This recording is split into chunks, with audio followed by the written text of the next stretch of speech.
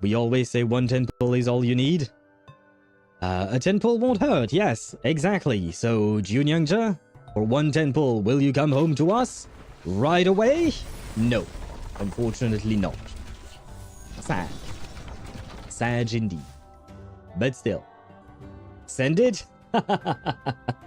Very well. The last temple we can do today on Ship's account. Would Junyangja please show yourself to us? Come on. Make us happy. Make us happy. Make us happy. Come on, come on. Show us. Yes. Wait, is that you? Yes, it is you.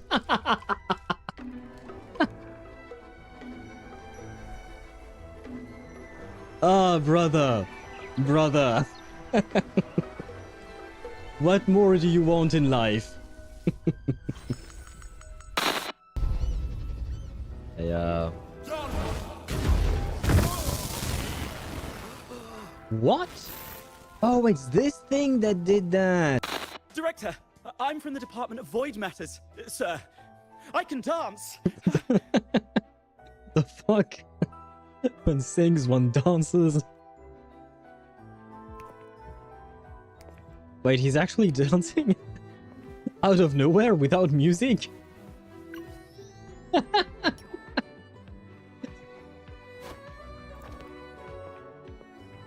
What the fuck?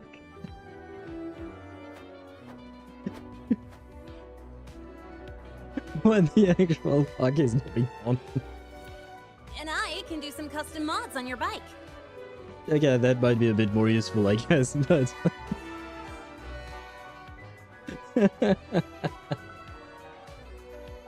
Oh my god. Mr. Alto? Alto cringing in the back. Yeah, I think we're all feeling the secondhand embarrassment. Can you imagine if in real life, like, if whenever you have a problem, all you have to do is say some random shit and you get the result you want, you know?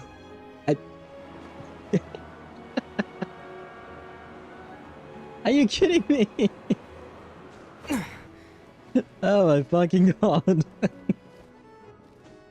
Oh. You guys saw nothing. Nothing happened, okay? Let light shine the way ahead. Oh my god. Hello, please die. Come on, Isolda. I have your wife at P5. You have to show up for your wife, right? You have to show up for your... Yes! She showed up for her wife! Look at this! Come on, show it to me! Thank you for your generosity, miss. Thank you. I think I'll stay here for a few days. You prepared a room for me? Yes. So you did. Same room as Kakanya, of course. Don't worry. Dainty it is. I'm grateful. Yay! All we needed was 7 pulls. Well, plus 10 free. But yes, she showed up for the wife. But welcome home, Mornier. Thank you for being here. I appreciate it. And... What the... I need not wait for a starry night. Nor tilt what my the gaze fuck? to seek the sky. What? For I have placed it at my back. Well... My hands, and upon my eyelids. I just missed it. Nope, you didn't, Willow. You arrived right on time. The fuck? I wasn't expecting an S1. Yep. I think Mornier is trying to convince me to bench Showkeeper. Oh wow. Well, I appreciate the double. Who are you, lady? And why are you here?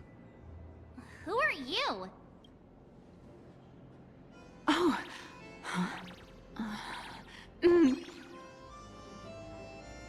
Why does she make weird noises? Oh. Do not listen to this with your eyes closed. But just in case, I'll repeat the sentence. Oh. There you go. That was for your benefit, guys. I hope you enjoyed. Oh god. Are you kidding me? All of this for that? I spent all that time trying to blow up his arm for him to just resurrect it. What? Oh wow, go fuck yourself with that attack, man. If I die because of this fucking arm... I'm waiting.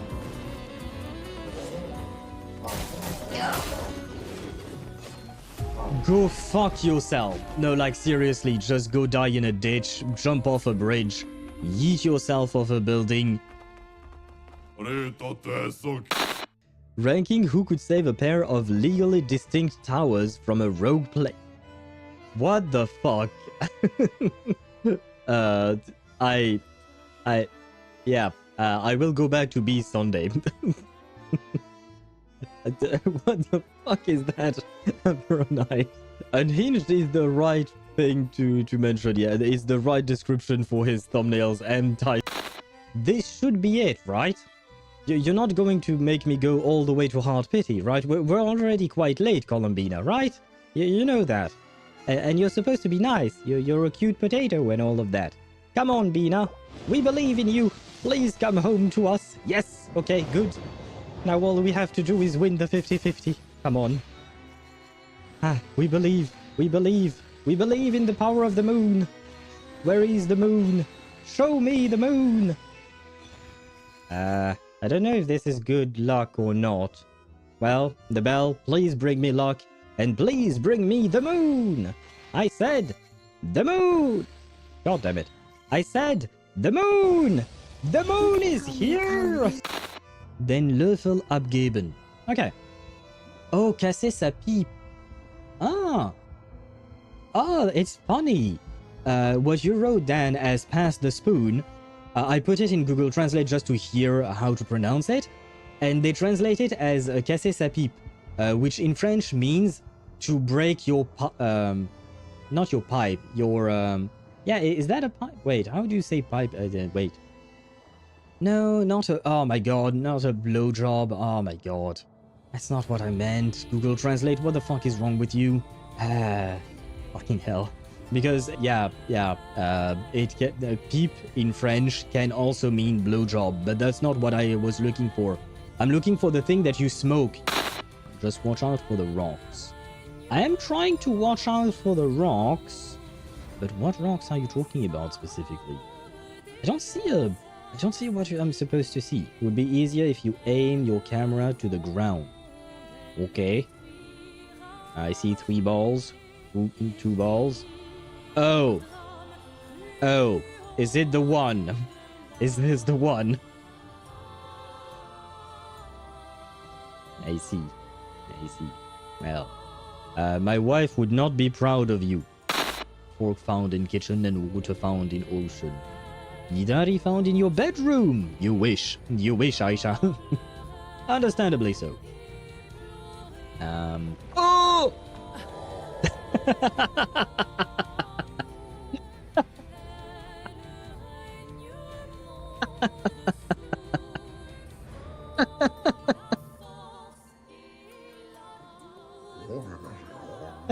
I took my eyes off of the stream for a quick second.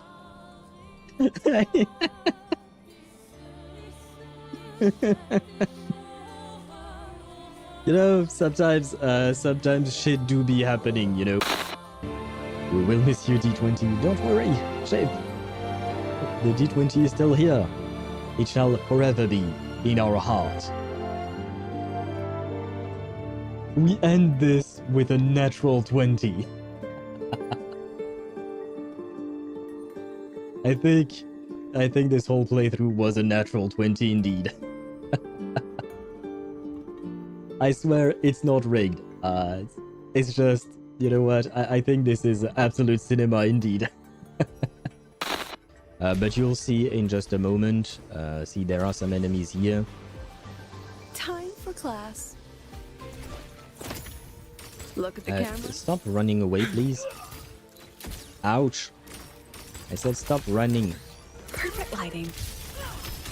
See, my forte gauge is what would you call that? Ouch! Oh my god, stop!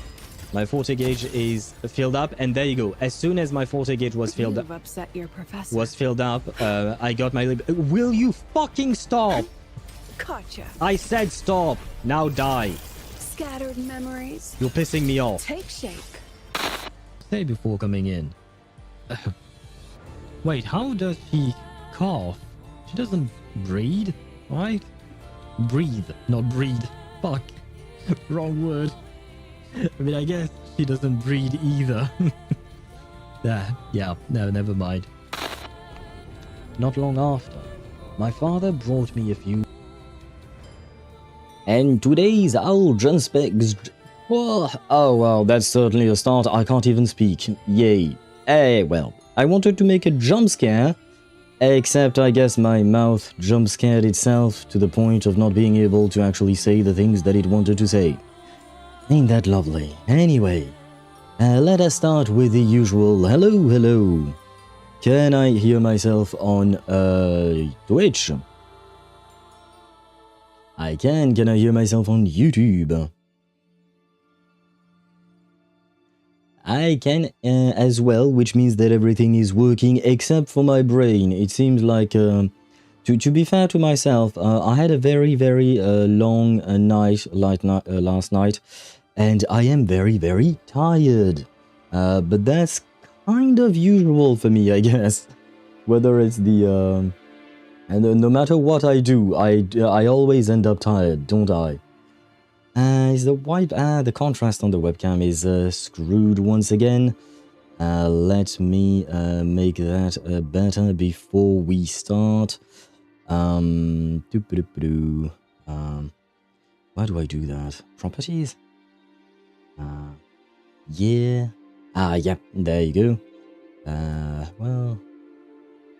Yeah, sure, we'll go with that, I guess, more or less. It's a bit much. But it is the best I can do with this goddamn webcam, which has already some kind of lens flare, the bottom, that I'm trying to get rid of. I promise you, stream will start as soon as webcam decides to cooperate. Which it doesn't seem to be cooperating today. God damn it. You know what? Wait. There. If I do this. No. Do this. Maybe. No. If I do this. Oh ho! Oh ho ho! Oh ho! Oh ho ho! I give up. I give up. I'm gonna start stream because at some point we gotta start. Let me see. So we have the transition. There you go. Hello. And welcome to the stream. Twitch says, I think this will be an off-camera stream like the good old days.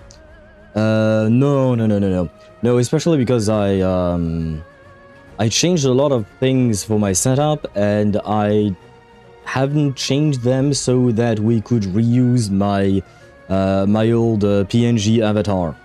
We could, but it would be a pain, and I don't want to deal with that today. And exactly like Ktosh said, the camera is working today. Although, wait, let me... oh god. Let me lower the contrast a bit, because this does seem a bit too contrasty, I guess. Yeah, we'll go with that, sure. There. Did it die? No. Okay. Everything seems to be working. Okay. Let me grab my chat and see where we are. Who was first today? Mihai was first today. Hello to you, Mihai, and welcome to the stream. I hope you're doing well. Welcome in, and congratulations to you on being first for the 9th time already. And then, as always, we have Chip the Second. Hello to you, and welcome to the stream. I hope you're doing well as well. And congratulations to you on being second for the 44th time. Though I guess, aren't you second pretty much all your life as long as you have that username? Huh. Now that I think about it, my sentence doesn't quite make sense. And on YouTube side, hello to Rare Bear, welcome to the stream. I hope you're doing well, welcome in, and hello, Bit of Sunshine. Welcome in, and we may or may not have a third command. I'm afraid I'm I was a bit too lazy in making the... It's not too lazy, it's just that the first and second commands were very annoying to make. Well, the first one is okay, but then when I had to add the second, I needed to modify the first in ways that that shall not be named, and it was a major pain. So I kind of did not want to make a third. But if you guys ask for it and really want a third command, well, I will try to do my best. But I will hate you all forever. I'm playing NT right now and did the new quest. After that, I did a temple drop, got a double, nice, and got the new SIG and a copy of Good Boy's Grand Adventure for Sakiri and wrote it to T4. I don't know what Good Boy's Grand Adventure is. I'm assuming it's an arc, probably. But congratulations to you. So you pulled, Mihai, did you pull for Zanko? I believe her name is Zanko, right?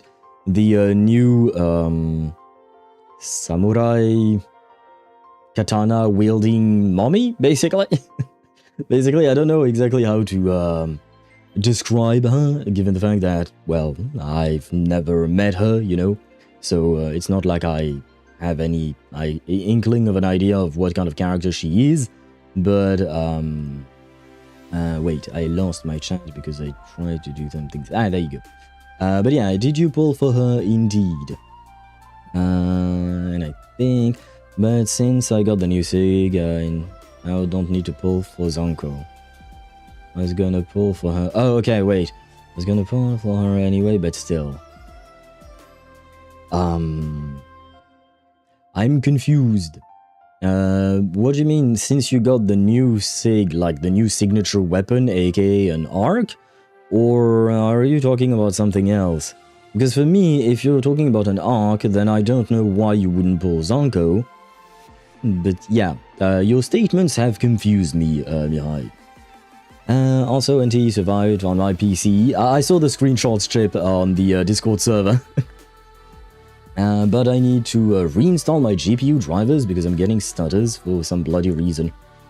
Wait, Chip, I noticed having some slight stutters. I don't know if it is the same as what you're getting, but after doing the update and just going on to NT to do my dailies, I have noticed some stuttering. Not a whole lot, personally, but I have noticed a tiny bit of stuttering, so I'm wondering if maybe the update caused some kind of instability issue within the game's engine. And I believe I looked it up earlier, last week, but NT runs on Unreal Engine 5. So, you know what to expect, is what I'm trying to say. Oh, and hello, Ktosh, welcome to the stream. I hope you're doing well, welcome in. And hello to Kuhani as well, welcome in. And hello to Sparda as well, welcome all of you. I hope you guys are doing well, welcome in. I might have found the worst boss ever in Dark Souls 1. This dude literally covers the whole area, so you barely have time to get behind him. If you are not behind him, he can curse you, which halves your HP forever. Oh, until you pay 4k souls, which is not that much, but it's still a thing you can have to go and buy. If you're behind him, his fucking tail two-shots you with some of the worst hitboxes I've ever seen. Has like at least 5k HP.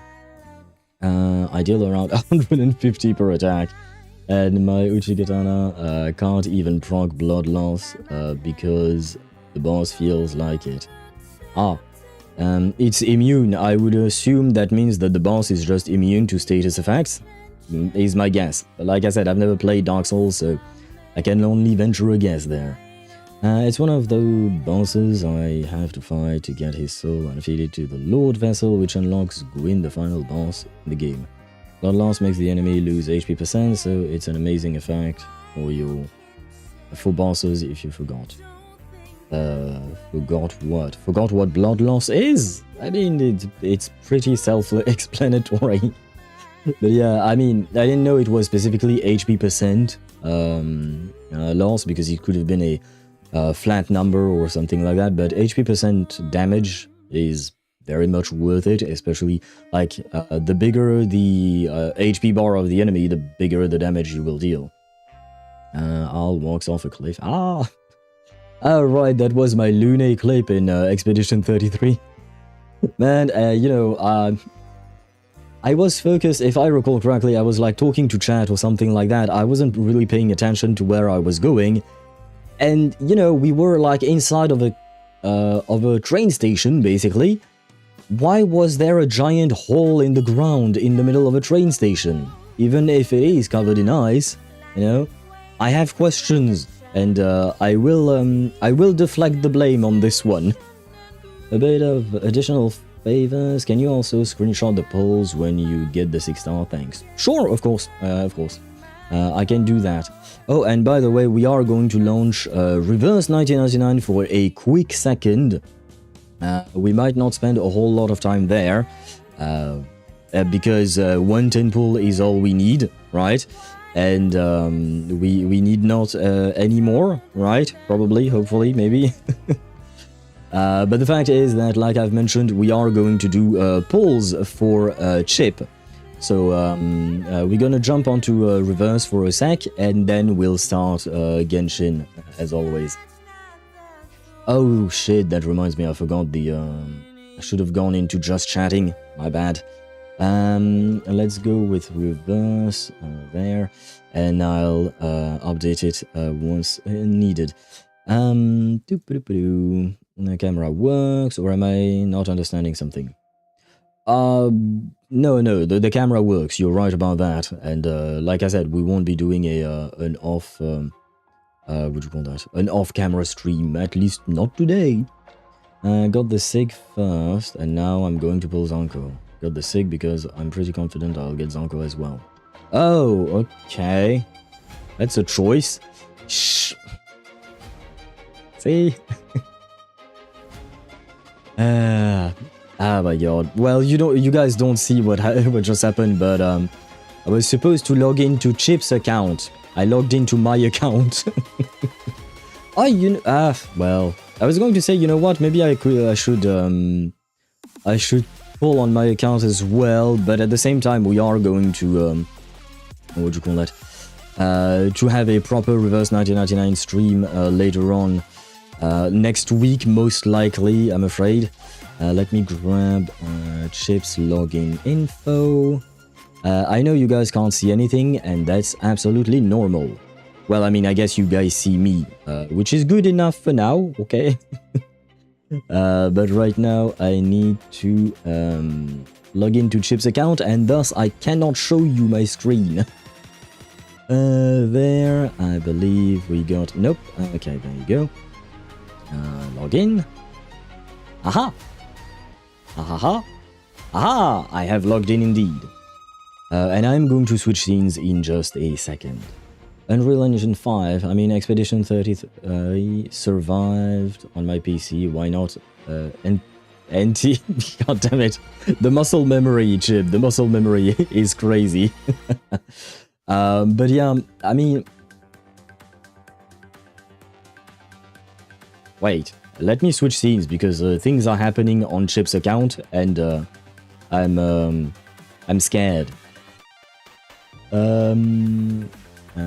Transition, there you go. Abrupt transition, and there. You enter the passwords and blink the letters, we will guess. Blink the letters? Wait, what?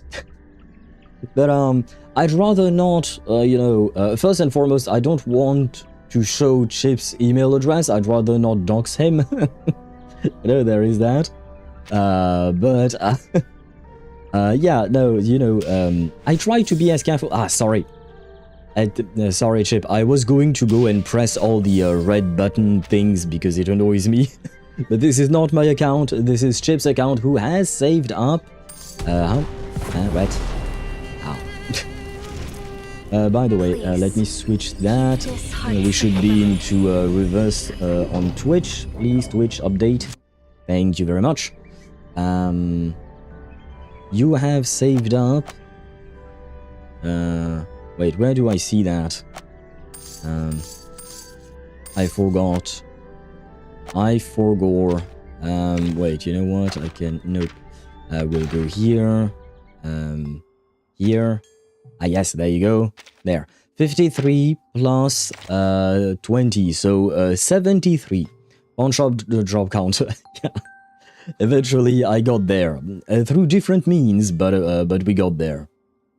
Oh, and by the way, sorry, Dan. Bonjour to you. Welcome to the stream. I hope you're doing well. And you were close, but no cigar. For the chance, yes. But for the bonne chance, it's written like this. Let me type it out for you. There you go. Oh god, wait. So many messages that I've missed. Please, 110 pull. I truly hope that 110 pull will be all we need, because I don't know if you plan on pulling for something else afterwards. If you did a 4 nights, I've been fighting some... not just tank.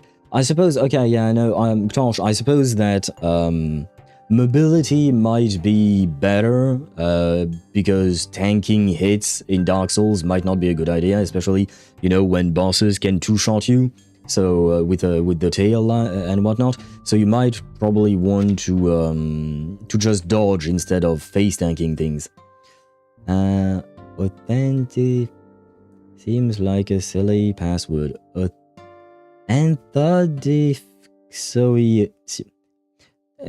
Sunshine, why are you writing words that are very, very difficult for me to pronounce? Oh, hi, Owl. I'm Sunny. I'm silly and kind of troll. Ignore me 90,000% of the time. That's a lot of percentage of time. And laugh if I'm not funny and we will be besties. Shouldn't I laugh when you are funny?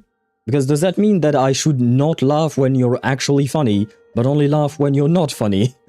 Because that doesn't exactly make a whole lot of sense. But if that's what you want, okay, I can work with that. Now then, let us pull for Chip. We want Rhiannon to come home. We want Meryl to come home, right? Meryl, we have missed you. We are Happy Owl TV here. We love birds. You seem to have a bird. I believe this might be some kind of a... Hi on Twitch. Says KTO SO665. Remove all armor to have light rolls and level up. Only strength thumbs up. The boss can't kill you if you kill it first. Or you didn't need to use the TTS for that. You know, you could have just written a message directly to Tosh for that, right? But oh well. Take a page out of Piccolo's and dodge. Piccolo, that was the green dude in Dragon Ball Z, right? Or Dragon Ball, I don't remember. Way too long ago. Kind of a troll, like a troll who is kind. And if you laugh when I'm funny, then you will never laugh. Ah! That sounds sad. That sounds sad. But if you're a troll, then I promise to bring you a chocolate cake to the bridge where you live, because don't trolls live under bridges, if I recall correctly, or on bridge? Near bridges, there is something about trolls and bridges, is all I remember. But I will bring you a chocolate cake, because a life with no laughter is a sad life, in my opinion. And no, I am not an agent of AHA from Honkai Star Rail. Yes, do I have to speak in riddles? I can. You don't have to, but you can if you want to. Now then, wait. I have to refocus the stream on our dear Rhiannon and hope that in this one singular temple, she will come home to Chip. Come on, Rhiannon. One temple is all you need. Now we have to win. Now we have to win. Come on. No! There should have been an animation! No! A small world compressed in a suitcase. The changing daylight and background scenery. Ah. I like this setting. Isn't this very much like a scene from a movie? The moment our two protagonists meet each other for the first time. Yes, Bit of Sunshine, she's cute, but she's not the character Chip wanted. And yeah, at least she's hot. Yes, Noir is very hot. I really like her as a character. But one more 10 pull is all you need, says Sparta. Let us see. Wait, skip, right? And you want me to grab a screenshot of this page, right, Chip? Let me do that. I mean, I suppose this is a loss, so I don't know if you want that screenshot, but you will get it. And then we shall do one more 10 pull and see if the adage, the theme of our stream and the theme of the channel will remain. One 10 pull is all you need. No, no, sadly no. But at the very least you're on a guaranteed now, right? At the very least you're on a guaranteed. But wait, by the way, you just want the screenshot for the 6-star, not for all of the each and every pull, do you? Plant units are always a win in my book. Yes, but Dan, you may or may not be biased towards plant characters. And I don't think that is the case for Chip. So I'm afraid, you know, he might not see that as a win. And then Boo Lady have... Boo Lady move go? Get that person. Wait, what? Lady go. Oh, I'm guessing you were referring to whatever Noir was saying. I have to admit I did not pay attention to what she was saying. Man, seeing these losses are tough to watch. Yeah, but come on, man. It was first 10 pull loss, sure. But come on, first 10 pull, you know? And maybe in this 10 pull, we're gonna get the guaranteed. No, very well.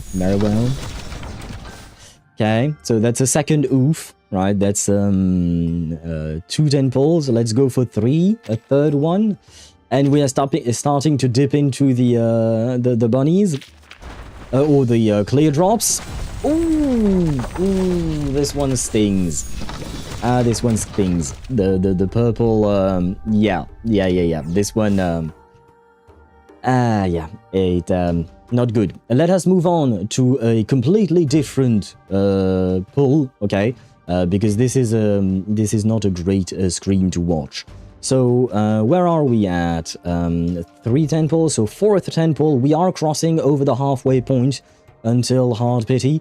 Please let it be an early once again. Ah, man. Well, at least you got some 5 stars, but we are going to 50 pity now. But 50 pity is all you need. Yes! There you go. It costs you 60 pulls to get the character, right? 10 where you lost, and now we can finally say, welcome, Rhiannon.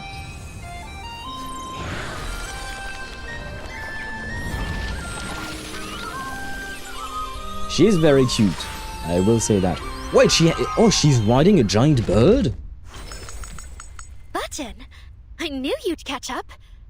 Does that mean you'll join us in our adventures? Viel was nodding. Wait, it's more like the other way around, isn't it? Since you're taking us wherever you go. Pretty much, yeah, but welcome home, finally, Rhiannon. And how many pulls do you have left? Wait, let me grab a screenshot of that. I know, wait, open all? Yes, okay. And let me grab the screenshot of this. There. And there you go. The previous thing. Can I go back to you? No, I can't. Okay, very well. And then we're done. And don't look at this, okay? Chip, don't look at this. Let's pretend that this is this did not happen, basically. This is my first. Wait, the girl in the chair, you said we don't want her, so I told her to go get her. Shouldn't you tell her to go away? Rather than to go get her, to go get whom? And Chip, you have 23 pulls left. Do you wish to pull for something else while I'm still on your account? Or are you done for now? And hello to you, Immortal You. Welcome to the stream. I hope you're doing well. Welcome in, welcome in. And it took me 70 pulls. Ah, well, I mean, technically speaking, it took less for Chip. It took 60 pulls for Chip to get Rhiannon. Thanks to an early loss. It would have been nice if it had been an early win, but, you know, we take the early loss, and at the end of the day, it ain't that much, right? It ain't that much. I'm saving, need to get Karen. Very well, very well. Why don't If that's you the give case, your eyes- as always, a streamer attacks, and Kekania agenda is here. There you go. As always, you know I have to. You know I have to, right? Let me now switch back to the Just Yapping session. And by the way, thank you very much, Chip, for allowing me to pull on your account. I am sorry that that first 10 pull was not enough to be a win. I wish it had been, of course. But at the very least, she came home somewhat early thanks to that early loss. Let this one slide once again. Hey, come on! How many characters did I pull for you in 110 pull? It's at least 2 or 3, if I recall correctly. At least 2, I think. Because Jiu took a tiny bit more time, but she came home like in 30 pulls or something like that. But let me switch back, but first... A healthy body is a precondition for a truly healthy mind. She speaks the truth! Just wanted to listen and hear the beautiful voice of my wife. I'll let this one slide once again. Oh, you meant about putting Kekania. Yeah, you know I can't help myself. It is Kekania after all. And it's not like it's not like you can't change it that easily, you know. Can I delete that? Yes, there you go. I am not going to do my pulls today because we need to get to Genshin, not gonna lie. We still have a shit ton to do, and I don't think we can finish everything of Genshin today, but if by some miracle we could, I would love that, because that means that tomorrow we don't have to play Genshin again. We could start Reverse 1999, and I could do my reverse pulls tomorrow. Although, wait, tomorrow I also need to do my ZZZ Sigrid pulls. Ah, brother, so many pulls, so many games.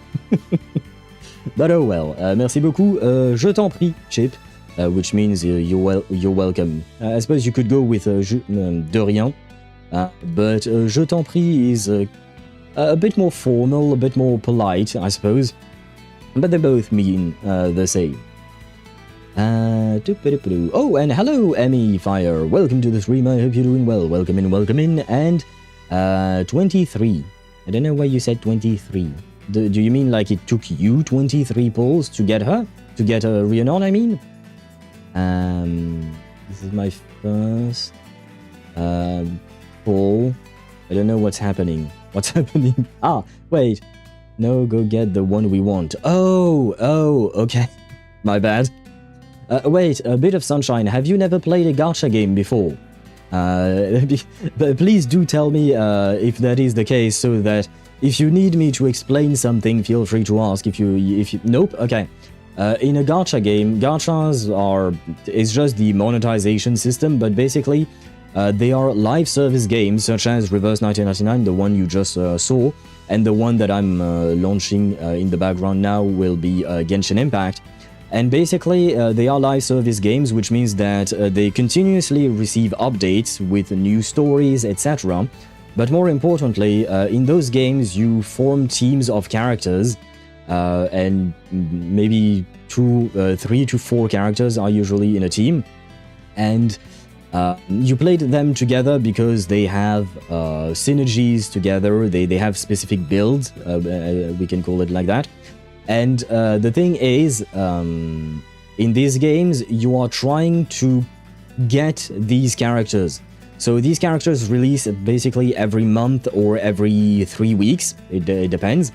And the idea is that you earn currency by playing the game or by paying with your hard-earned cash.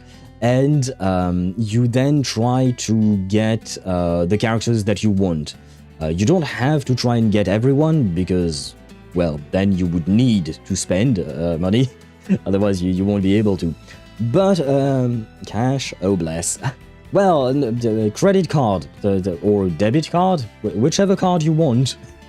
You can't just give them cash, that works slightly less. But yeah, no, what do you call that? I can show you this once I'm in Genshin, because I have launched the game indeed. Genshin. There you go. And there. And wait, I need to switch gaming thingies on Twitch's side, Genshin Impact. And there you go. Lost to Hesabeth at 70, but it was a double. Okay. Sad for the loss, but happy for the double, right, Amy? And like I said, at least, you know, you got the character at the end of the day without going to all the way to 140, for instance, right? The polling session is a bit of a massacre. The polling session has not been kind this patch.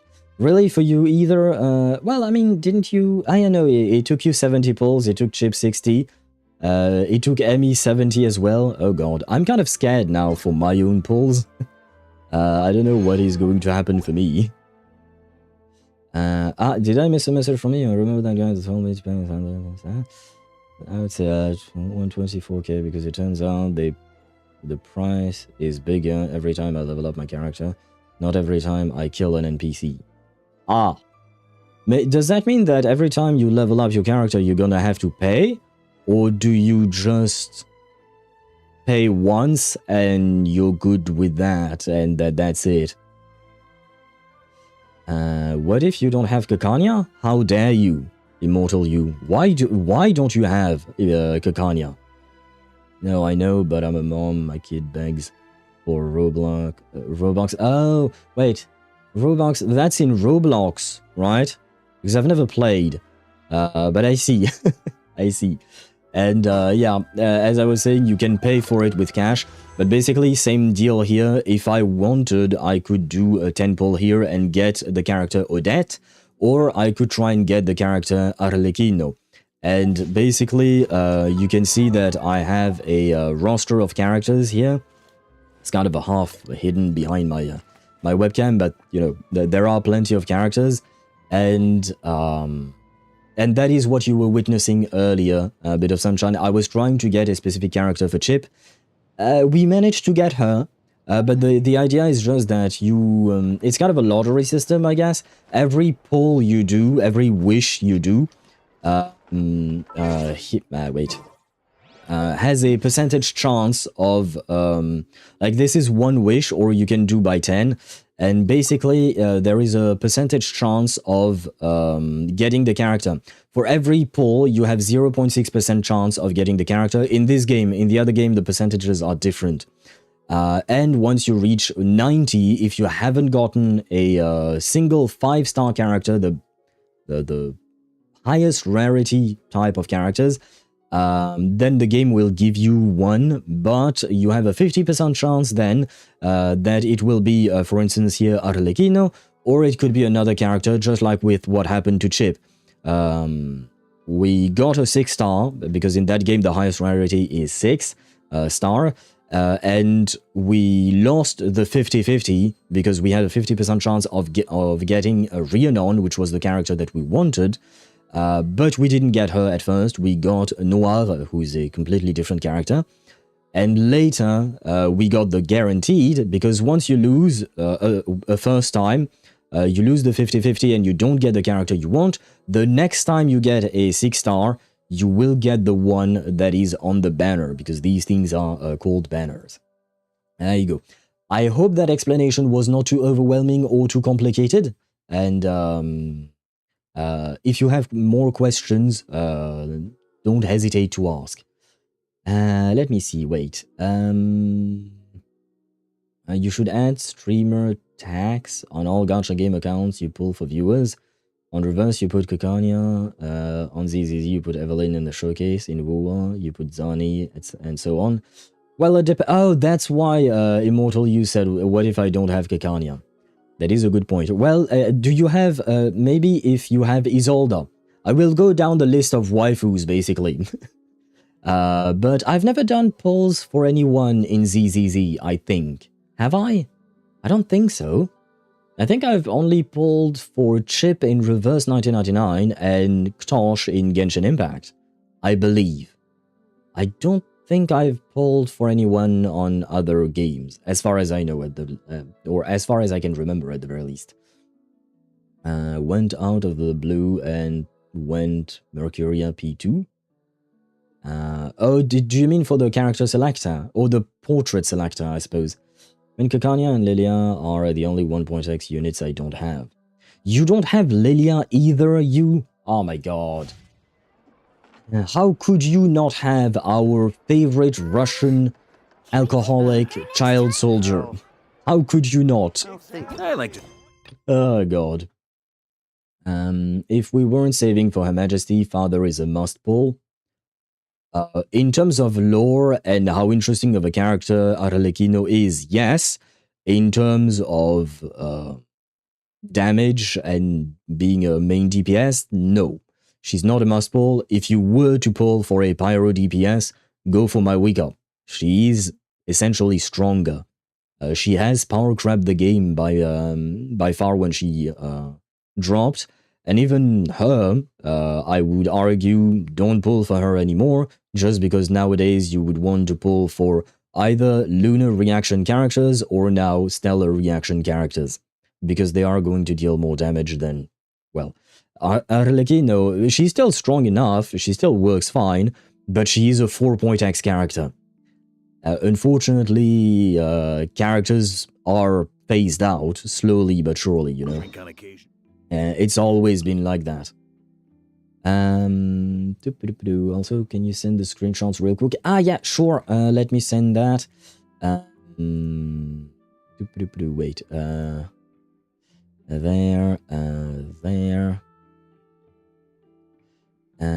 These two, and do you need the one of her splash art when she arrived? I can do that as well, because I did think of grabbing a screenshot. But unfortunately, I grabbed that screenshot in a different manner, which is kind of annoying. That'll do, I guess. Wait, no. Wait. I can give you this as well. Just need to crop it again. There you go. The cropping in Windows is kind of not great. And there. Is that good?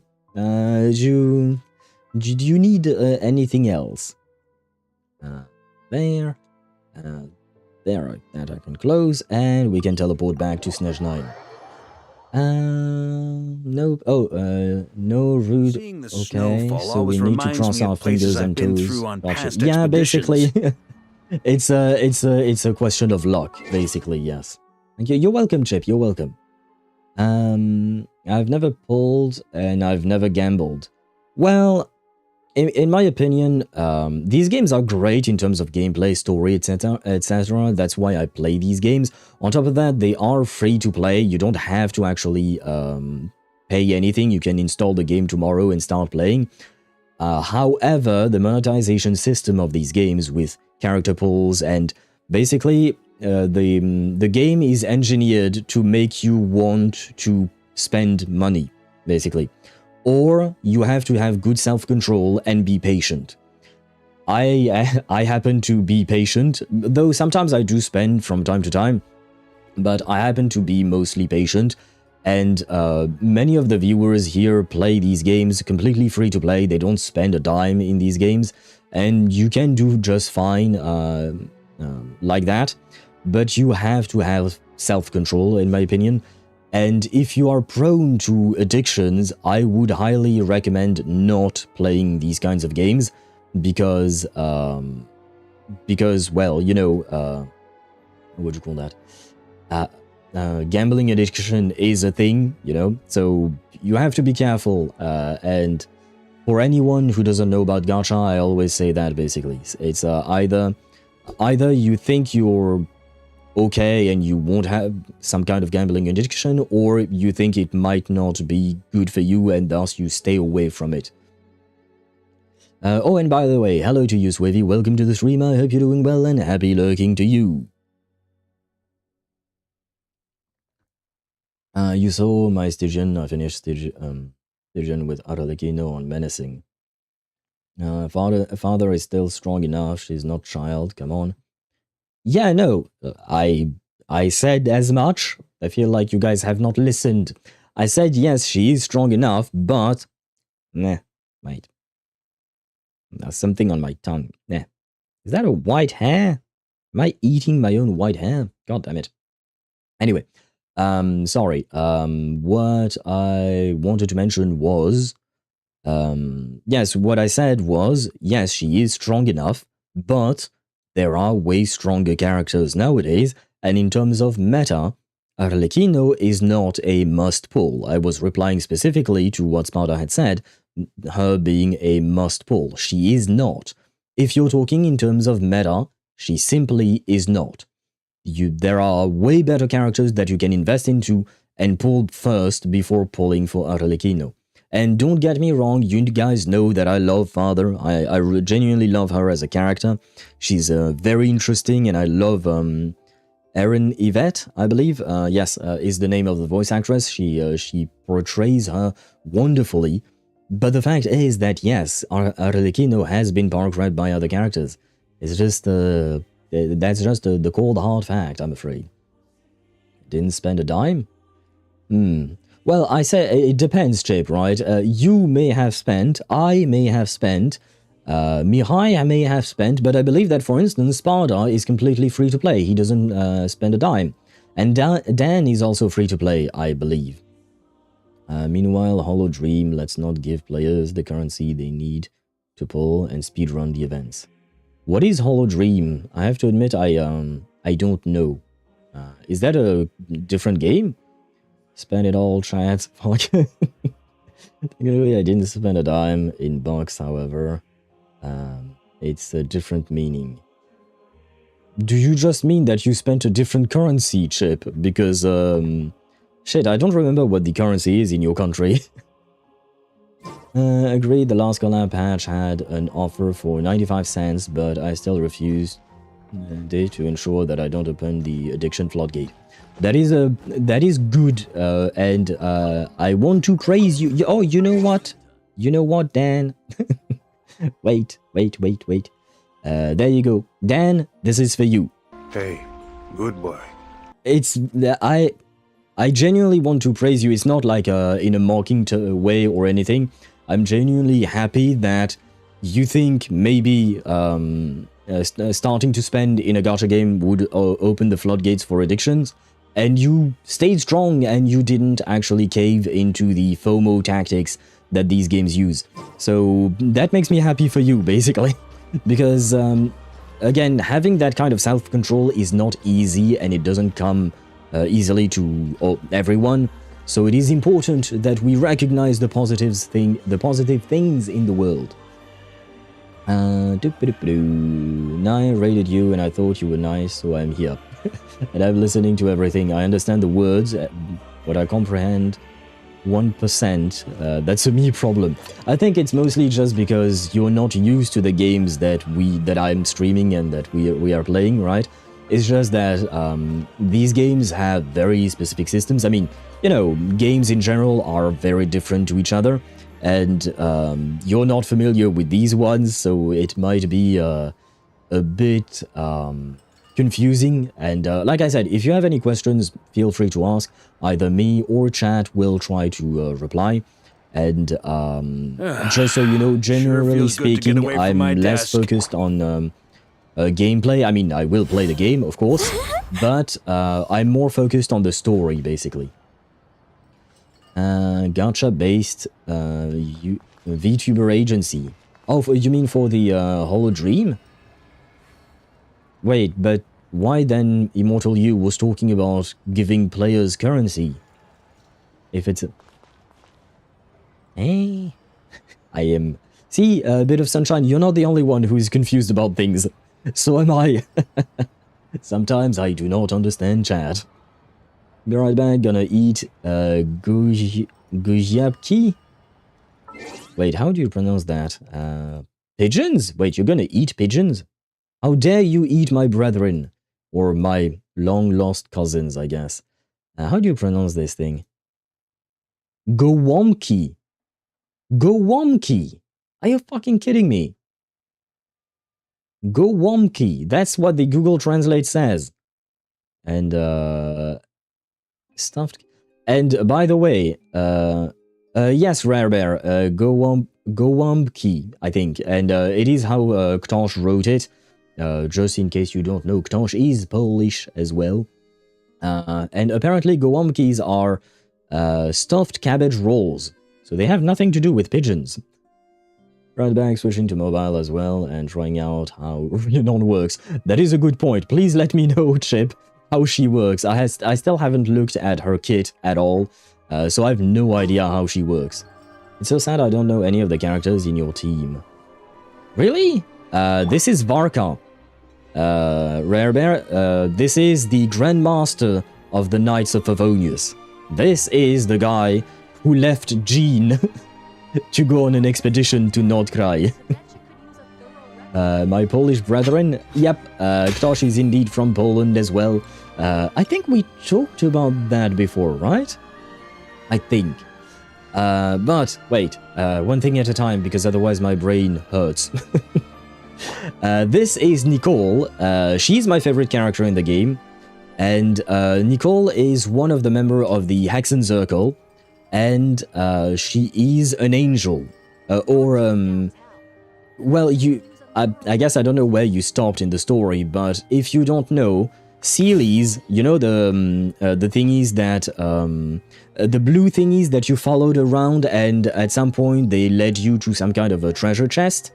Well, these Sealies were previously a race of intelligent beings, like her, basically, and they were cursed into what they became. It's a bit of a long story, but yes, she's a big Sealy. Yes, she's a big one, but she's one who has managed to retain her retain her appearance and some of her power. You don't have to explain, maybe I'll get there one day. Okay. But this is Durin and this is Prune. I don't like playing with characters that are this tiny, aka children, because in my opinion children should not be in battle, but she is the best in slot character for Varka, so I want my Varka to be strong. She's just a big Sealy. Oh, you know what, just because of how stupid that joke is. No, wait, let me, you know what, let's go for a Beanabonk for Sparta, okay? Because that joke was silly. We'll say it like that. There you go. So you don't use Flutter Page? Oh no, I believe that, Emmy, you were talking to Chip, I would assume, right? Oh, pigeons, it's good. Have you ever eaten pigeons, Sparta? I believe I have not tried myself, but I would assume it would taste like some kind of poultry, so maybe like chicken, probably, just smaller in size. Faruzan is actually better. I suppose a C6 Faruzan, maybe. But a C6 Prune should be best in slot, if I recall correctly. Although I guess I don't have her at C6. I have her at C3. I hope to get her at C6 later. Nicole from Zenless Zone Zero. Different Nicole. Different Nicole. This one is cuter, in my opinion. This one is cuter than the Nicole. Don't get me wrong, the Nicole from ZZZ is cute.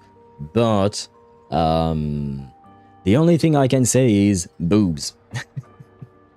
I will forever remember the very first trailer of Zenless Zone Zero, which starts of a close-up shot of Nicole's boobs. Metaphors speak like, for themselves.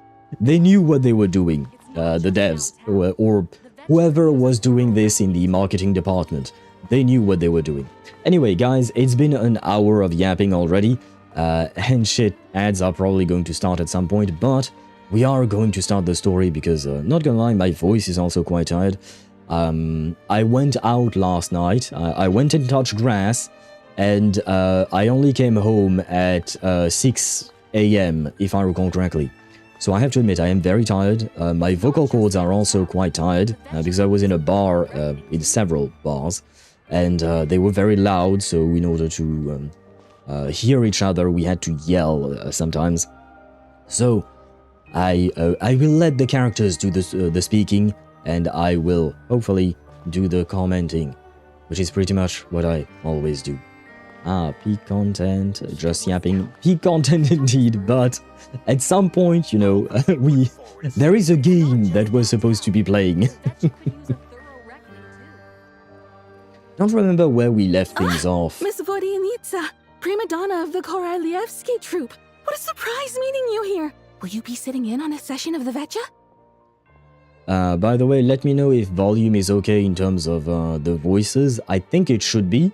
But please do tell me if that is not the case. And of course, the ad started right as I started the dialogue. Ain't that lovely? Ain't that lovely? So we get to see the man, the myth, the legend. Who do you mean? Who are you talking about, Sparta? Well, I just wanted to say hi since I haven't caught your stream in a while, so I'll go and not spoil myself. Fair enough. Yes, absolutely. Spoiler warning, we are at the end of Act 1 or the start of Act 2 of the Snezhnaya storyline, so spoiler warning for you guys. And thank you for dropping by, Rare Bear. I hope you have a wonderful rest of your day. I hope you're done with all the editing, because last time I believe you had a lot of editing to do. I hope you managed to do it all. And again, I wish you a great rest of your day. The head of the Vetche?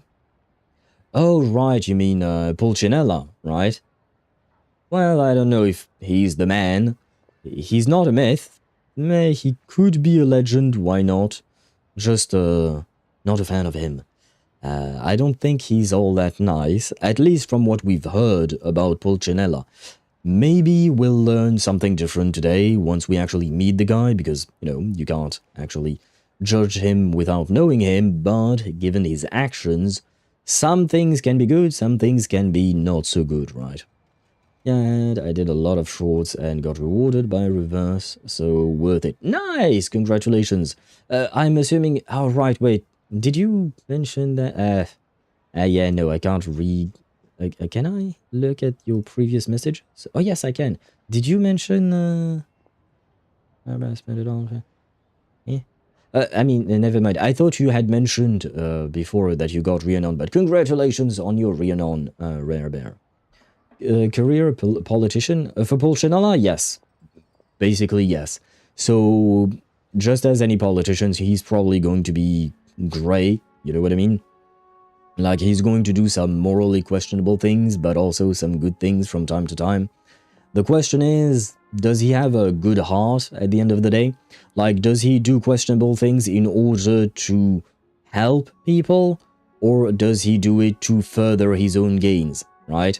It's always the question that determines how much we like a person, basically. Don't think I mentioned, but got her too. Nice, congratulations, and gotta go goodbye to you, Rare Bear. Why not both? Because there is no why not both. It could be both, and it could also have a third option that I did not think of, you know. Hence why I said we're gonna get to know him, and hopefully he's gonna prove to be interesting. And finally, the ads are gone. And I have a problem with my clock. Okay. With my Windows PC clock. Anyway, not the point. Let us talk to Vodyanista. Sorry, Vodyanitsa. I'm not taking interviews today. Oh good, you're here. The session's about to begin. Let's get inside. Please wait, Miss Vodyanitsa. Could you introduce me to your new friend? Why? Who are you, Mironova? I wonder. And hello, Ethan. Welcome to the stream. Oh, wait. Okay, press click to continue. Okay, good. Hello to you and welcome to the stream. I hope you're doing well. Welcome in, welcome in. And how many pulls does it take to get Odette? Depends. Technically speaking, you get one character. Well, let me rephrase that. You have a chance of getting the character anywhere between 1 and 90 pulls. If you haven't gotten anything beyond at 90, the game will give you a 5-star character, but then you have a 50% chance of getting Odette and a 50% chance of getting a completely different character from the standard banner list. So, what do you call that? So, basically, if you lose the 50-50, you would have to continue pulling, and then after you lose the 50-50, you get a guaranteed Odette. Basically, the next 5-star character that you'll get will be Odette. So, it would be 180 pulls, worst case scenario. I believe that on average, people have calculated that it takes about 120 pulls to get a character. But that is just the average. That doesn't mean it will be your experience. If you're very lucky, she could come home to you in your very first 10 pull, and if you're very unlucky, it could take way longer. But mathematically speaking, it is possible to go all the way to 180 pulls, but it is exceedingly rare, I believe, to be able to get to 90 pity and to 180 pity, basically 90 pity twice. Statistically speaking, it is very unlikely to happen, but technically speaking, the absolute worst case scenario would be 180 pulls. Getting better and better at the Russian, or at least specific names. We are making progress. I will appreciate the compliment. Thank you, Spot. 200... Honey, why are you being mean to me? Why are you the way you are? You didn't need to remind me of that number. So there, I punish you. 50 pulls. You could get her in 50 pulls, Ethan. That is a possibility, but it is entirely luck based. I mean, in theory, it can be 900 because you could pull on the wrong banner. Well, I mean, if you pull on the wrong banner 9 million times or whatever the number you wrote, I think you might have a brain injury kind of issue. Like, pulling on the wrong banner once, I can understand. Doing it 9 million times? At some point, maybe you should check your brain. Because I feel like there might be something wrong with it. Shortly after, you take your seat. The meeting of the Snezhnograd VII officially begins. Discussions on whether to extend Project Stuja are saved until the end. I would have thought that it would have been the first order of business given the importance of it all. Or maybe it's because they know that they will debate for a while, so they wanted to get the other stuff sorted out before getting to the debating about Project Stuja. Are you a mix of Indian? No, I am. My parents are from Sri Lanka, but I'm actually French. No, I am French, not British either. My parents are Sri Lankan, but they moved to France, and I was born in France, and they raised me here, so I consider myself French. But ethnically speaking, I guess, I am of Sri Lankan origin. Stuja is the hot button topic, so they gotta get rid of the rest first. Yeah, that's what I was thinking as well. Why does everyone think you're British? I don't know. I think it might have something to do with the way I speak, maybe like my accent. It's not exactly British per se, but my accent is a bit weird. That's the problem. But I guess, yeah, is my guess. My best guess is that. Otherwise, well, I don't know. Oh, and hello, No Ninja. Welcome to the stream. I hope you're doing well. Welcome in, welcome in. How is Genshin story going? So far, so good, I want to say. We are towards the end of Act 1 at the moment. I don't think I'll be able to finish Act 2 today, just because of how long it seems to be. But I can certainly try. It is British, OMG. What do you mean, my accent? I guess, maybe. It kind of depends on there are specific words that I don't pronounce in the British way. And I know that for a fact. It's just the way I learned those words, and it stayed anchored, I guess. Yeah, no shot you get to Wraith's Nocturne. You might get to the start of it. I'm gonna take your word for it because I have no idea what you're talking about. I mean, I'm assuming it's the name of a specific sub-quest or quest in Act 2. Yeah, they're a long act, but they're very cool and interesting. Yeah, so far I'm very much interested in the, not just the politics, but the culture of Snezhnaya and how the different factions are trying to accomplish what the Tsaritsa wants, while still trying to take care of their own people, you know? As the rooster, Pulcinella... Oh shit, I didn't actually read what was written before. My bad. As the rooster, Pulcinella shared... No, I did read it. Oh my god, I'm so tired, man. As the rooster, Pulcinella shared various energy-related statistics, the dull and lifeless room suddenly becomes very animated. Ahaha. Ahaha. Ahaha. I'm just ahaha. There you go. In summary, the energy management commitments made for the outgoing period have been delivered upon. Furthermore, both the production and consumption of Kresnik Crystal show clear signs of stabilizing.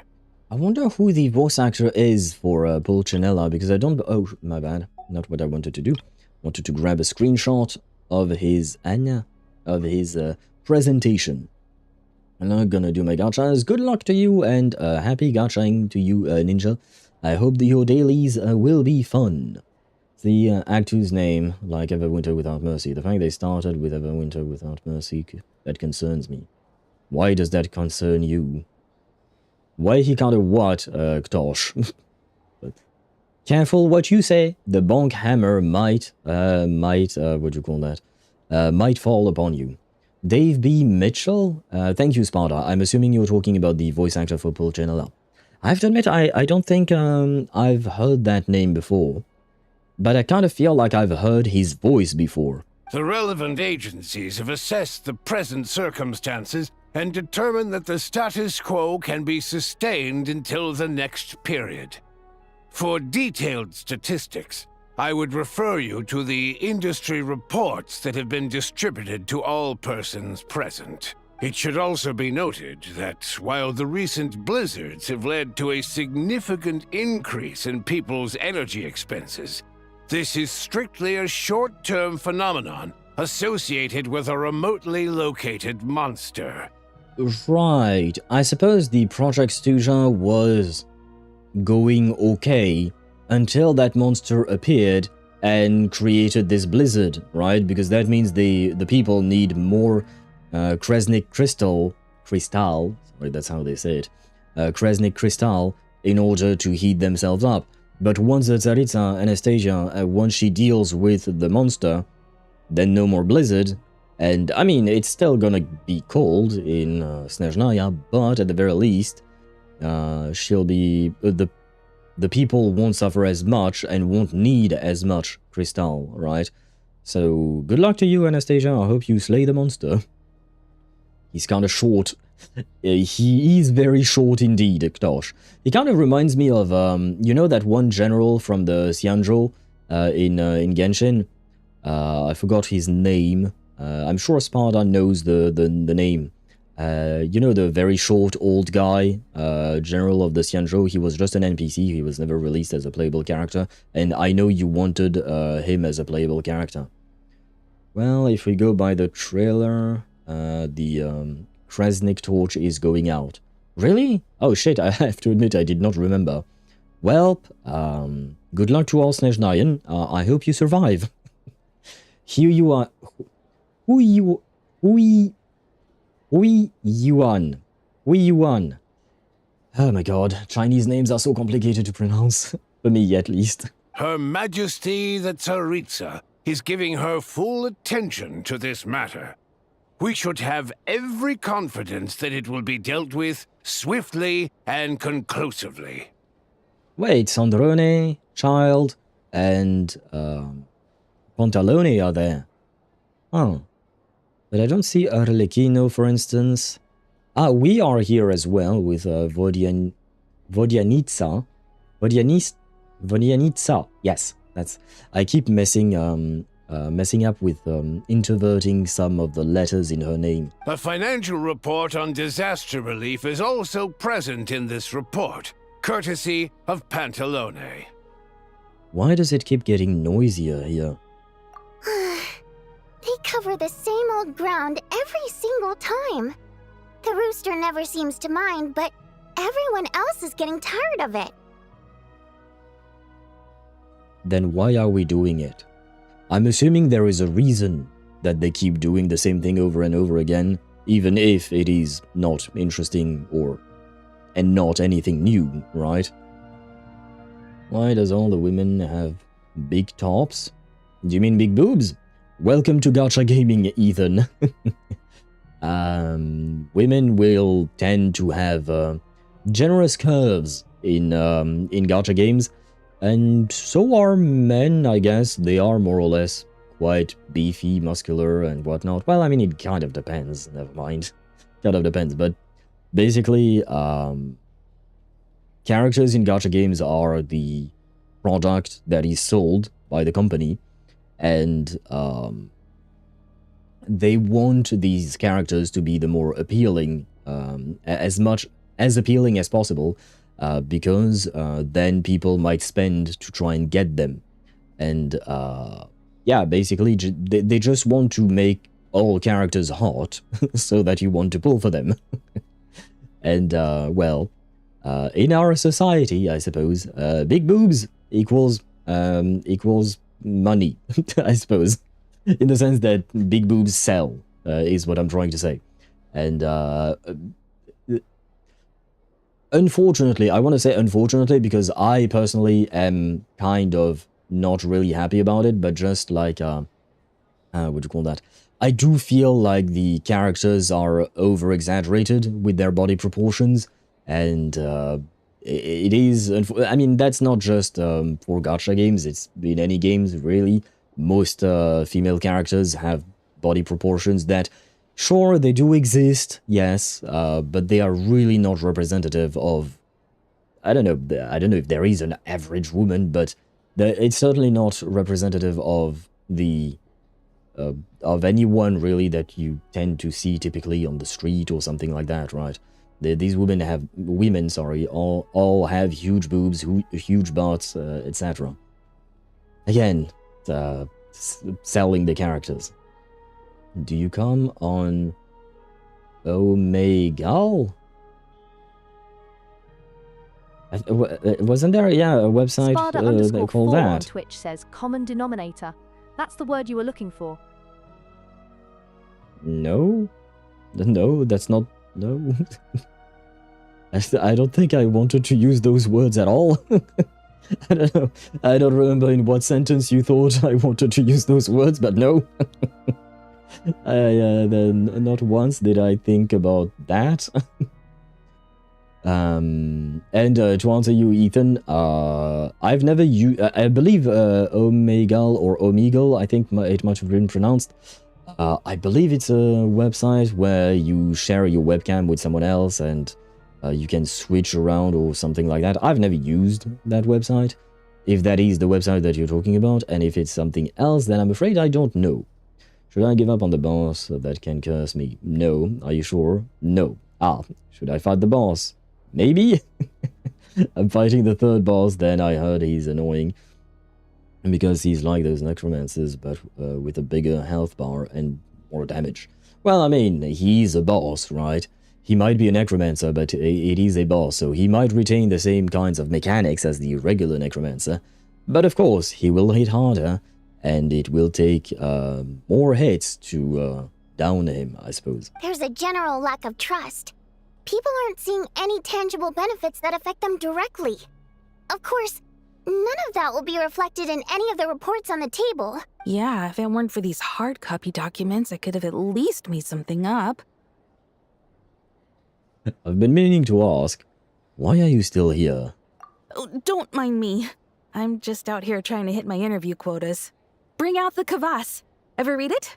Best-selling newspaper in town. What is a kvass, first and foremost? And she kinda cute. I like her. I guess, oh, is she the Charlotte of this region, I guess?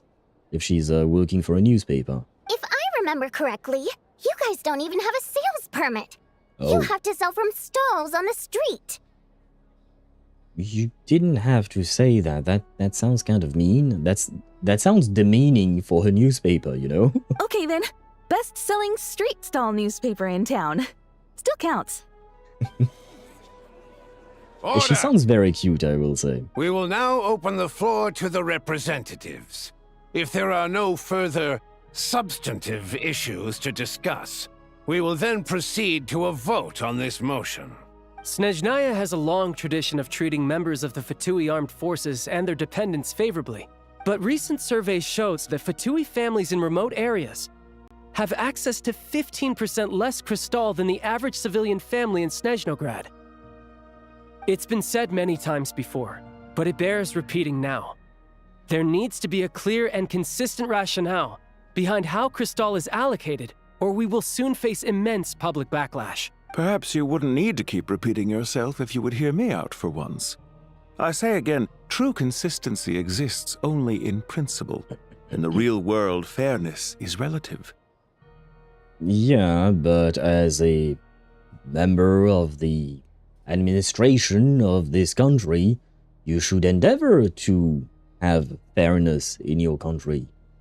No? Maybe? Suppose that's what I should expect from a banker, I suppose. It's a drink. Kvass is a fermented, cereal-based, low-alcoholic beverage of cloudy appearance and a sweet and sour taste. Okay, interesting. I think Philfan of all people is fair. No, that's what I just said no. I just said that's what I should expect from him, not being fair. Kvass tastes like bread? Really? I'm not sure I want to drink bread. Although, I don't know if you know about these things, because I don't know if anyone and everyone in every country eats them. But there is a little mini cake, I guess, kind of like a muffin, but called a madeleine. And yesterday I had a shot that tasted like madeleine, and honestly it was delicious, absolutely delicious, and not in a good way. I see Kuhani is not a fan of kvass. Well, if that's the case, I would rather not drink that either. You were discussing kvass. I love that stuff ever since I've been living in St. Petersburg, and I can confirm it tastes like bread and served cold during the summer. And yes, liquid bread, says Sparta. Okay, so I have one vote against kvass from Kuhani, one vote for kvass from Dan. Sparta, have you ever drunk? Have you ever Have you ever had any kvass? And what did you think of it if you did? Just so that we have a tiebreaker, basically. You're gonna be our. It's drinkable. I guess you didn't really break the tie, did you? Because I kind of feel like we have one no, one yes, and one kind of maybe is your answer, Sparta. Okay, that did not. Yeah, neutral. That did not convince me. You appear to treat resource allocation as a simple function of production and population. So what about when the equipment used in production breaks down? Have you factored that into your equation? What's the point exactly? And do you even know how long it's been since Snezhnaya last conducted a census? If I knew the answers to questions like that, I'm sure I'd be a very wealthy man. And I doubt I'd be going by child. I'd like to bring the focus back to the specific issue I raised. Or do you wish to deny that favorable treatment for Fatui dependents is our long-standing policy? It's easy to be a critic when there's no accountability. That seems to be a running theme in the anti-Project Stuja cohort. Defeat the ringleader and all other problems will magically resolve themselves. That's what they seem to think. No one said that. At least not today. But in case you aren't aware, not one jot in my report would change whether Project Stuja continues or not. So you have no intention whatsoever of finding a solution to this problem? On the contrary, I'm the only one here who ever brings solutions. I haven't heard a single solution to any of the problems that child mentioned coming out of your mouth, Pantalone. So... that man is more politician than he is banker, isn't he? Child opened by speaking up for the armed forces. Regrator struck back with style and a war of words ensued. What the fuck just happened? Mironova. I have to admit, that was a funny little animation. Our reporter was live on the scene to get the audience's reaction as it all unfolded. Who do you support? I think Child raised some issues that need addressing. I think Regrator's rebuttal makes sense. It does, but I think the issues need to be addressed, whether, whether the numbers... I mean, the thing is, I'm sure that handling the affairs of an entire country is a very difficult affair, you know, and handling the money in a country and the budget is very complicated. I mean, we in France have issues with that as well. But like at the end of the day, you need to find some kind of a solution to address the issues that the country is going through, because otherwise that's how you get the guillotine, basically. So is petrol once. Well, I was hoping that Kvas could be drunk more than once without, you know, dying. So we got a Mexican standoff in the Kvas fandom. Nice. Basically, yes. Basically, yes, Dan. And I can't pronounce myself because I've never had any Kvas in my life, so I can't actually, vote, I suppose. It is very taste dependent. Okay, bankers are politician with capital. Regrator is right, technically right, but Child is the one in the right. Yeah, Regrator is right on a technicality and on a very rational-based and numbers-based game, I suppose.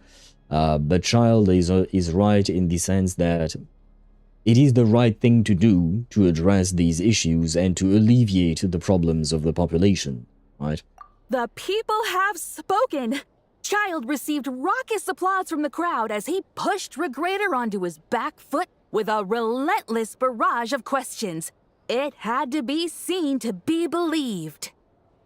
Okay, you don't need to embellish it that way. All I said was, I think Child's right.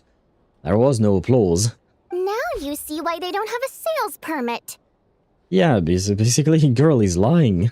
However this reporter wants to spin things, I haven't forgotten that Tartaglia was representing the Northland Bank when we first met in Liyue. So surely, their relationship can't always have been this strained. You two are getting off topic. Let's focus on what the data is saying. Mr. Pantalone, may I speak on your behalf? Oh, please do. I'm more than happy to save my breath. Crystal distribution policy undergoes modifications with each new period. The ultimate goal being to find the most reasonable method of allocation, which I believe is what Mr. Tartaglia also seeks. But I fear many may have been misled on this topic by extremist activists. To clarify, Project Stuja is not the root cause of the problem. It is merely a framework for resource distribution. The most recent reports all point to Snezhnaya's resilience and adaptability during this period of fine-tuning, and give clear indications that a distribution framework is improving with each iteration. Okay, well then, keep improving it and resolve the issue about the 15% less crystal allocated to the Fatui dependents. So, there you go, yay, I guess. To make drastic adjustments without first considering the risks would likely do more harm than good. It would be a waste of the hard-won experience we've gained to date. No one asked to do drastic adjustments without considering the risks first. The fuck are you talking about, man? Of course, first you do some risk assessment in order to understand the situation and how you can resolve it without making some other things worse, of course. But like, no one's... I'm so confused, man, today. And, by the way, hello to Deidre, welcome to the stream. I hope you're doing well. Welcome in, and hello to, Riveni. Yeah, Riveni. Hello to you, and welcome to the stream. I hope you're doing well as well. Where is my crystal? Who stole it? Pantalone stole it, apparently. So we're gonna go and beat him up, and we'll get your crystal back. Not sure if your German family and friends have them, but mine in the East always had Russian grocery stores nearby, if you're interested in trying it out. I have no idea. It's been a while since I visited my brother in Germany, and I don't think we ever ate Russian. Off the top of my head, I don't think we've ever tried any Russian food or drinks when I was there, but he does live in a big city, so I would assume they probably have a Russian grocery store. It's somewhere, probably. I'm late because houses, chores. Be right back. Good luck with that, Deidre. I hope they go by fast, and that they are not too annoying to do. Renowned scholar of finance, Arapov spoke up to clarify the fiscal logic, clearly alluding to social organizations like the Rokot in his words. With the notorious Lelek still active to this day, should the Rokot be held responsible? No, there is someone else to blame. And who is this Lelek? She's just rephrasing what Mr. Pantalone said. The Rokot are the critics he accuses of taking no responsibility for their actions. As for Lelek, you won't have heard of him yet. He's currently the most famous member of the Rokot. Well, more like infamous. Ending Project Stuja has become an obsession for him.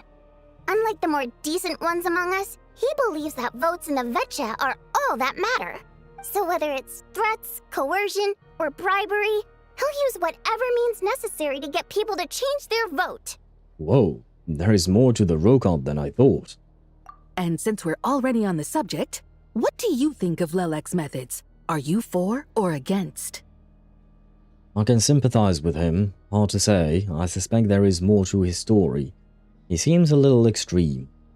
He does seem a little extreme, but I'll go with the middle ground answer here. Hard to say. I suspect there is more to his story. Because, I mean, at the end of the day, I can sympathize with the idea of wanting the people to have their crystal in order to heat their homes, so they don't just freeze to death. However, like I said, you know, handling the affairs of an entire country is complicated, especially with whatever Project Stuja is, and the additional burden of having that beast that summoned a blizzard, right? So it is not just a clear-cut, yes, we should do this, and or yes, we should, or no, we shouldn't do that. There is more, and we need to analyze the situation properly in order to take everything into account and then offer up solutions that actually, like I said, take everything into account. He needs to face justice, bring out the oratrice mécanique d'analyse cardinale.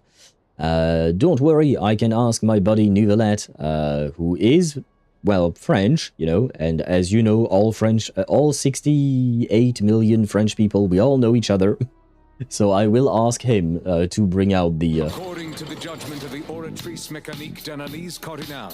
That timing was perfect. Man, Sparta, that timing was perfect with my sentence. The implication is that if the beast didn't show up, the situation wouldn't be nearly as bad. Yes, exactly.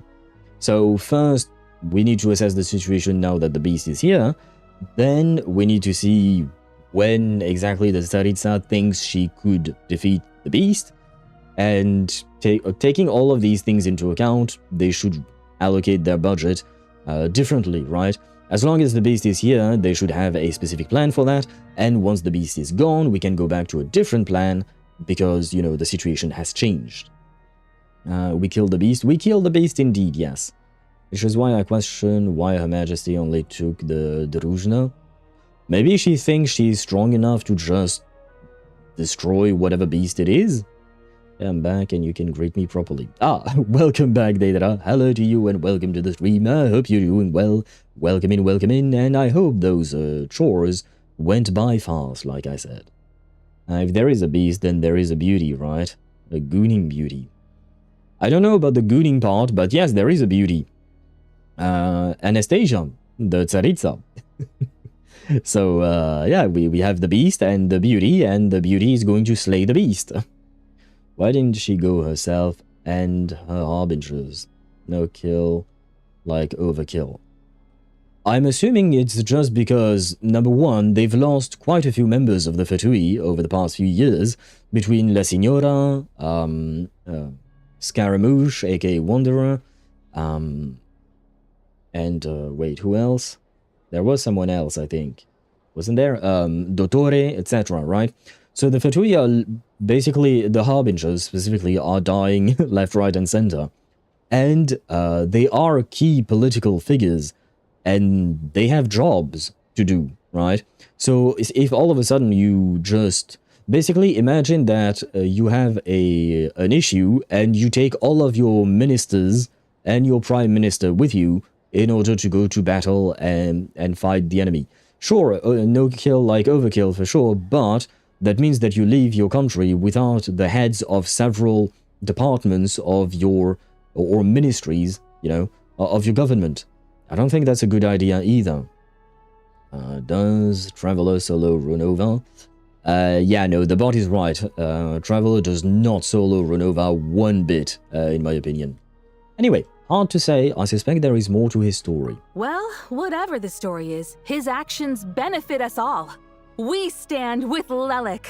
At least someone here wants to take this discussion seriously. I've been considering that issue myself.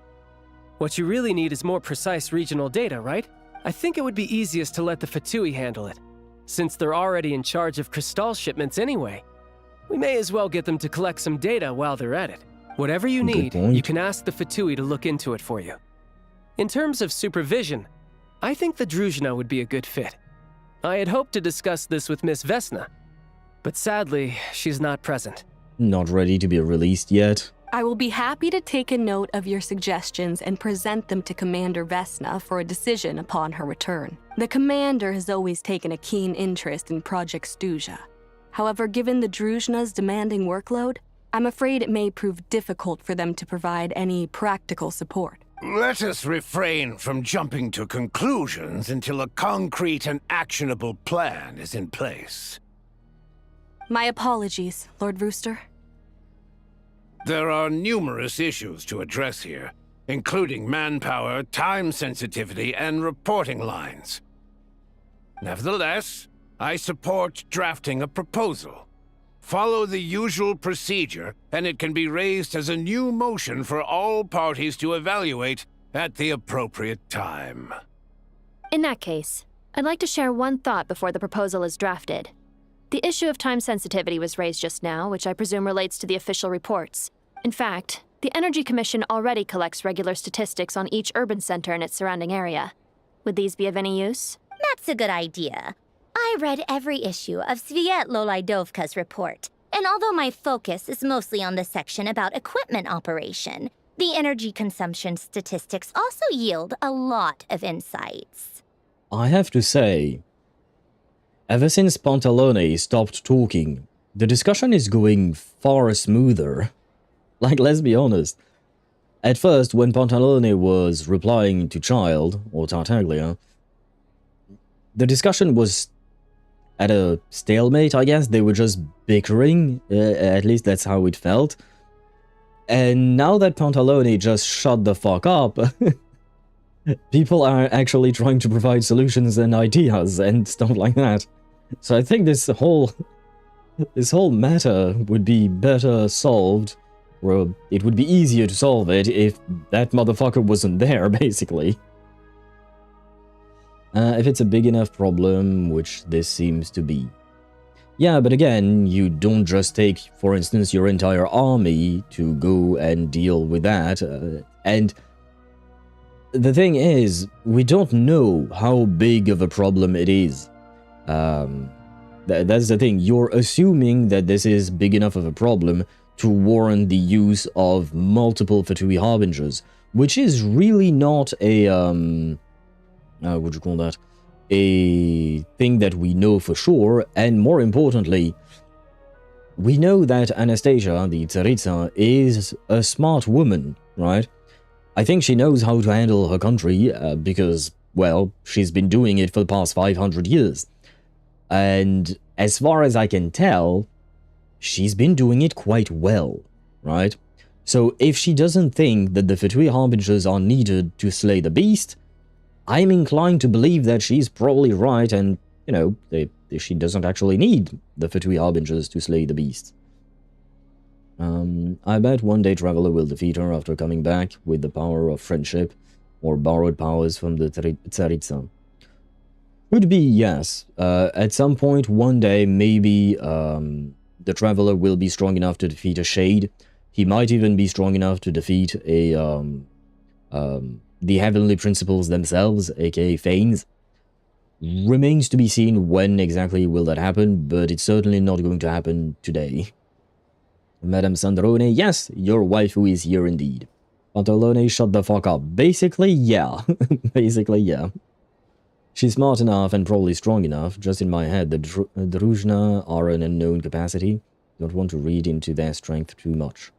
But, well, you said yourself that Anastasya is smart and probably also strong enough. And I would assume if she took the Druzhna with her, they would be strong as well, right? Because you said yourself it is a big problem. How big exactly? I don't know, but it is a big problem that affects the entire nation, right? So again, if the Tsaritsa is smart, she's not going to take weaklings with her. No offense. But yeah, she's not going to take weaklings to go and murder that, not murder, I suppose, but to slay that beast. I think she would take whatever is needed in order to actually get the job done, right? But she wouldn't take too much, because overkill, like you said, is great. However, it has its consequences, being the fact that you are depriving your country of members who are making your own country function, basically. And yeah, wrong button. Wrong window. Be that as it may, does no one see an issue with using local data to determine crystal quotas? In the long term, it seems like a very risky solution. Why? Because of corruption? Not if they are used purely for reference. So long as we have the report from the Northland Bank's headquarters to corroborate it, no one will be able to fool me. Very well then. It appears that this arrangement is acceptable to all parties. Yeah, sounds good to me. The members reached a provisional consensus on the issue of improving treatment for Fatui soldiers. You notice the reporter jot down a few words before suddenly crossing everything out, starting a fresh paragraph. Today, the prima donna of the Korylevsky troupe attended a session of the Snezhnograd Vecha in the company of a dashing young man. The question on all our minds is, what is the true nature of their relationship? Well, technically speaking, we just met. Write anything like that again, and I'm revoking your permission to interview the troupe. Got it? The remaining discussion covers everything from energy to healthcare, technology, and industry. All parties take the opportunity to express their stance on Project Stuja. You ignore Mironova as she carries on writing her sensationalist report, but after a while you start to feel that reading the news from her might actually be more interesting than being here in person. Well, yeah, I mean, political discussions are not really all that interesting. It's a lot of, it's basically what everyone hates, right? It's admin stuff, right? Like, the same way when you have to fill out paperwork, you know? Except this is not with paper, it's mostly people yapping. But it's yapping about what will eventually be on paper. I will slay the beast. I hate Pantalone, man. He screams, Eisen, I believe that's... You inverted two letters, maybe? Or is it actually Azien? I think there is a character called Eisen, but I don't remember who that is off the top of my head. Eisen Betrayal. I mean, yeah, no, Pantalone is definitely sleazy, and during the last Archon quest, you know, the one that happened in Sumeru a couple of patches ago, Pantalone was kind of our enemy, you know, and he was a problem. He was working with Il Dottore, and the feeling he has given us, in my opinion, are he's definitely not the nicest of the Fatui. He's not the worst either. I think the worst, as far as the ones we've met, was definitely Dottore, but like he's not like Child, or he's not like Arlecchino or Sandrone. Like, we have some tensions, we've even fought some of them, but overall we can still work with them as long as we have a common goal, right? But Pantalone, I don't think we can really work with him. And Bleach. Oh, right, Aizen is from Bleach, okay, and the antagonist, yeah, Pantalone was he was a secondary antagonist, I suppose. Dottore was the main antagonist of that patch, but Pantalone was still there behind the scenes. It's just that we didn't know. I will never trust that motherfucker. You are right not to trust him, in my opinion. You should absolutely not trust a word that comes out of his mouth. Stefan is just an asshole banker. Basically, yeah. Pretty much. But he's handsome as fuck. Become playable, Feodorovna. He will, if I recall correctly, right? Didn't they... Oh, no, wait. Yes. They teased him? No. Will he become playable? I thought he was. I thought he was supposed to become playable. I don't remember at this point. But yeah, I mean, not gonna lie, part of me would want to pull for Pantalone, just because, like Deidra said, he's very handsome, but more importantly, I love his voice actor. Just for the voice actor, I want to pull for him. If I recall correctly, Pantalone's voice actor is John Michael Tatum, I think. And that man can... it's not even about the voice itself, because, you know, there are characters like Capitano. His voice itself is very pleasant to listen to, in my opinion. But for John Michael Tatum and Pantalone, it's... I guess it's the raw talent of... what would you call that? Of his ability to nuance and read his lines in subtle ways to, even if what he says is not explicit, through his tone and the emphasis in his sentences and the emphasis on which words, etc., you can understand everything. Like, he has a way with words, is what I'm trying to say. Basically, what I'm saying is just that he's very talented, and I absolutely loved him in Spice and Wolf. It's an anime, but anyway, point is, bro is very, very talented.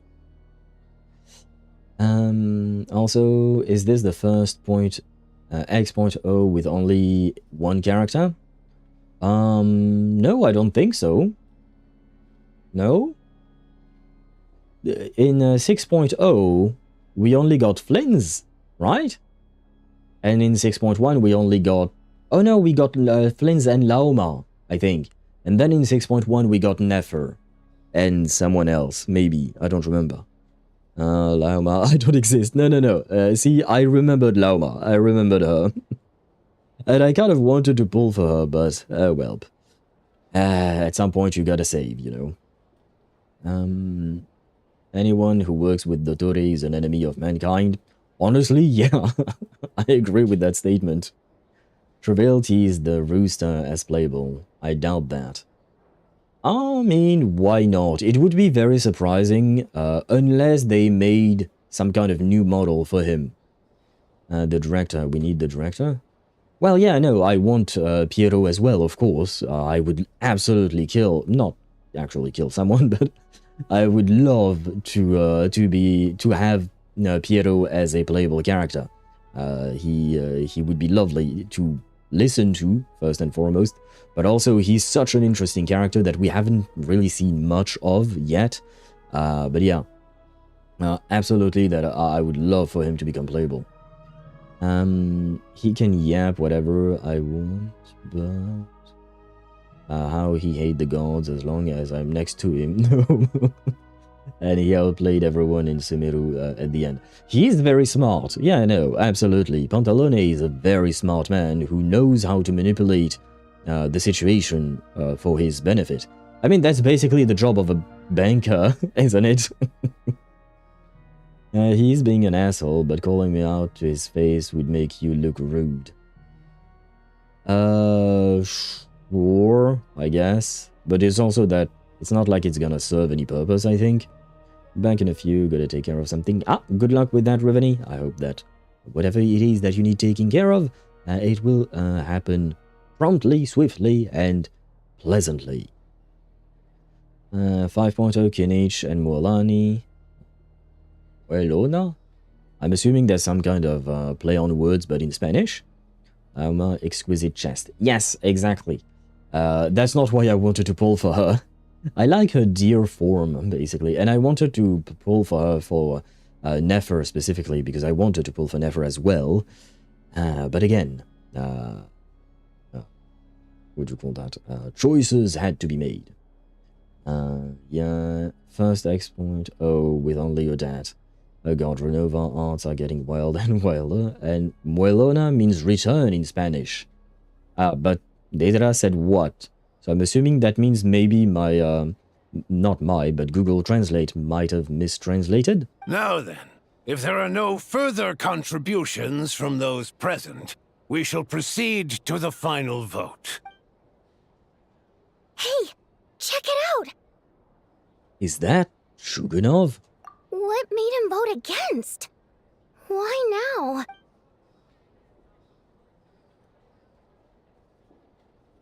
Wait, so did the resolution votes pass? have been tallied. Those in favor of continuing Project Stuja total 61%, securing a clear majority. That was too close. The margin has shrunk yet again. Chuganov was a huge loss. But wait, what happens if these, the VII, votes against Project Stuja? Like, at some point the balance changes, and they all vote against it. Does that mean that the project stops, and what, the Tsaritsa is gonna be okay with that? Like, Stuja must be revoked? Well, yeah, but, like, I have a feeling that Tsaritsa would not be happy with that, because, you know, she kind of wants to do that. And Her Majesty is not going to be happy, okay? We agree with that. And I don't think she would just let that slide. Mualana means big teeth. Okay, I always call her like that, because it's funny. Fair enough, yeah, big teeth? Muelona means big teeth? I have to admit, I did not know that. You have a specific words for big teeth? What about small teeth? What are they called? I'll bet Lelek is behind this. I wonder how Pulcinella will respond this time. Chuganov. I see. Lelek strikes again. Yes, go, Lelek. Once Project Stuja is defeated, our unwavering support at Bring Out the Kvass will finally pay off when we make our comeback. I can taste our victory already!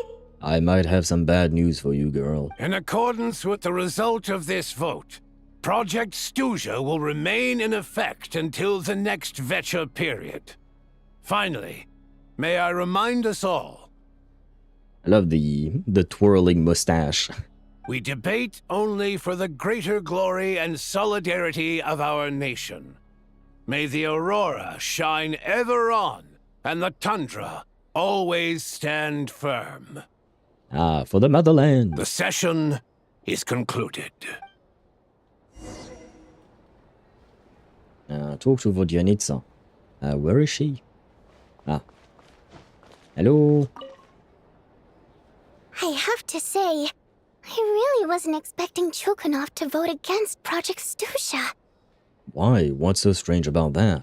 Well, in principle, Snezhnaya's business and political elites ought to be the ones least likely to oppose it. As we heard, Project Stuja is basically just a resource distribution framework that requires everyone to cut back during the winter. But even if the policy got cancelled, the Tsaritsa's energy needs wouldn't suddenly go down. Yeah. The extra demand from the public would have to be filled from somewhere. So logically, the factories would have to take the hit. This explains a lot. I got a letter from Mr. Mitya just before today's session. He said he's confirmed that there are issues around overtime and excessive energy consumption at the Iskra manufacturing plant. In a situation like this, once the Rooster receives the report, he'll order the factory to halt production and submit to an investigation before issuing a penalty. But that's a week-long process, and thus didn't make it onto the Vetcha agenda this time. I don't think he suspects anything so far. Got it. So for him, it's a choice between reducing production and stopping entirely. Exactly. And as you know, he's a very selfish person. He's an asshole. I was originally gonna try and flip him after he received notice of the official sanctions. My plan was to convince him that the whole thing was completely unfair. Rather than just sit back and take the hit while his factory stopped production, he'd be better off voting to end Project Stuja. At least that way, no one else would be able to make any money either, because all the factories would suddenly have more limited energy to work with. But now, he's already voted against it, which means someone must have used more forceful means to change his vote. Just like with everyone else who flipped. You mean Lelek? Yeah. No one knows why Lelek is so obsessed with ending Project Stuja, but by the looks of it, he's inching closer and closer to success. I mean, isn't that like a good thing, I guess? I mean, for the members of the Rokot, right? It would be a good thing for them.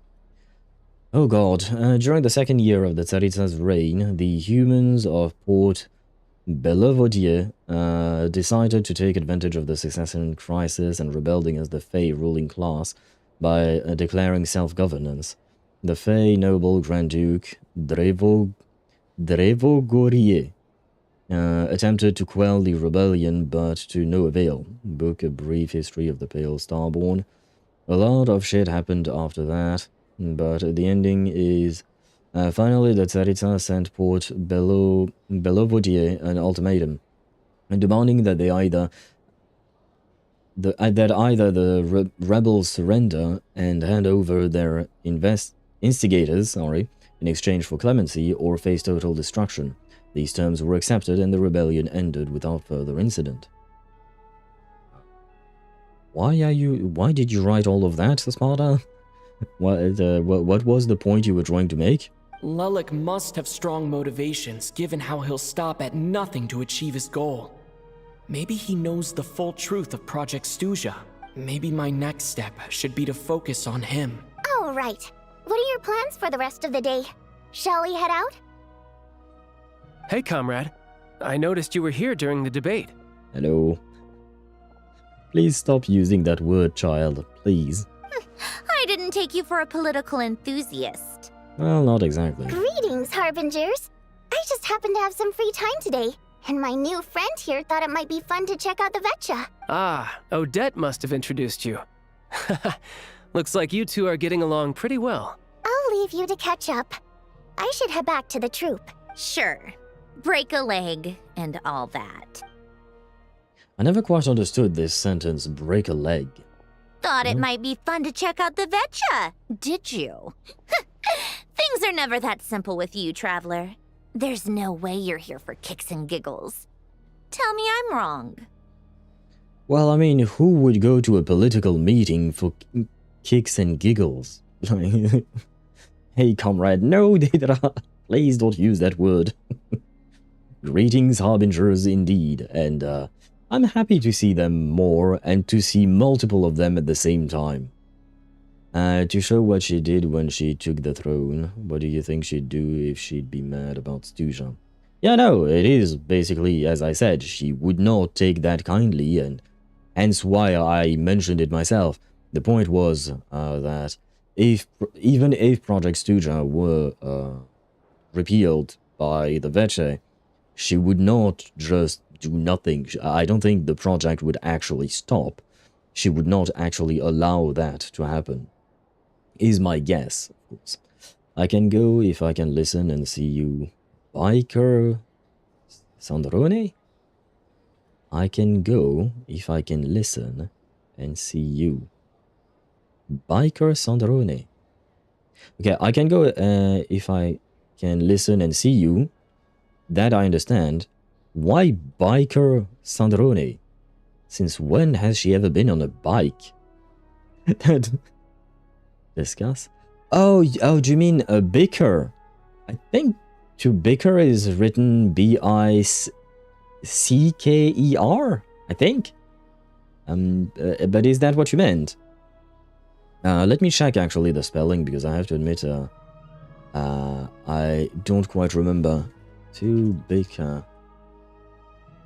Yeah, to bicker, it is, as I said, it's written like that. But wait, yeah, just like Sparta wrote, yeah. Yeah, you were just missing the C in your word, but the problem is that without the C, it's a completely different word, and it means biker, you know, a person that rides on bikes, and that's why I was like, wait, what? I learned an interesting tidbit today. Some guy called Lelek. Oh, yeah. To some, he's a captivating enigma. To others, he's the bane of their existence. No one ever thought that some anonymous nobody from the Rokot could cause such a stir. Is it okay if I start digging around? Huh? You want to look into Lelek? Then I'm sure his days of anonymity are numbered. What do you think, Sandrone? Fine by me, I guess. If the Traveler actually manages to expose Lelek, it'll be doing Pulcinella a favor. Hey, you know what? Maybe that would help us get on the right footing when we actually finally meet Pulcinella for real, because, you know, here we just saw him, but we didn't actually go and talk to him or anything like that.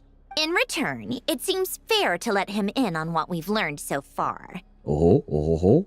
Are they actually going to share some information? My thoughts exactly. Sharing is caring, after all.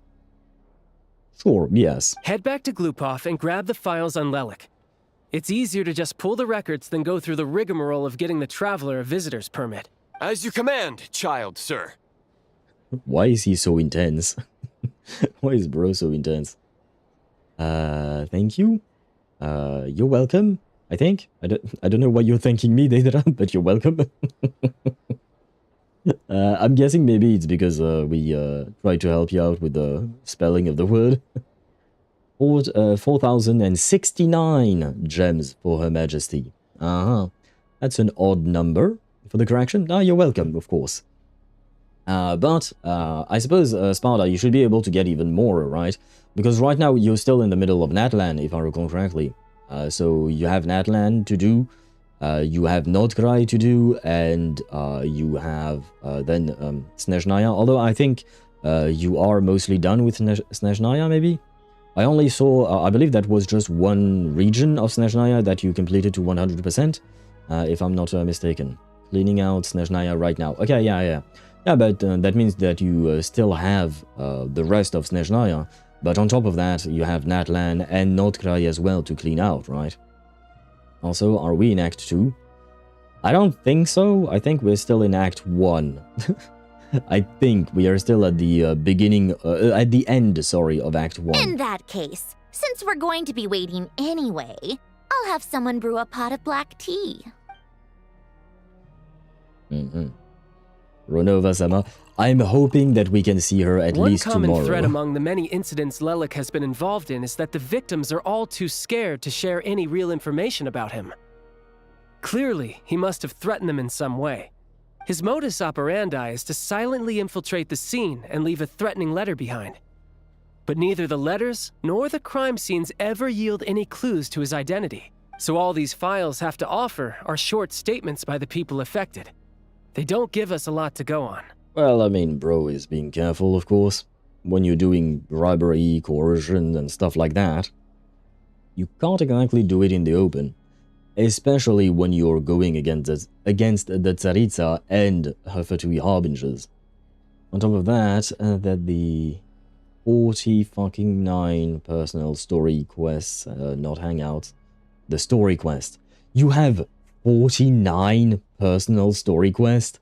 Holy shit! That's a fucking lot, man.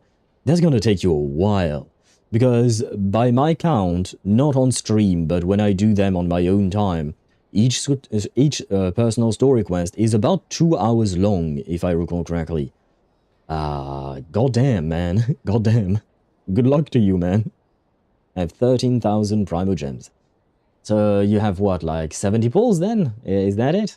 I'm guessing 70, no? 80 pulls, I'd say, right? Yeah, about almost 80 pulls, I think, if I can do math correctly. Hey, that's almost enough to get to hard pity. But like I said, I don't think Renova is going to become playable anytime soon, so you still have some time to save. Only 100 hours of content. That's the neat part about gacha games. You have content for days, quite literally. If nothing else, it shows we're dealing with a trained professional who's versed in counter-surveillance. Yes, and to that point, he often strikes in highly secure locations. The victims are high-ranking and influential people who take their personal security very seriously. Somehow, Lelik slips right into their rooms without making a sound. There's never any eyewitnesses, nor the slightest trace of a break-in. If he can get in and out undetected, it means he can strike without warning. Not that that's ever happened so far, but the thought is enough to scare these people sleepless. It's hard to believe that a human being could pull this off flawlessly every time, so they switched the focus of the investigation to Faye. Unfortunately, no one's found anything yet. Are you saying even you couldn't pull it off? Careful. Don't underestimate me. Although, truth be told, I'd probably find it hard not to blow my cover. Direct confrontation is more my style. I mean, yeah, Child is not really the investigative type. Child is the fight first, never ask questions later. So 4 days of content. And that's just the personal story quest, but you also have the, what you call that, the main story quest, the Archon quest, and also the world quest to do, right? So that is a lot. Oh, and by the way, wait, Sparta, there is also the moon place to explore for you, right? So that is also another place to find some primogems for you. I want to join NTE. That Zonko poster in the launcher is insanely good. Oh yes, absolutely, Deidra. I have to admit, I am hesitant. I don't know if I'll pull for her or not, because I genuinely don't know how team building work exactly in NTE. I have read up a bit in game about how things work, but the gist of it is that you want the equivalent of a concerto gauge, you know, the little circle that is at the bottom left corner of the screen, next to your health bar in Wuthering Waves. Well, they have the same thing in NTE, and you basically want to fill it up and then switch to another character who has an attribute that is connected to yours. So, for instance, I noticed that the main character is Cosmos for his attribute, and Mint is Anima, I think. And when you switch from Cosmos to Anima, you create the reaction called Blossom, which is basically the equivalent of Hyperbloom in Genshin, I would say. And there are many types of these interactions between elements, except it goes in a circle, basically. And so Cosmos will not interact directly. Each element interacts with 2 others in that circle, right? The one that is to its left and the one that is to its right. And my understanding is that you want to have like maybe either 2 and 2 elements connected so that you can swap between characters for that, or you want to have 4 of them connected so you can go from one to the other, to the other, to the other, etc. So that's my vague understanding of how the game works. However, I am still not well versed in individual characters' kits, because I haven't read them. The only thing I've noticed is that the main character's skill is very convenient because it allows you to fill your concerto gauge. I don't remember the name in NTE, but it allows you to fill that immediately to 100% just with one skill, so that you can switch to, for instance, what I do is Mint. I switched to mint, and yes, when I switch to mint, I am blooming. Deidara. When I switch to mint, I become Ziox. We haven't ruled out the possibility of Lelik being human. It's just, there can only be a handful of people in all of Teyvat who'd fit the profile. They, on the other hand, plenty would have the ability, but few would have the motive. So it is someone as strong as Tartaglia, and even more meticulous. No, not as strong as me. You'll never find the culprit with criteria like that. Let's go with a little weaker than me. Nivelette, Skirk. I wonder which one we should pick. I love the traveler's face. I mean, not gonna lie, it's true that Nivelette kind of, he Saitama'd Child's ass. He one-punched him. And Skirk, she yeeted him. Although, to be fair, Skirk did not actually fight Tartaglia. Tartaglia was very tired from fighting the narwhal, right? Skirk is sweet, the Skirk one is sweet. Okay, we can go with Skirk then. But I have to admit, both are kind of funny reminders that as strong as Child is, which is, he's very strong for a human being, you know, there are still stronger people than him. Again, in the human being, well, I guess, wait, no, Nivelette is not a human being. Nivelette is a goddamn dragon. As long as I dodge Natlan, I'm good. Well, I mean, you can't dodge it forever, just in the sense that if you want the Primogems for Her Majesty, you're gonna have to go through Natlan no matter what. Child for a human is a monster, absolutely yes. And Sparta wanna burn 4 days of content, meanwhile I've been slowly doing a quest in PGR. Each 2 Ember eras. Why are you going so slowly, Deidara, in PGR? Is there a particular reason? There's no denying that Master is strong, but meticulous.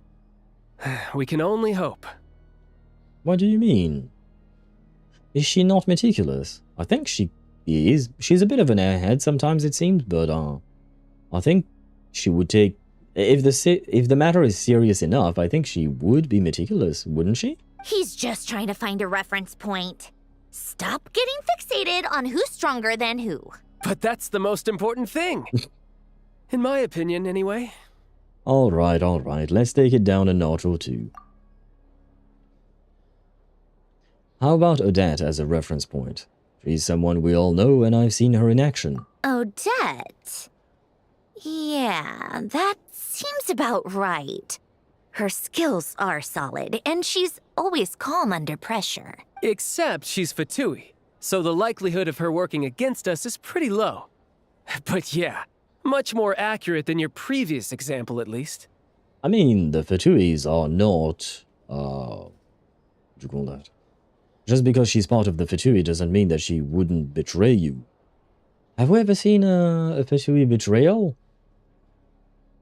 I can't remember, I can't think of one. La Signora was working her ass off until she died.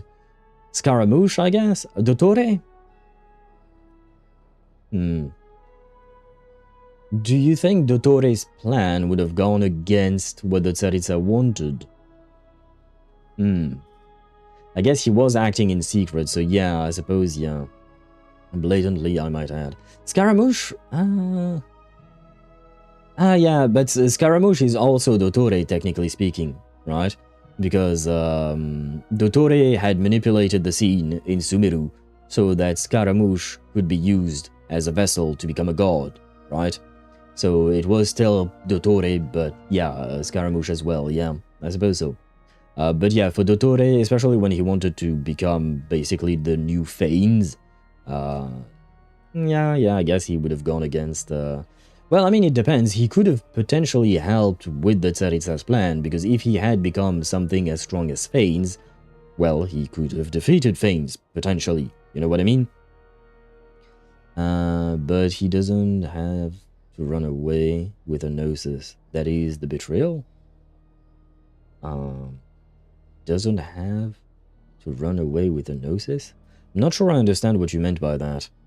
I think I'm at the boss. Wish me luck. Good luck to you, Tosh, and please come back to us alive. No, wait a moment. Maybe we should interrogate that assumption. What do you mean? Yes. Which assumption? I agree. The TUI members can, defect, I suppose. Her Fatui identity doesn't necessarily exonerate her. And when you think about it, the Rokot would be precisely what she needs to conceal her identity. Plus, she wouldn't need to be such a pro at covering her tracks.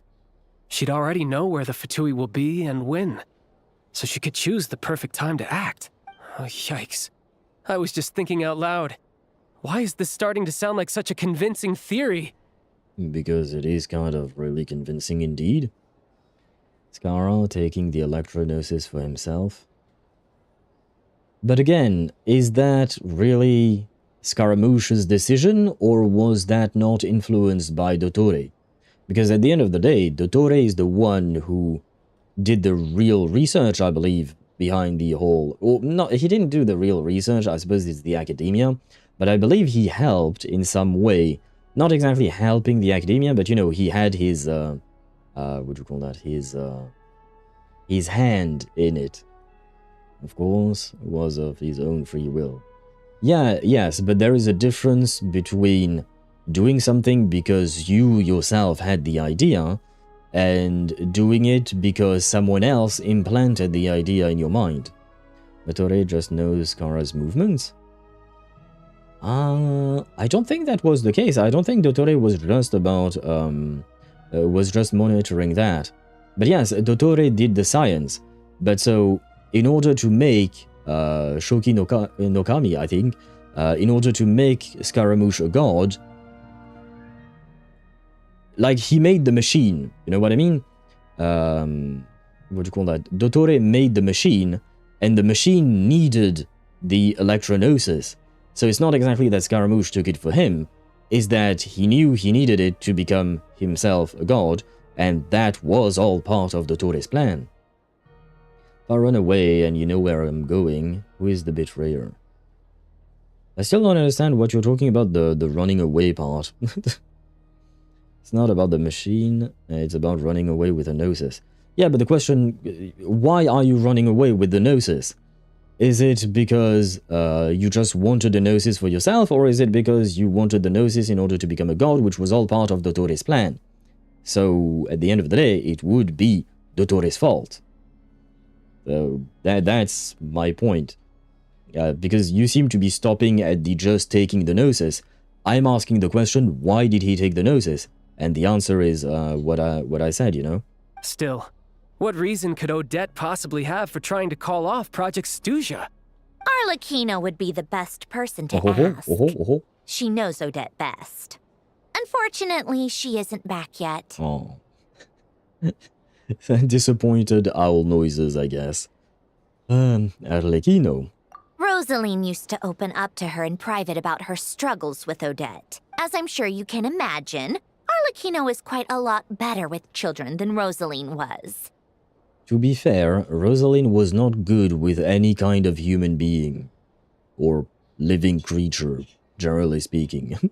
She gave her some tips on how to handle the situation, and Rosaline managed to reach a settlement with Odette before leaving. So I suppose there were at least no lifelong regrets left behind.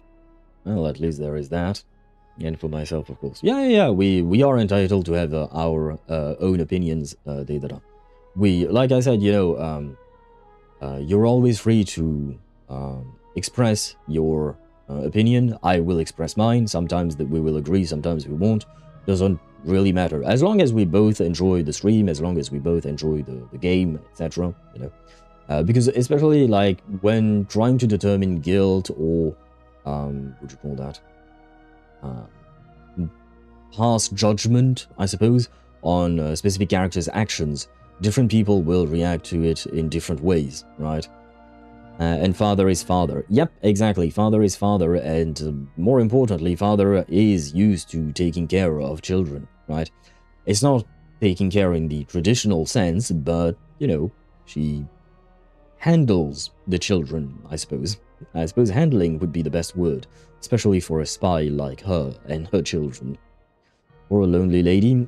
For La Signora, yeah. I mean, La Signora had a very tragic story. I wish it was explored more, because I kind of feel like at the beginning of the game, they don't really tell us much about what happened to Rosaline. I wish we had explored her romance and the tragedy that ensued in greater detail. Beyond that, I don't know the details about that side of things. But I do know that Odette definitely has a motive to hold a grudge against Project Stuzha. The reason being, her father passed away during the early stages of the project. That was back before it had been named Project Stuzha, when things were still being worked out. But in essence, it's remained the same ever since. Yeah, okay, but did he die, like, because of Project Stuzha? In the sense that, like, whatever he was doing for the project, or whatever the project did to him, is what led to his death? Or did his death just happen to happen when the project started? Huh. The more you know. Rosaline was always so self-centered. I never understood why she started paying so much attention to Odette. Oh, even you didn't know about this? Is that such a surprise? If you cast your mind back, you may remember that Rosaline and I weren't exactly close. We had tea together a few times, but that was about it. Well, given what happened to the two of you in Liyue, I am inclined to agree that, yeah, you guys were not really close. Odette's past is no secret. Her father was a fetus and her mother was a very famous ballerina. On the surface, it looks like she followed right in her parents' footsteps. But the truth is quite a different story. After her father passed away on a mission, her mother was overcome with grief. She broke her leg during a performance and could never dance again. Odette was only interested in ballet at the time, but this tragedy left the family with both breadwinners gone.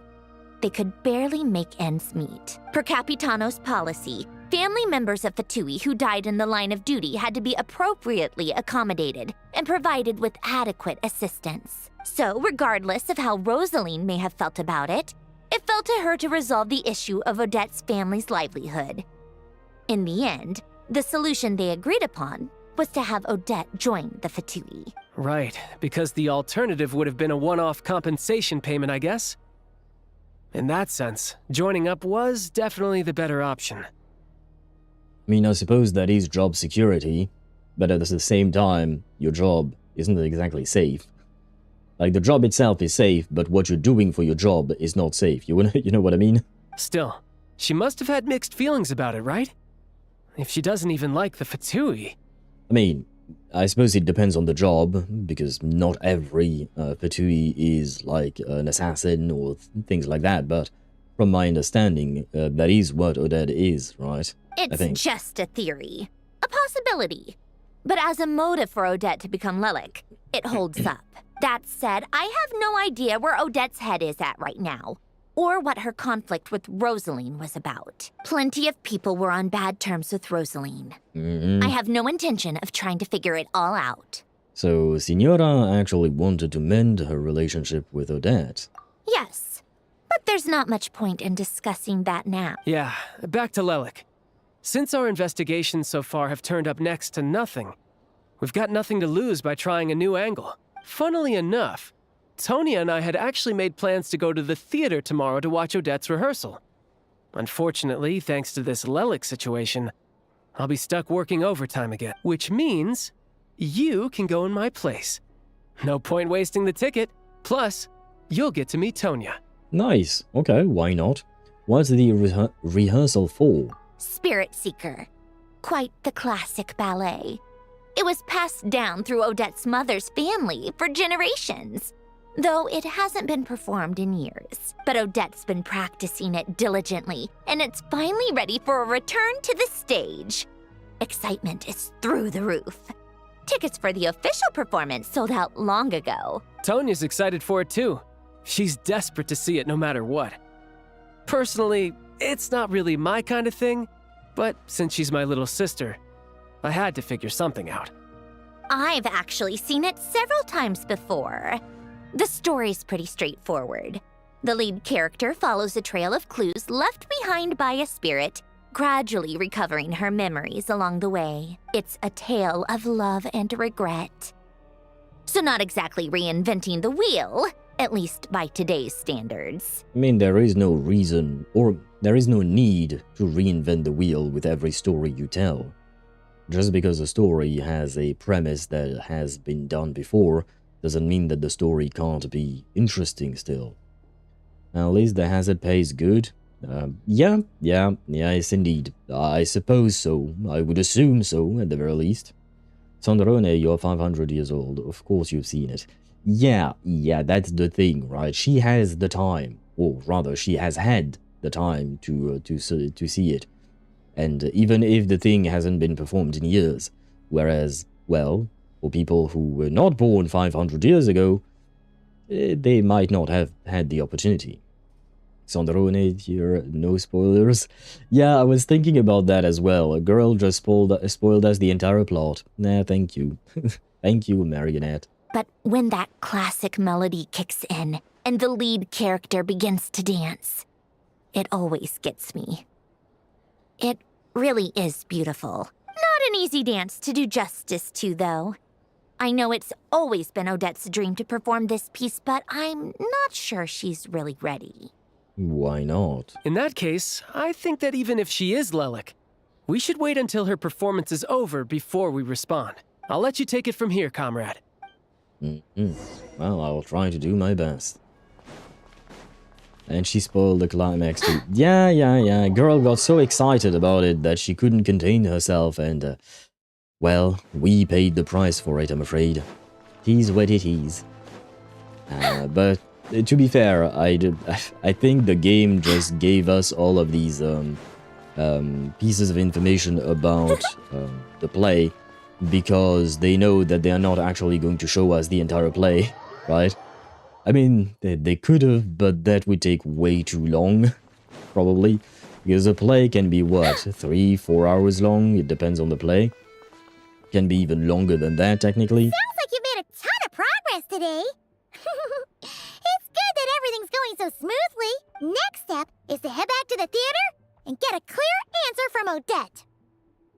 Could be easier said than done. Even if she's the one, she won't necessarily admit it. Either way, Paimon doesn't get the sense that she's a bad person. Sure, she might have done some pretty extreme things, but Paimon bets she has her reasons. I mean, the thing is, right now we are kind of going at it half-cocked. We want to confront Odette and ask her if she is Lelik, but, like, we have absolutely zero proof of that, right? So, like, why would she ever admit to it? We could accuse her of anything and everything at this point, and there would be no reason for her to admit it, whether she is or not. 1 hour long cutscene, trust.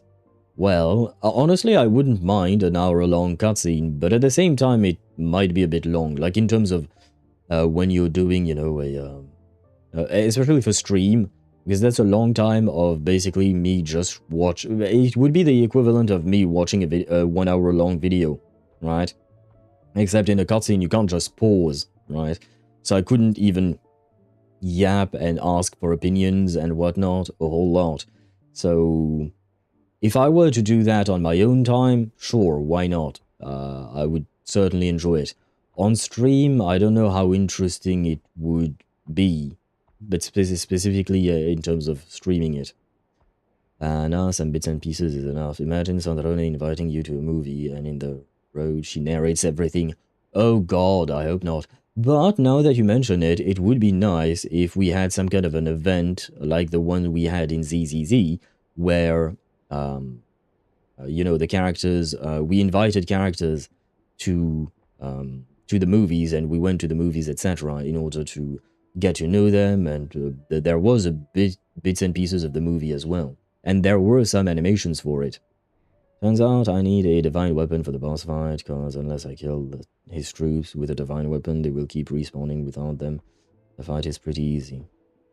So a bit of farming and I should be good. Ah, nice! Welcome back, Tosh, and I'm happy to see that you're alive, and happy farming to you. Hope it goes rapidly so that you can finally defeat that boss? Maybe this is going too far, but like, with everything she's managed to do so far, wouldn't it make more sense in theory to be even more, you know, heavy-handed? Why leave a letter when she could, well, we know there are plenty of other ways to keep people in line, right? The point is, she could have gone further, but she didn't. I mean, I'm assuming Paimon is alluding to threatening these people directly, face to face, maybe. Threatening them with violence, perhaps. But I don't know exactly how she's threatening these people. I'm assuming it's not with violence, but maybe she investigated them, found out some kind of secret in order to coerce them into doing her bidding. Yes, exactly, blackmail, yes. So, and in my opinion, that is much more effective. Yeah, adultery, stuff like that. Yeah, she would find out some kind of secret about the person and blackmail them with it. And in my opinion, that is much more effective. And on top of that, you have the benefit, of being anonymous while doing that, right? With the whole letter thing. And as long as you're anonymous, you can continue to do it over and over and over again until you have managed to coerce everyone, every member of the Vecha, and thus achieve your goal. Whereas if you go at it face to face, you risk the fact that the Fatui, or anyone really, could find out who you are, and they would come after you. And I don't think anyone wants to have the whole ass Fatui organization against them, you know? So, yeah. To me, what Paimon said doesn't quite make all that much sense. I don't think Odette would even want to go that route, because it's simply the least effective route, and the riskiest route. Too much material for the shipping community? For what relationship are you talking about, Deidara? Can't we blackmail her back to tell us? Well, do you happen to have some kind of key information about Odette that you could use as blackmail? Because you need information first, and right now we don't have much information about her. Like Chuganov is probably sleeping around, so he was an easy target. I think it's not even about sleeping around for Chuganov. I think it's just about the what do you call that? It's about the... in my opinion, it's about the money for him. At least, like, he seemed like a pompous asshole that was very much focused on making profit, basically. So I'm assuming he didn't make his profit all legally, you know? Why not both? I mean, we'll never know, so you can ask always these why not both as many times as you want, but the answer will always be, it could also be something else entirely that we haven't thought of. The cinema events? Oh, too much. Yeah, but exactly, Deidara. It's good. A lot of material for shipping communities, for Genshin, for instance. Because in ZZZ, that's definitely, you know, a whole lot of material to go with. And by the way, I thank you. I believe it was you, Deidara, who shared that post about Wise, you know, the photos, the screenshots of photos of Wise and Evelyn together. I really appreciated those. So, if it is her, she's got some principles at least. I want to believe her. I want to believe in her too. Yeah! Well, all you can do is follow the facts wherever they lead. How are you feeling today, by the way? No change, really. But that thing Paimon told you about yesterday? Paimon feels like she can sense it more clearly now.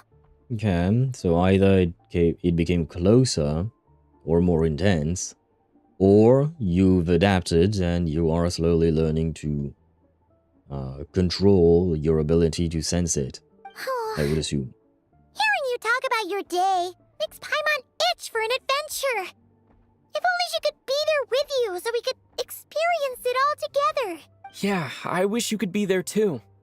I'm not used to adventuring alone. But don't worry, we'll get to the bottom of this. Guess it's just one of those things. Never mind. Paimon will behave herself and keep resting. We appreciate it, Paimon.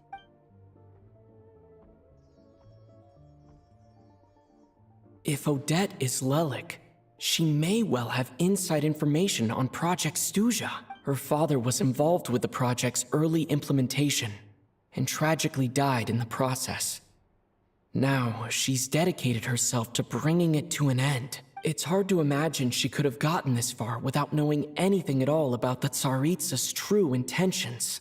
When she spoke to us as a member of the Fatui, how much did she let on?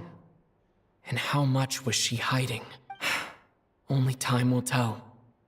Maybe tomorrow, everything will be answered. Hey look! It's snowing! Could be a tough day ahead. Make sure you wrap up warm tomorrow.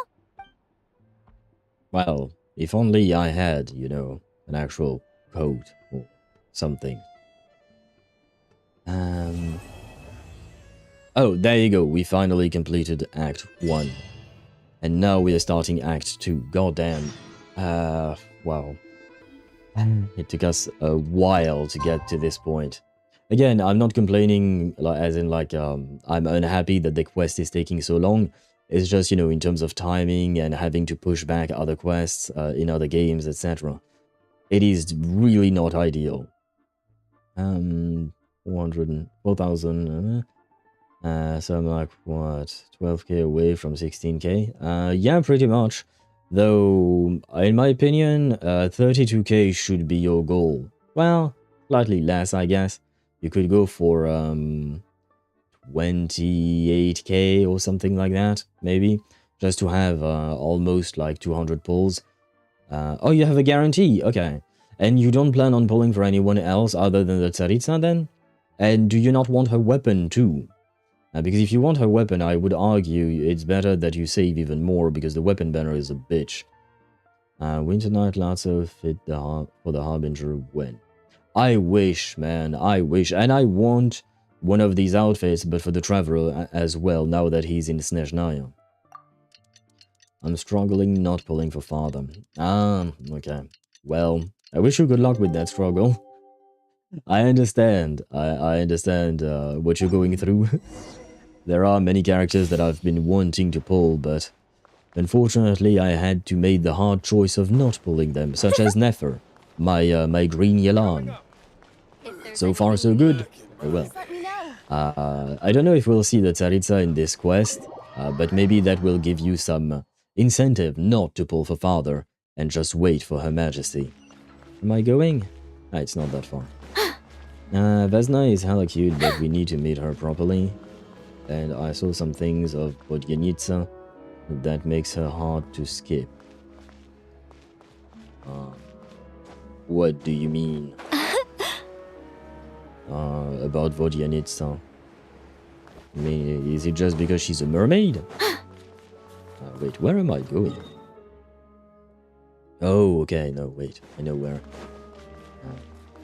That way, there you go. You don't need to know. Oh, I think I know what you mean. And at this point, I no longer... I don't want you to say anything. But what I was going to say is basically I fucked up. I didn't mean to trigger whatever thing this triggered. What was I going to say? Right, yes. At this point, I no longer really care about meta all too much, just because I am tired of losing my 50-50s on characters I really, really want. So, like, I hope that Vodyanista is great, but I won't be pulling for her no matter what, no matter how good she may be, just because I want to make sure that I get the Tsaritsa, and I also want her signature weapon. Maybe on a rerun, I might try to get Vodyanitsa, but the thing is that there isn't just the Tsaritsa that I want. Ideally, I mean, I don't think Piero is going to become playable yet, but if he were to become playable, I would definitely want to be able to pull for him and his weapon. So again, I would need to, what do you call that, to save quite a bit, right? It sure is cold today. I wonder how much heavier the snow's gonna get. Vesna looks bubbly, but I remember Sigrid looked stoic and serious. Yes.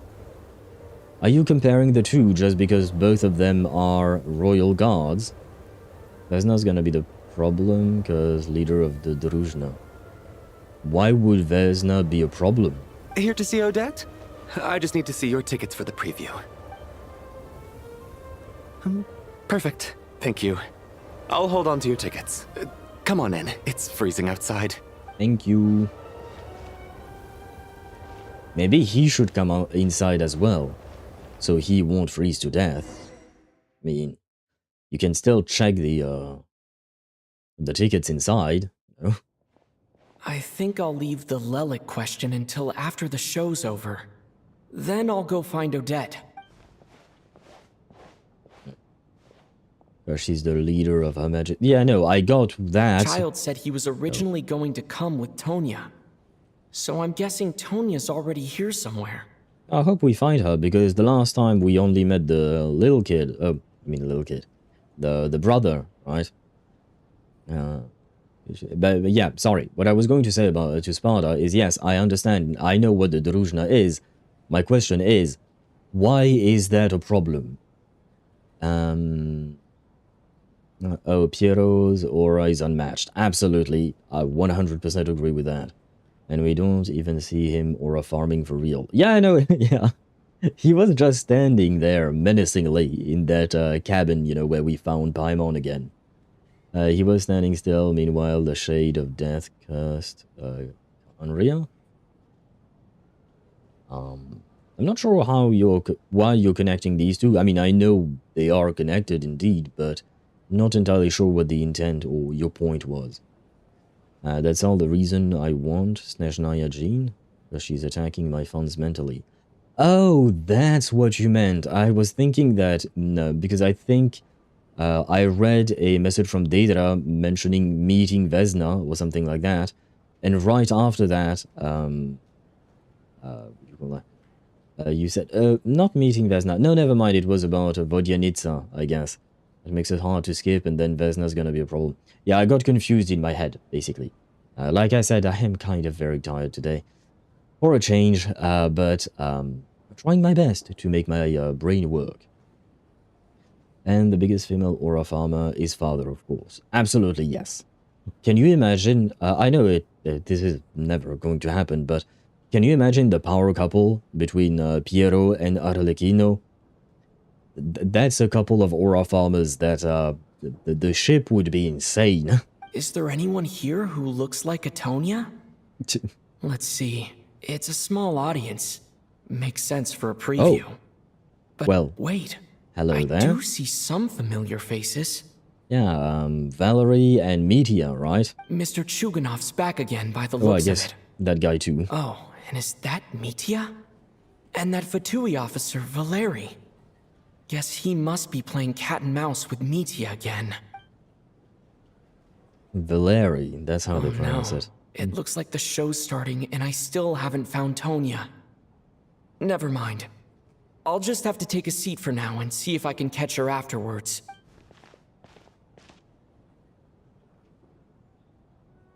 So we just abandoned the little sister? Yay. We are a bunch of assholes.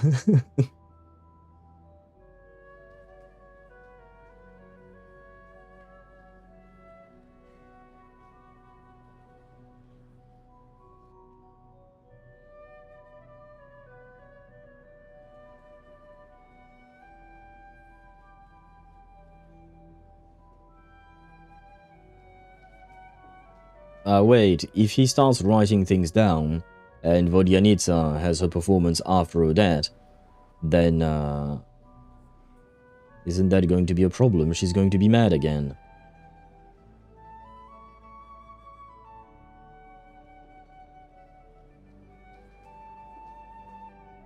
The heck is going on?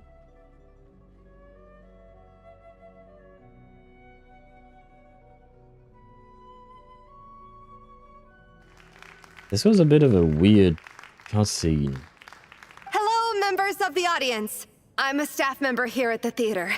Today's performance was a very special one for us, as it marks the first attempt in a long time to revive the classic Snezhnayan ballet, Spirit Seeker.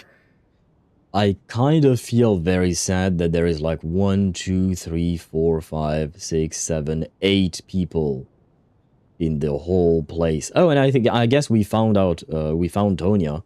She's there. But yeah, there are like 8 people. One of them doesn't even want to be here for the performance. He's just there for media. So yeah, it kind of feels bad for the troupe, man. To commemorate this occasion, we would love to take a group photo of the cast, crew, and audience members present today. Could I kindly ask the audience to please come up onto the stage? Yeah, to fill the... Yeah. To fill the stadium, we'll just use our imagination. I guess that's all we can do. Which is for Ron. I am not sure I understood your question, Ethan. Which is for Warren? Yes, I am confused by your question. Please rephrase it so that I will try my best to answer it, but I'm afraid I did not quite understand. Missed mine? Yeah, I was going to come back to that, Sparta. The director and Arlecchino are farming together. You'll see. I'll see what? I'll see the director and Arlecchino farming together. I would love to be able to see that. But Nahida also saw some big aura farming moments. Well, mostly one, in my opinion, the one, at the end of the last Sumeru quest, which was technically part of the Nordkarai arc, I suppose. But that moment was definitely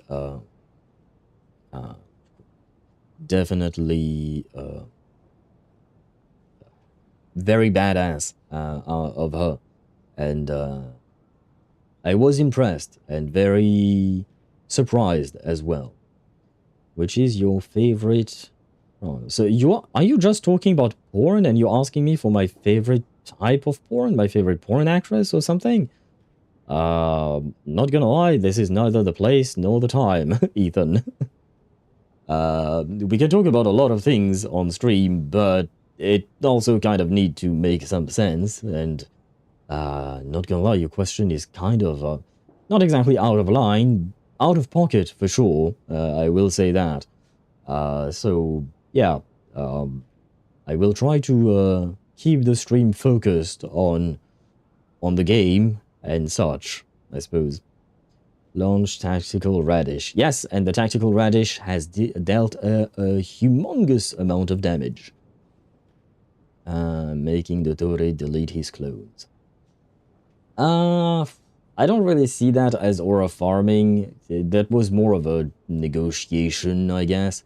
She did prove that she has balls, basically, trying to not exactly coerce him, but threaten him of destroying a Gnosis and potentially calling the Heavenly Principle on his ass.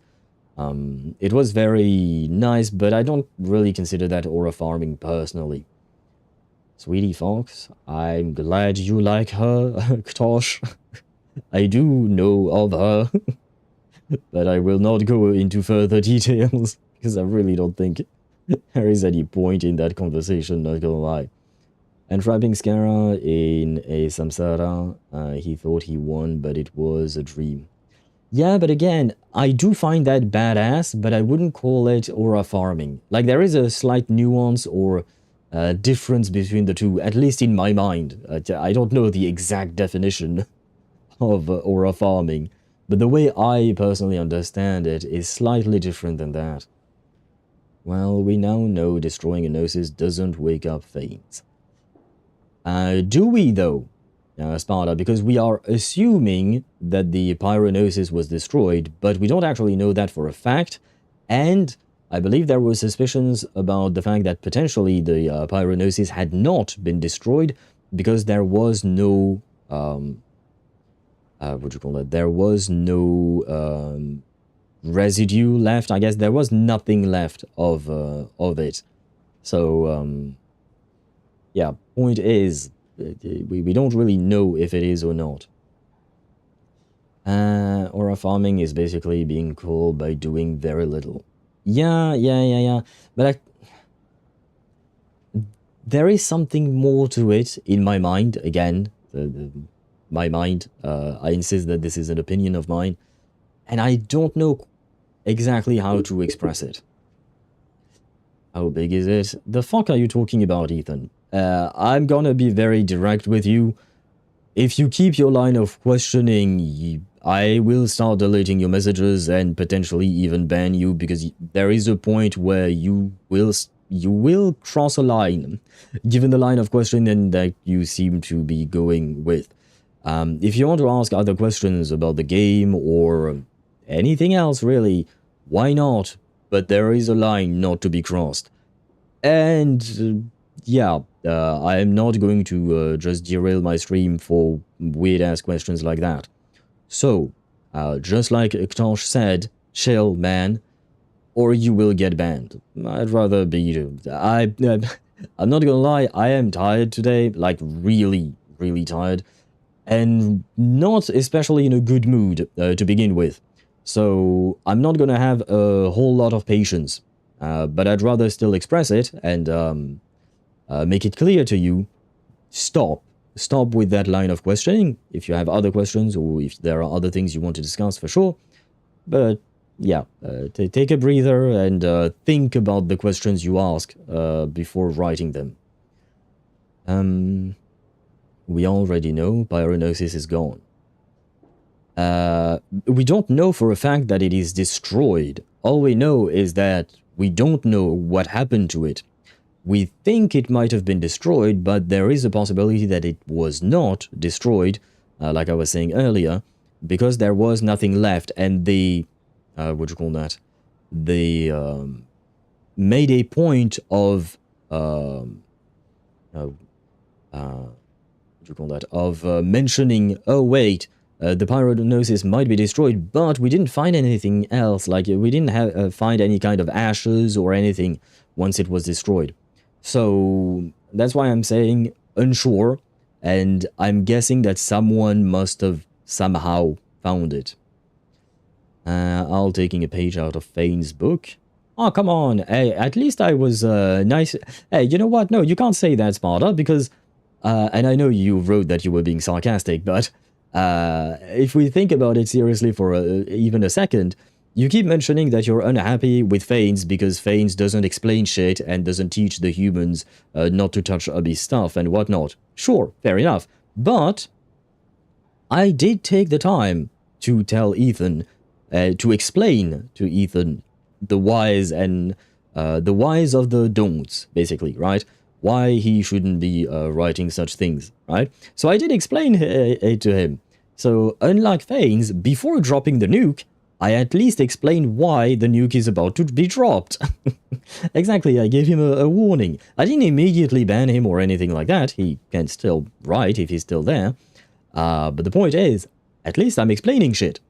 If you then still decide to cross the line, yeah, I might drop a nuke on you. But that's a you problem. You chose to cross the line. Also, my money's on gold, that it may have respawned in Celestia. Ah, it could have respawned in Celestia. That is a good point. I didn't think about that. But why gold specifically? I guess she's the most conniving of all of them, I suppose. But is there another reason why you would think that?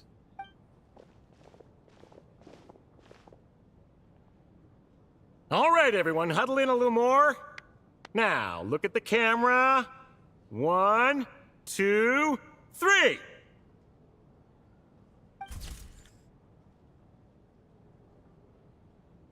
Wait. I will let you admire the photo a few seconds longer while I serve myself some tea. Oh, that is cute. Oh, even Alyosha is there. Oh. And this is Tonya, I would assume. She's hella cute. God damn. She's super cute. And I suppose Child is a good-looking dude as well. Well, I mean, I guess every character is good-looking in this game, more or less. But still, she's very cute. I don't know who she reminds me of, but she reminds me of someone. I don't really place her. And holy tall man. Why is this man so fucking tall? Oh my god. But yeah, they're all very cute. And even the girl who works for the theater, they're all very adorable. I like this picture. Secret 10th Harbinger? Wait, you think that gold is the secret 10th Harbinger? Oh, wait. Yeah, because I believe that gold and the Tsaritsa are kind of colluding, right? Kind of. There is something going on between Snezhnaya and gold, right? And wow, that's actually a very good point. I never thought about it.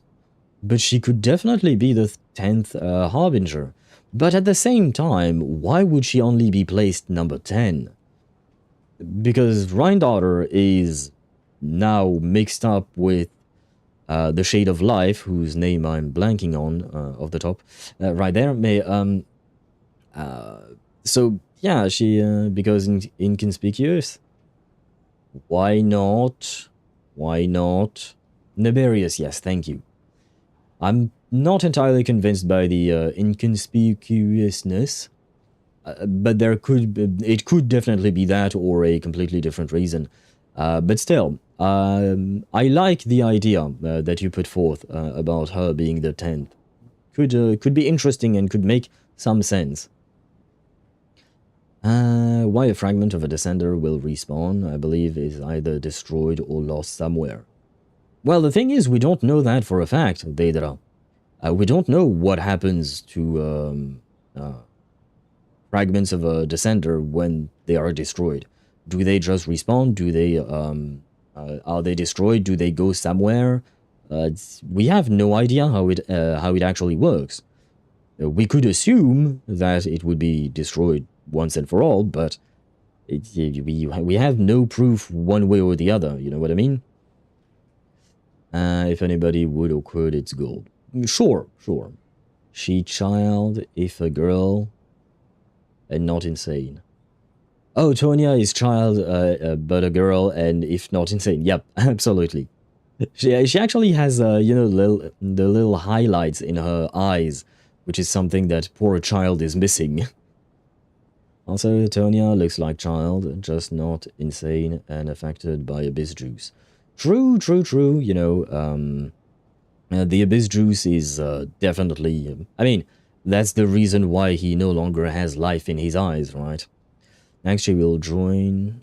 She will just join... I don't... She will just join... I don't... Genius Society. Wait, what? Who will join the Genius Society, Deidara? I think Sandrone kind of reminds me a lot of the Her. Are you quite satisfied, Mr. Energy Scientist? I rather hope you don't have any other escape plans to add to my workload today. Ho. Mr. Hot Man has a hot voice. And he is Electro. Well, we can see it here. He is indeed Electro. He was very Electro-coded, where I believe we talked about this last week. But on top of that, now we can actually see his vision. Now the question is, can we see his visions for media? Because I don't think we can. What are you talking about, Sarge? This was simply my way of inviting you to watch Miss Odette's new show with me. I think there might have been something next to his arm. Media is Electro too? And wasn't the performance spectacular? In the future, I heartily encourage you to take a leaf out of my book. Find some soul-nourishing pastimes to enrich your time outside of work. It was indeed a fine performance, but I must correct you on one point. This is not time outside of work. These are working hours. Valerie is so done with media. Media is Electro 2 and on his belt. Yeah, I thought I saw something, but it was, you know, under the flappy thing of his coat. Yeah, Exophanes, we gotta check it out. Good point. Next time we are outside of discussion, we can try and go to a Statue of the Seven to do that. Also, mentioning now Wu, I'm so impressed. Qing Xiao looked easy skip, but now in the last video and having her close to the camera, what a beauty. She's blue for you. Yes. Yeah, well, you know what, the Xing Xiao situation, for me, is what Sparda is living with Arlecchino. He really wants to pull for father, and I really want to pull for Tsing Xiao, but I can't afford to. I gave everything on my Yang Shuang Ling pulls, and then on Soy Soy. Now I have nothing left, basically. I think I could reach Pity on the character banner, but I wouldn't have enough to get the weapon as well. And more important, I guess I don't have to build a specific team for her because I believe she's a Toon Break character. So I guess she would steal Linnae and Mornier from iMyth. But not a fan of that to start things off. And more importantly, number one, I don't want to not have her signature weapon. And number two, I need to be saving for Shin. Shin is the character I really want, even though she's not blue, but she's hot mommy. So we need Shin. And on top of that, actually, to make it even worse, in the sense that it's yet another reason why I want to pull for Xing Xiao, is that she might be voiced by the voice actress that voices Lune in Expedition 33, aka my waifu. My feet waifu, I guess. So, I really want to pull for her, but again, we have to make choices. Gold joining Ruan Mei, Doomed Universe. Oh, that's a good point, yeah. I guess, yeah, we kind of have these equivalency, right? Sandrone and the Herta, and what you just mentioned, Gold and Reinhardt, Gold and Ruan Mei. Oh god. If you put these four in one room and you give them a project, I think we're all gonna die. And her ultimate is stupidly insane. Also bowling and Jianxing screen time. I don't know why you're mentioning bowling and Jianxing. But for the ultimate, yes, I love her ultimate animation with the giant-ass sword. It kind of reminds me of Su Shang, but you know, the one from Honkai Impact 3rd. She had an ultimate. I don't remember which Su Shang it was, the specific name, but you know, the one who drops a giant-ass sword from the sky. And she was... her playstyle kind of reminds me of Yanxing from HSR. You know, she was... or even Ye Shongguang from ZZZ, you know, dancing on swords, sending swords everywhere, etc. I love to play her. I didn't pull for her because I didn't have the funds or anything. But yeah, I absolutely loved playing her in events and trials and stuff like that. Those four in one room and screwy. Honkai is doomed. Well, they will bring the finality, I think. And Screwy would probably pop a bolt, I guess. I don't know. I don't know how he works. I don't think he can have a heart attack.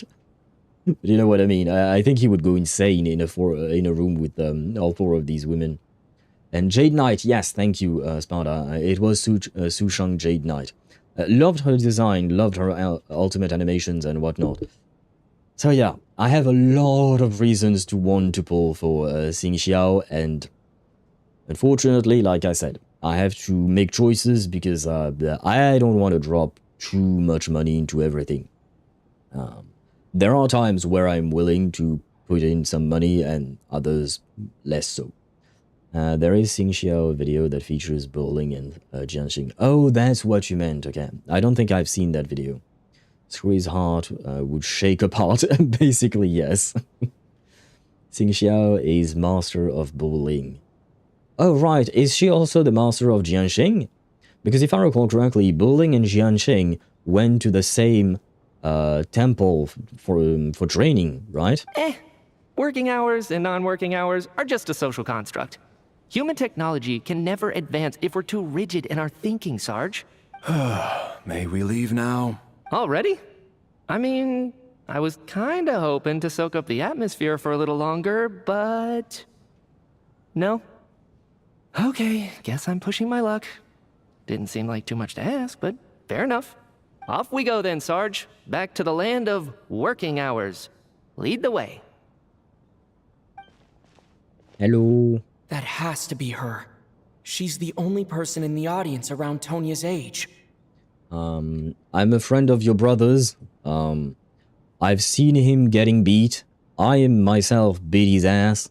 But, somehow we ended up being friends. Excuse me. Are you Tonya? Huh? Your brother's busy today, so I took his ticket. Don't worry about him. He's fine.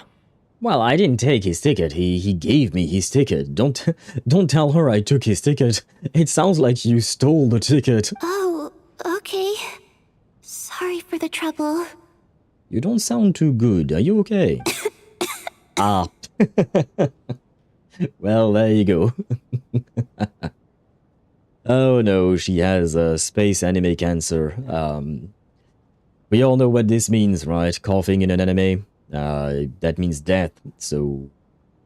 Well, it was nice knowing you. We barely met you, but apparently we're not gonna be spending too much time with you, huh? Wait, I wonder, is Child even aware of this?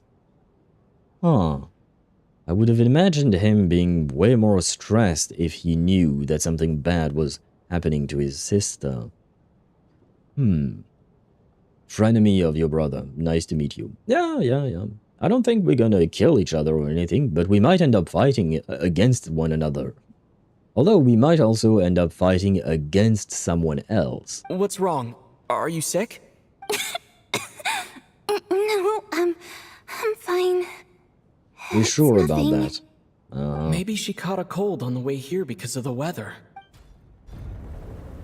Yes, I do not believe a word that comes out of this little girl's mouth. I haven't seen snow like this in a long time. It's most unusual. I know. It's completely white out there. You can barely see a thing. I've never seen such heavy snow in my life. Let's wait it out for now. You'd be lucky not to freeze to death in this weather, let alone... Well, look at that. Maybe we shouldn't be in such a rush to get back after all. What do you think? Bad. I rested my hand on the spacebar inadvertently. You'd be lucky not to freeze to death in this weather, let alone find your way. Let's wait and see. Why do you need to take it so seriously? Fate has given us this wonderful chance to take a break. We owe it to ourselves to make the most of it. Weren't you already taking a break by going to this play? Brother really does not want to work, huh? But where is Sigrika's rerun? A good question. I think it could happen sooner rather than later, probably. I need to lose my 50-50 to Genshin too. Did you already choose someone from the selector, Deidara? Because I believe when you start the game you get a selector, don't you? Media is after my heart. You don't. You always want to take breaks and whatnot. I mean, understandable. It kind of depends, in my opinion, of what kind of job you do, right? If you do a job that you actually love and are passionate about, I can see people not wanting to take breaks. If you do something that is very tedious, or maybe even with people that you dislike very much, or stuff like that, I would assume that then, yeah, you would try and take breaks. Well, it's not even assuming, I know for a fact. Because I've been in that situation before. Like, there were times where I didn't even want to go to work because of specific people. But, unfortunately, you don't really have a choice now, do you? Running at 110% is not healthy, that's all I'm gonna say. Oh, yeah, no, absolutely. I mean, it is important to take breaks, even during work, of course. However, I mean, this was a play. This is not like a 10-minute, 15 minutes break. And absolutely take an hour-long break for lunch, for instance. Why not? But this is like 1, 2, 3 hours worth of a play, I would assume. You know what I mean? That's way too long of a break. Sparta, just do as Al does. Think about Sheen. That's my work for everyone. I don't understand the last sentence. That's my work for everyone. But I do believe Sparta is also saving for Sheen at the moment, aren't you? Come to think of it, there's a small inn not far from here that always keeps plenty of extra blankets on hand for guests. I know the route well. Shall I head over and borrow a few blankets? That way, anyone in a hurry can wrap up warm for the journey back. Just remember to return them next time you're over this way. Yay, burrito style. Sir, there's really no need to go to all that trouble. Hey, it's no trouble at all. Wait here, I'll be right back. Thank you, Dyumov, I think was his name. What a kind gentleman. Very good. My wife and daughter are waiting for me at home, so I shall be heading back as soon as I get my blanket. So... are you expecting us to go back to the Armory Palace wrapped in blankets too? Don't worry about that. I made arrangements in advance. Should I not return to the Armory Palace within 3.5 hours after Operation Showtime begins, an armed squad will be sent to collect us. Operation Showtime. So he even had a name for the operation of surveilling media while he was watching a play? They will escort us back. You are one of our key military personnel, so any weather-related risks must be eliminated. Operation Showtime? So, wait. Every single time you drag me back to work when I sneak out, it's a whole official operation? I gotta say, you've really turned this into quite a moral dilemma for me. It's snowing pretty hard out there. I think you should stay here for now. You seem a little under the weather. I like their dynamic, Media and Valeri. Right, yeah, they put the emphasis on the E for some reason. Valeri, yeah. I like their dynamic together. Also, I forgot Jingram. Sorry, my dude. Yeah, I'm not really a fan of Jingram either. Although I kind of liked him when we first saw him, a tiny bit of him during the last patch. However, I mean, I like his animations as well, but there isn't enough in there for me to want to pull for him, which is kind of sad, unfortunately, but it is what it is. Is Valerie as tall as Varka, I would assume? I don't know. That's a good question. I think maybe he looks quite buff, but I don't know. I would need to be able to put Varka next to him, if at all possible. Also, Tonya is hella cute. Yeah, 100%. I agree. I love her hairstyle, for instance. And he's dead? Watch. Wait, who's dead, Sparta? Media and Valeri are the lazy friend and the busy bee friend. Yeah, basically, yeah. They are fundamentally incompatible, but are unfortunately for both friends. Yeah, I mean, they're not just... I don't know if they are actually friends, but they are colleagues, right? And they work together at the very least. I don't know how deeply the friendship goes or not. Sure. My brother might come pick me up in a bit anyway. Time to get to work. I should head backstage and find Odette. I need to look her in the eye and ask her about Lelik.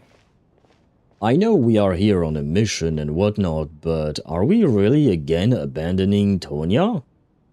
I kind of feel bad for the girl, because, you know, already her brother left her out to dry, I guess, in the sense that she was supposed to come here with her brother, but he couldn't make it, and then we took his place, but the fact is that we didn't even bother to try and find her before the play started, so it's not like we even went to see the play with her, just happened to see the play far apart, I guess. I mean, I suppose it doesn't really matter, but, you know, it just doesn't really feel like we are treating her nicely, you know? Kind of feels bad. And now we just left to go talk to Odette, leaving the poor girl alone once again. And she's a child, you know, and I'm not talking about child's, you know, Tartaglia. I'm talking about child without E at the end, aka children, when talking about them in the plural form. But yeah, she's a teenager or a child or something like that, right? I mean, I guess she seems to be old enough to be able to take care of herself, but still. I don't like the idea of just leaving her to dry like that. It doesn't sit right, I think. More than the unbothered friend and the bothered friend. The bothered friend by the unbothered friend. The bothered friend bothered by the unbothered friends. That was hard to say. Tartaglia busting into the theater in foul legacy. Ah, come on, you know he can't do that, not in front of his siblings. A mental image fell into my head when I said, my brother will come pick me up.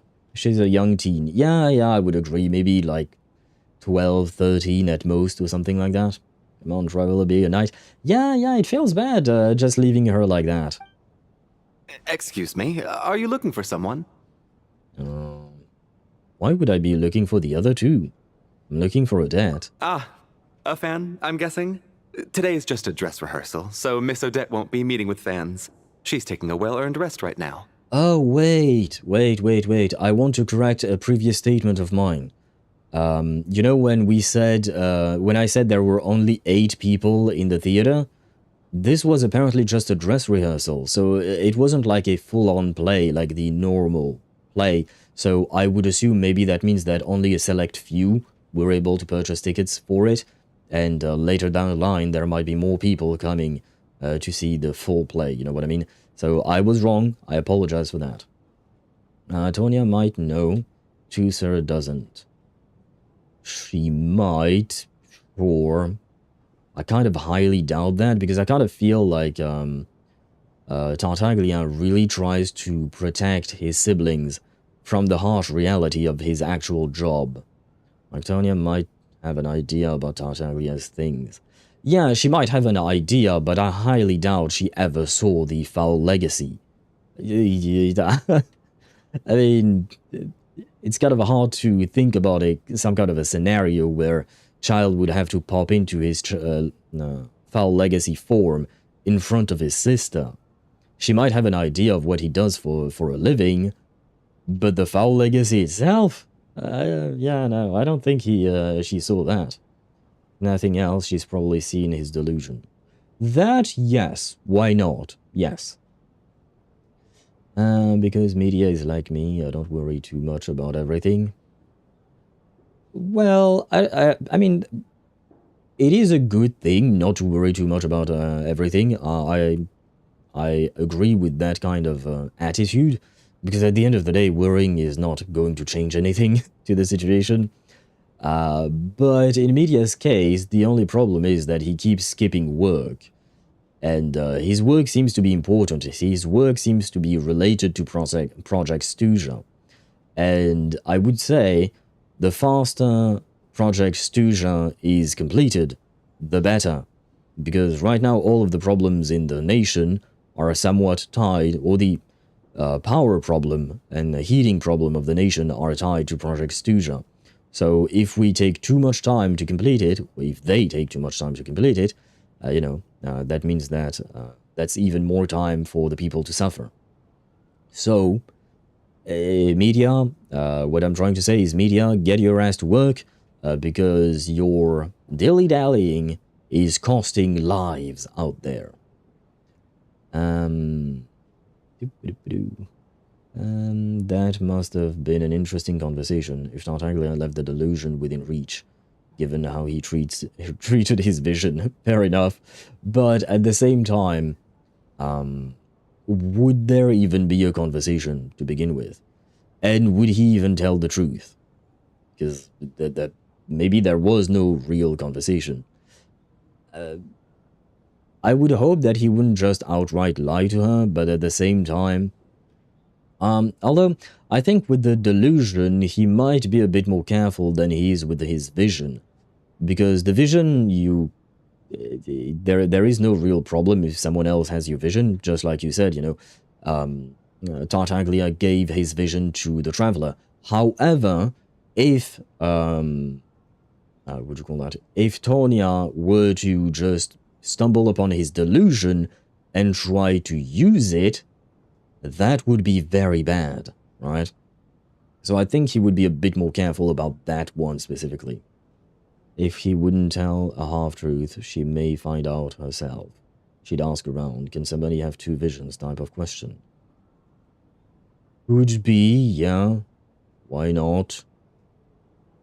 The real question would be, would she be curious enough to keep asking around? By the way, are you ever planning on playing Dark Souls? I want to ask what would you choose as the ending for the game? Oh, no, I don't plan on playing any of the Dark Souls games. I'm sure they are very, what do you call that?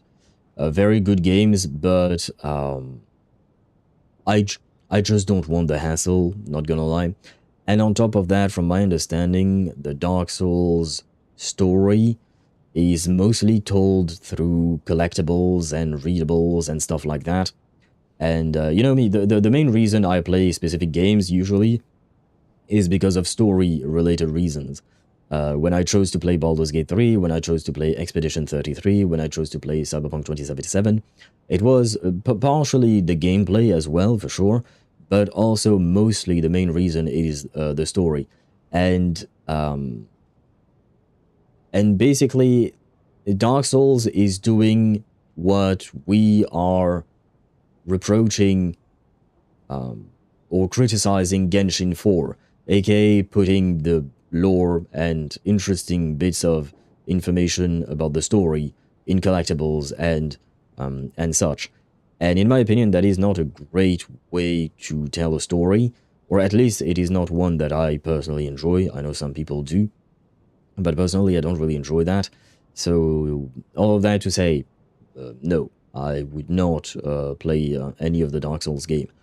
On top of that, there is the gameplay. I don't want to have to spend hours repeating the same fight over and over and over again in order to defeat a boss, because I know that's how it would go, and not exactly my cup of tea. I never know. Also, delusions aren't automatically lethal, and the Harbingers ones may have the most refined out of all. Well, even if the delusions are not automatically lethal, that doesn't mean that there couldn't be... because what I was thinking is not just immediate death, but there could be adverse health effects on the kid. Especially a kid who is coughing in an anime, you know? Would you rather sacrifice yourself to stop the cycle of undead, basically endless people trying to stop the cycle of people appearing in the God's world for countless deaths? Endless people trying to stop the cycle of God's world for countless deaths? I have to admit, I am kind of confused about what is written in the parentheses, but I did understand. Would you rather sacrifice yourself to stop the cycle, or what is the other one? Or allow the world to come to the Dark Age and you become the Lord of the Dark and the Age of Gods comes to an end.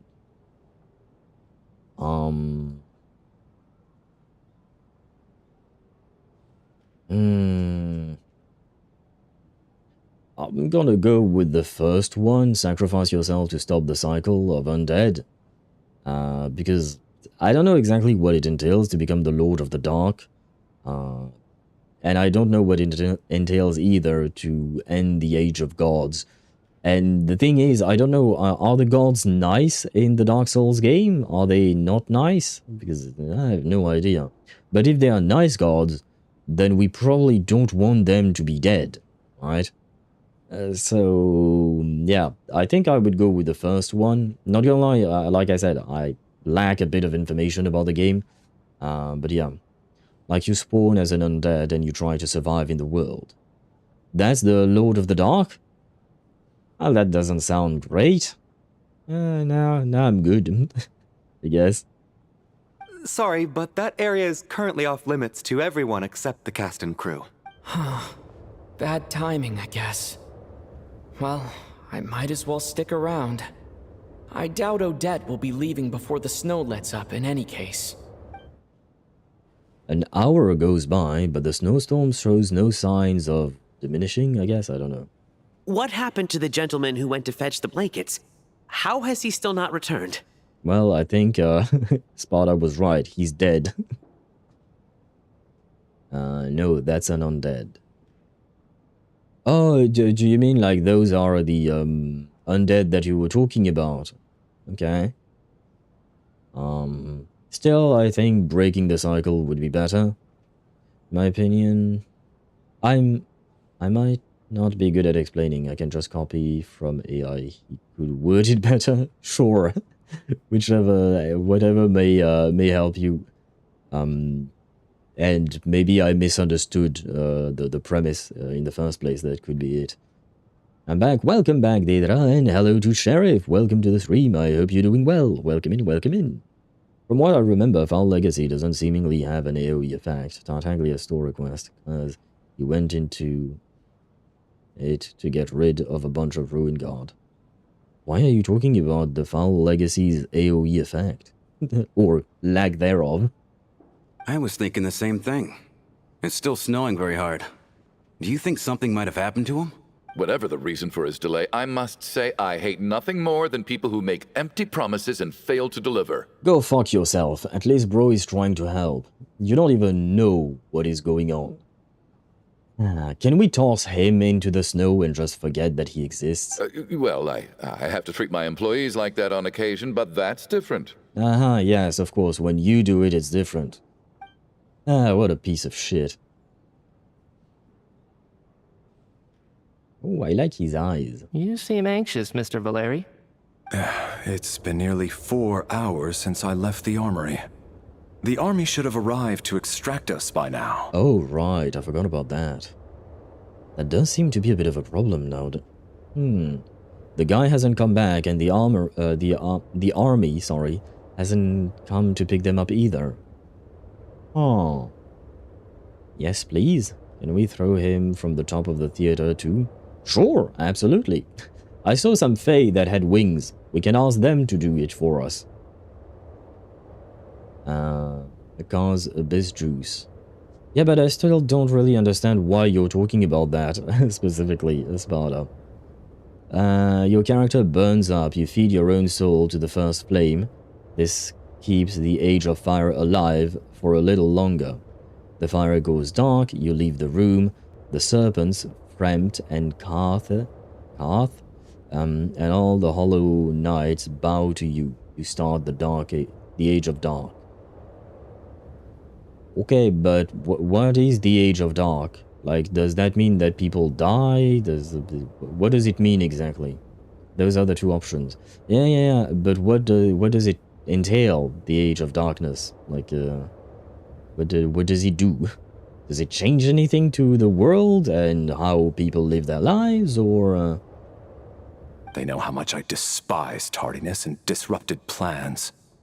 There's simply no reason that they shouldn't have shown up by now, barring exceptional circumstances. Surely a snowstorm like this one counts as such. Few things in this world can stop the Snezhnayan army, Mr. Mitya. And a snowstorm is certainly not one of them. Why don't you go out and take a look? They might be right outside, waiting for your orders before they dare come in.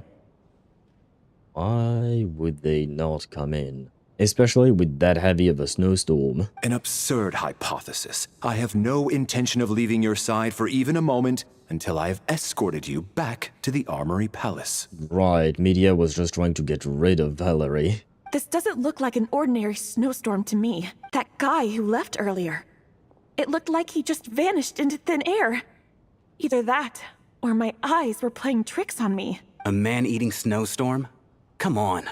Night hasn't even fallen yet. Spare us the ghost stories.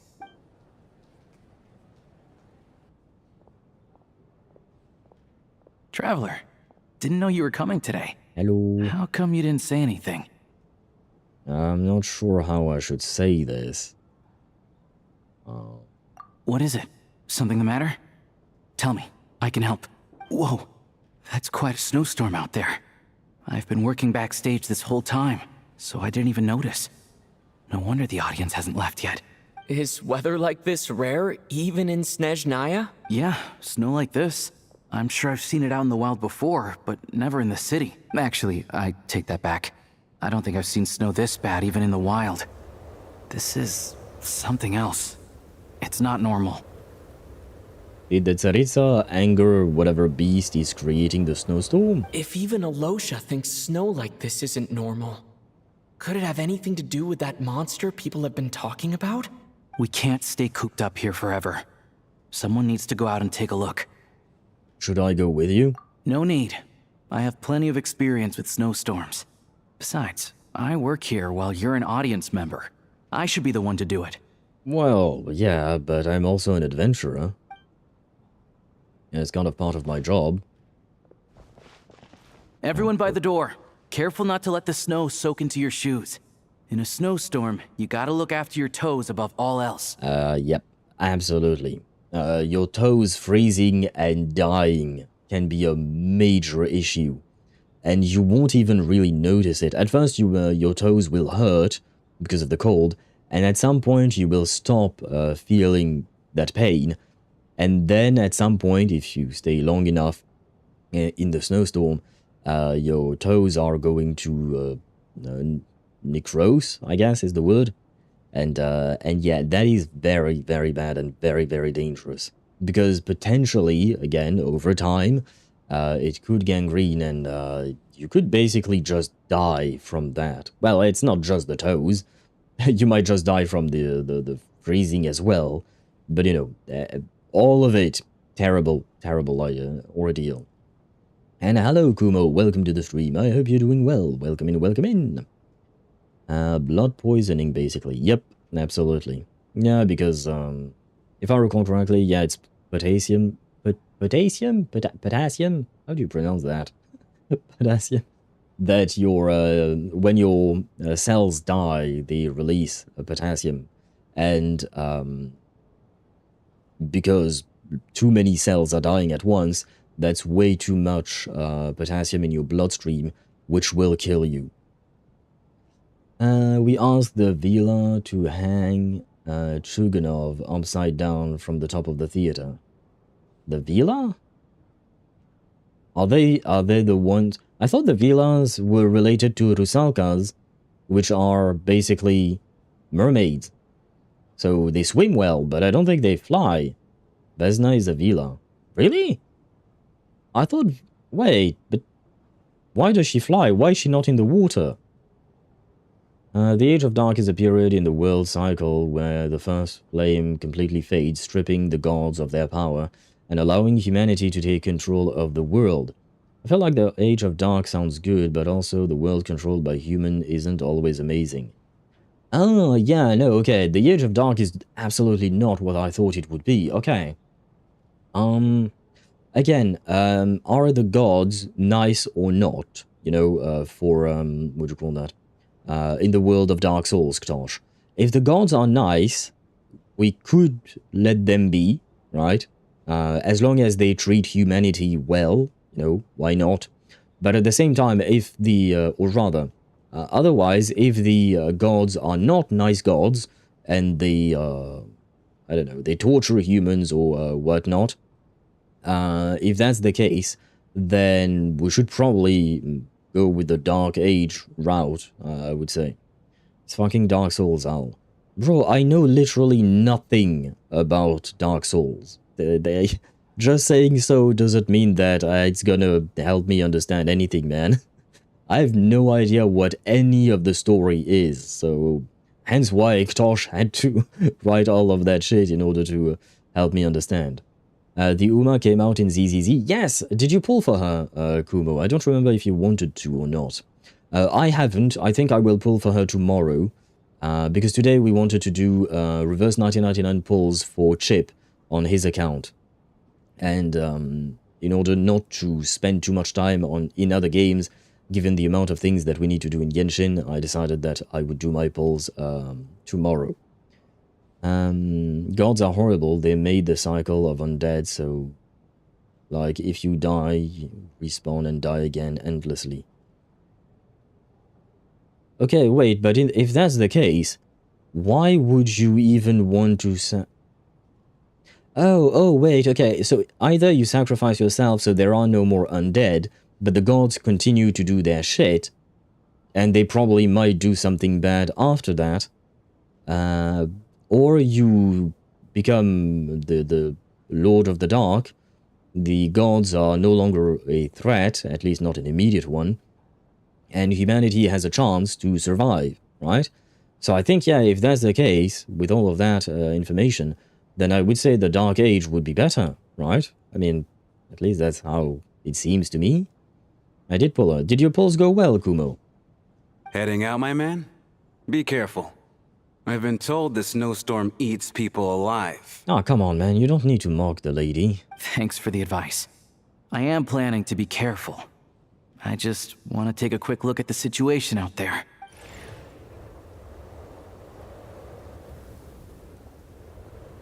And he died. Can you imagine? He's back! He's back! How was it? What's going on out there? Well, that was quick. Did you see any soldiers patrolling the area? Something about this storm isn't right. There's no one out there. I didn't see a single soul. And something in the air gives me the creeps. This isn't your average snowstorm. I suspect it might be related to recent events in our nation. I strongly advise everyone to stay here until the snow dies down. Are you serious? So all of us are trapped here now? That sounds a little far-fetched to me. Do you want to go into the suspicious snowstorm and die? Be my guest. Go ahead. You want to go outside and see? I, for one, am not risking my neck in that weather. Soboleva has the right... She has the gist of it. She has a brain. Unlike this guy. This just turned from a minor delay into a major hassle. We can only hope that our friend who went to fetch the blankets just ditched us and went home. Is it really that bad?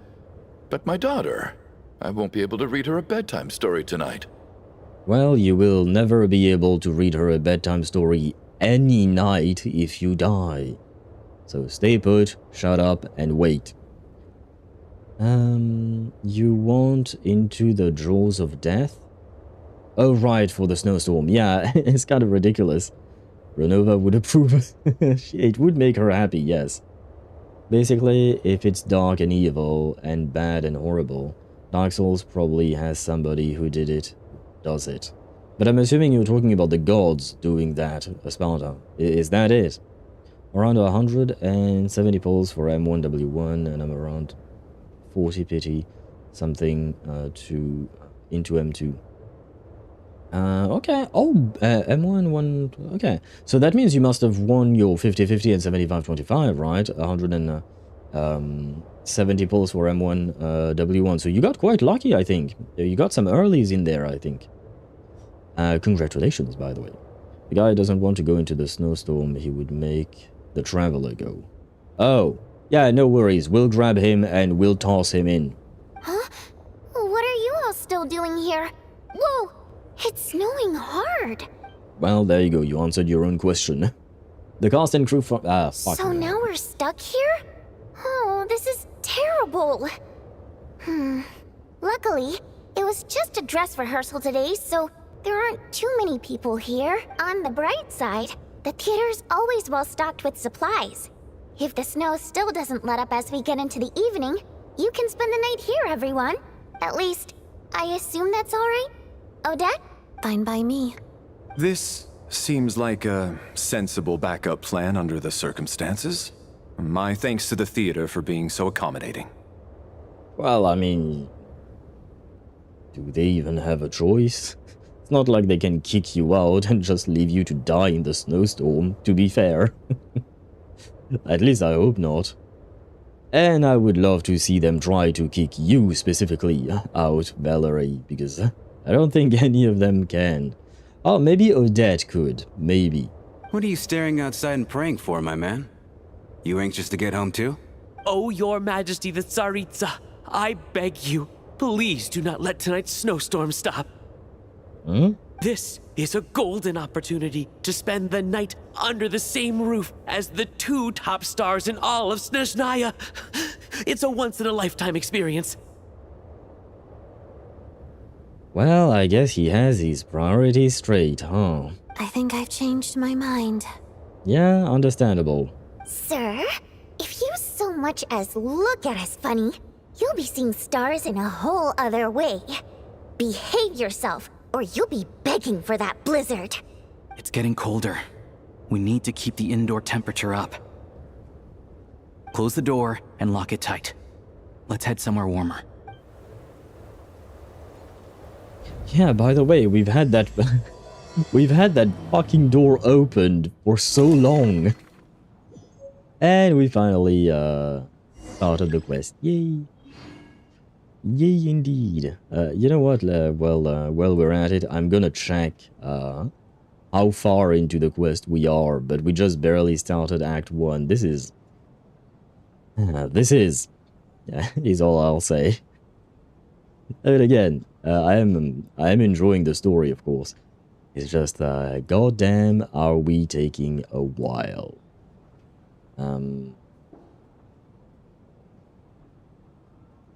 Okay. I believe we are at... Oh, wait, what? What is that? Oh! Oh, that's cool. Coolish. A staff member at the Korolevsky Theater. Exceptionally diligent and reliable. He rarely makes mistakes. Regular theater goers know him well, as he has long been responsible for checking tickets at the entrance. He also seems to be a fan of Odette. Alyosha.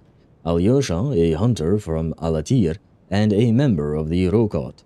He often takes part-time jobs at the Korolevsky Theater to make ends meet. He may well have been the first friend you made after arriving in Snezhnaya. No details on this person yet. Chuganov, owner of the Iskra manufacturing plant and a member of the Snezhnograd Veche. He carefully maintains the image of a devoted family man and deeply loves his wife and daughter. The factory he operates is known for excessive energy waste. Tonya, the younger sister of Tartaglia. He talks about her so often that this is the first time you've actually met her in person. He talks about her so often that this is the first time you've actually met her in person. Though in poor health and prone to coughing, she's excited about spending the night away from home. Happy Owl, me, the fourth descender, a traveler from beyond the stars. Odette, the principal ballerina of the Korolevsky troupe, also a member of the Fatui and a candidate to become the next harbinger, the Fair Lady. She is additionally suspected of having another identity, Lelek, who operates from the shadows. Valerie, head of the Special Assignment Battalion, Armory Palace Royal Grenadier Guard, 1st Regiment. As a soldier, he places great importance on planning and timing.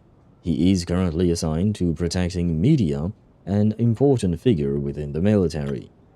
Vodyanitsa, the prima donna of the Korolevsky troupe, a mysterious Rusalka whose extraordinary singing has captivated countless audiences. A member of the Rokot, a member of the Rokot, she cares deeply about the welfare of ordinary people. Media, an expert with the Energy Commission and a prominent figure in the military, he has an exceptional command of all manners of energy-related technologies. Though he can be rather talkative at times, his cough more than makes up for it. No details on this person yet. No details on this person yet. Rampana, a staff member at the Korolevsky Theater. Drawn there by dreams of a celebrity lifestyle, she now handles duties such as announcing performances and hosting events. She can occasionally get a little too fixated on things. Okay. And that's it. Nice little feature, you know, especially going it through, you know, the photograph like that. I like this little feature. Overall, not just the gods, from the lowest of the low to the highest of of gods. Okay, so basically everyone is shit in Dark Souls, is what you're trying to say. This is my guarantee for the first copy. Lost around 50 pity to Rena M4 and got M1 at like 50 pity something. Not bad. And apparently Sigrid is watch listed to go up to the same tier as Ye Shungguang. Really? Oh. Nice for the Uma wife. Odette could probably match him. You just started Wraith's Nocturne. Yep. We are at the very beginning indeed. And Odette matching Valerie? Maybe. I don't know, because I'm guessing they have very different style of fighting. And there is one thing to take into account, and it's age. I would assume that Valerie is older than Odette. Age gets you experience points, right? Or rather, he has had more time to train and stuff like that. The vision output also matter, that is true. Yes, and we have no idea what the vision output is for technically either of them, right? I mean, I guess we do have somewhat of an understanding of Odette through gameplay, but, you know, gameplay does not reflect lore. Well, I found that spicy NSFW secret-wise artwork again. Wanna see? Sure, but if that's the case, send it to me in my DMs, if it's NSFW. Low-key hilarious that people don't put two and two together, that Vodyanitsa singing is basically inherently supernatural to her. What do you mean? I mean, aren't Rusalkas like mermaid and thus known for their singing? I guess, right? I mean, isn't that just a common fact? She's a mermaid, yes. Yeah, and I mean, I'm guessing that everyone knows that mermaids are more like a siren. Yeah, but you know, the song of the mermaid or the song of the siren is what draws the sailors in, and then they murder them. But you know, it is quite well known that their singing is what drives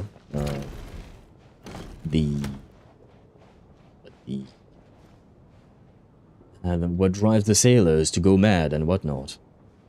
I just gotta say, Traveler, in his yee-ass old outfit in that pic. Oh, was he? I didn't pay attention, I have to admit. But yeah, I really very much prefer this outfit. And I have to say, I love the new outfit that we get in the third-person shooter mode. And I'm so pissed that we don't just get it here for regular gameplay. I don't understand why, man. Ah, well, it is what it is. And back to lurking for Swivy. Happy lurking to you. Where is that outfit? Well, unfortunately, nowhere. And by the way, I don't think I can teleport away, can I? Oh, I could. Kind of feels bad teleporting while there is some kind of a snowstorm going on, but I have not forgotten to go to a, we will do it later, but I haven't forgotten to go look for, you know, the weapon, right, this thing. Exaphanes, I think. Genshin and their stupid choices. Yeah, about the outfits, yeah, absolutely, I agree. It's a stupid choice, unfortunately. Time to pull Uma for me. Work is mostly out of the way. Nice! And I don't know what. Swivy. Good luck to you on your Uma pulls. I hope the Uma comes running to you as if she were doing a race in Uma Musume and she's in first place and a winner. Or something like that. By the way, I also found an NPC after defeating the Fire Spider. And honestly, one of the saddest NPCs I've ever seen. She's the Fire Spider's sister that is both paralyzed and blind, and she thought we were her caretaker and doesn't even know her sister is still dead. But oh, you killed her sister. God damn it. Why did you kill her sister? I guess maybe because she was a Fire Spider, maybe? Just bought 100 jars of honey. Wish me luck. Wait, what? Why did you buy 100 jars of honey? I mean, honey is tasty. I have it in my tea, but what you doing, Sparta? At least that outfit fits the weather. Yes, absolutely. This outfit fits the weather somewhat, because let's be honest, he should be wearing a fur coat of some kind, you know, in order to protect himself better from the cold. But this is way better than the original outfit that shows his midriff, his tummy area. You don't go to a snowstorm area with your tummy exposed like that. That's very stupid. Except for Lumine. I don't remember Lumine's outfit much, I have to admit. Her thighs and cleavage. I have to admit I don't remember Lumine's outfit enough. To craft Medovix. Craft what? Isn't that the cake? Why do you want to craft 100 of those cakes? Well, maybe not 100, but maybe 50 or 30, I don't know. Why are you crafting the cake? The fire spider was supposed to be killed to the ring, the second bell that unlocks the late game area, because I'm almost finished with the game already. Oh, did you speedrun the game, Ktosh, or did you take your time? I'll make a second playthrough, as I said before, since I killed some NPCs and couldn't finish their quests. Yeah, that might have left you out of the ability to see everything the game has to offer. That outfit doesn't have exposed tummy for either. This one, no, yes. This is why I like this one. The other one, not so much. It's healing? Sure, I suppose. Why not? I have to admit, I don't really use food in the game. At least not all that often. Hello? And then there's the aristocrats. Easiest of all to deal with. You don't need to use any force whatsoever. All you have to do is show them the rope you plan to tie them up with. Do you know why? I don't. Do tell. Because nothing horrifies them more than the thought of a cheap, coarse rope leaving creases on their precious million more coat.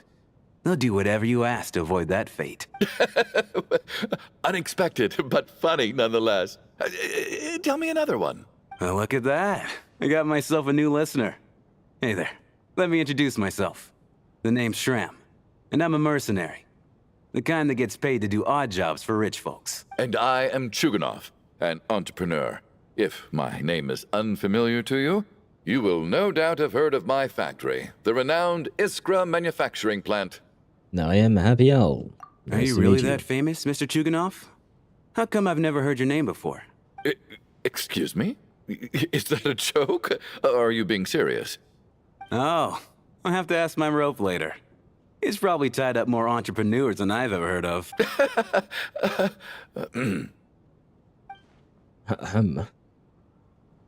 Where are we? That way, who's there? Oh, we've got Tonya. I'll go... you know what? Let's go... Oh, for a second there, I thought this case, this briefcase, it was a treasure chest because, you know, it's the same color. Let's talk to Tonya first. How are you feeling, Tonya? Let's try and take care of Tartaglia's sister, you know. Lumine is very sexy and cute. Sexy, yeah. Cute, yes. Sexy, yeah. Kind of, I suppose. Cute, definitely. Again, my opinion. And why did you say rip, Swivy? Did your Uma pulls go badly? And did you already finish pulling for her? So if I can get M2 Sigrid, she will have 56 pen ratio. That's huge! And since she has that much pen ratio already, I'll be using Rena, who will be boosting by another 32%. 88% defense ignore. That is huge! At M2 she gets 56 pen ratio? Or does she get some already from her base kit? I don't remember that. That NPC? Oh, that's what you meant. Okay, you were talking about the Chugunov, I believe. That's how Tortilla's eyes would look if he wasn't dead inside. Yeah, and honestly, they are good-looking eyes. They're cute. Well, cute. She's cute, but I like the eyes themselves, and they look nice, is what I'm trying to say. But yeah, for Tartaglia's, less so. I'm fine. Sorry to worry you. Why are you lying? Used to it by this point. Oh. I take medicine for it. My brother usually helps to get it ready for me. Child must take great care of his sister. Mm-hmm. He's never mentioned Tonya's illness, though. You know, I actually find this whole thing kind of exciting. Stuck in a strange place thanks to a snowstorm. Having to spend the night with a bunch of interesting characters. It's pretty cool, don't you think? You're right, it's certainly a novel experience. Exactly. It's like one of those stories where an ordinary school trip turns into a magical adventure. I've always wanted something like that to happen in real life. I'm fine, really. Just got a little overexcited. Look after yourself. Otherwise, your brother will come after me. Well, I mean, we already beat his ass once. I'm sure we can do it again. My husband has major trust issues. To him, I doubt even this snowstorm is a good enough excuse for me to stay out all night. That's the price of marrying into wealth. You'll get used to it. I'm not about to stop you if you want to leave, but don't drag me along. Torgov seems to be a very nice man. Hello? Can I help you? No. Okay, I'll go away. Fine. Could she have asthma? Do you mean Tonya? Maybe, but what I was actually thinking of was maybe she has the same thing that Paimon does. And like she's affected by the weird energy source thingy that the Fatui or media is working on. No, because if I recall correctly, he said that as far as we know that there was no adverse side effect, except for the dizziness and whatnot, if I recall correctly, right? Tonya was always sick. Yeah, but like, how long ago did Project Stuja start? Did it start before her birth, or did it start afterwards? Didn't expect Ether to say that. Oh, you know, it was a little joke, I think. Even before Stuja. Okay. If that's the case, yeah, maybe she has asthma. Which means that she would be a perfect character for a horror zombie show. Because there is always a kid with some kind of illness or disability in zombie movies and whatnot. Never really understood why.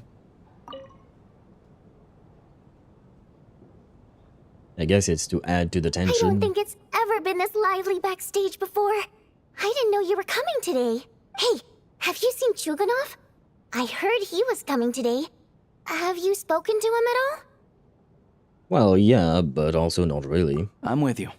This could be just the chance we need. Yeah, I gotta figure out a way to coax some more intel out of him. I want to know why he suddenly changed his stance on Project Stuja.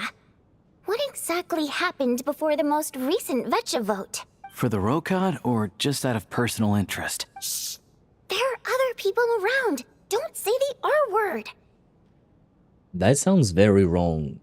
Because usually in real life, the R word is something very different that we shall not write in chat. I will warn you guys, do not write it. But, maybe she shouldn't have said that. Oh, is that it? Okay. Sure, we'll ask them first. This is highly irregular. A delay of over an hour during an operation like this theoretically warrants a Harbinger-level response. I wonder what the issue is. The storm, or something else. Sarge, the day you learn to let go and just enjoy moments like this is the day you'll finally understand the meaning of life. Well, I mean, do you plan on staying here forever? Because, like, we have no idea when this snowstorm will end, if it will ever end, since it's not a normal snowstorm. And yes, I do have a mother. Hello to you, Juk. Welcome to the stream. I hope you're doing well. Welcome in, welcome in. And yes, the storm is coming, and people are going to get reversed by the snow. Real, Renon, Rees. A first temple for Nautica. I do. What? Are you trying to get Rhiannon and Nautica as well? I'm slightly confused. But good luck to you on your pulls. Off topic, but Sigrid is out. Yeah. I know, and oh, just guessing the R word. Okay. Fair enough. And yeah, I know that Sigrid is out, and I want to pull for her, but I will be pulling for her tomorrow. Because today we wanted to do pulls for Chip on his account on Reverse 1999, and since there is still a lot of Genshin story left to do, I wanted to make sure we'd dedicate more time today, whatever. So we'll pull for Sigrid tomorrow. Oh, and congrats, Deidara, on your camera woman. Loggerhead is a home once more for you. Don't you already have her at P5 or not yet? Why, hello, sir. Hello. I believe you were the one sitting at a nearby table back at Podvorye restaurant? I have no idea what you mean. Any friend of the theater's star performers is a friend of mine. It's a pleasure to meet you. I'm Mitya, from the Energy Commission. Greetings. Major Valeri, head of the Special Assignments Battalion. Armory Palace Royal Grenadier Guards, 1st Regiment. I am here to ensure Mr. Mitya's personal safety. Please let me know if I can be of any assistance. I am Happy Owl. Delighted to meet you both. Mr. Traveler, I cannot help but notice that Miss Odette is stealing glances at me. Any idea what that could be about? I've racked my brains, but I can't think of anything I might have done to offend her. Perhaps she noticed me spacing out during her performance? No idea. Keep racking those brains, you'll figure it out. What? You mean I really did do something to upset her? Well, thanks for letting me know. Did he do anything to upset her? So, Mr. Mitya, is your work related to Project Stuja? Yes, that's right.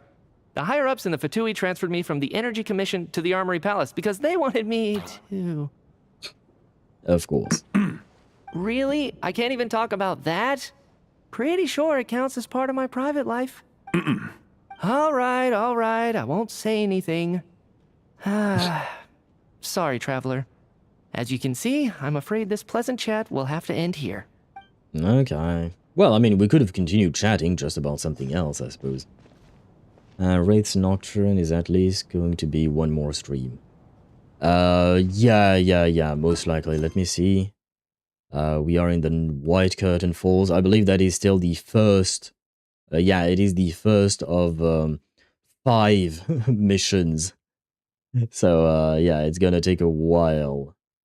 And, see what's going on. Yeah, and we are basically in the middle of the first quest out of 5 in the second act.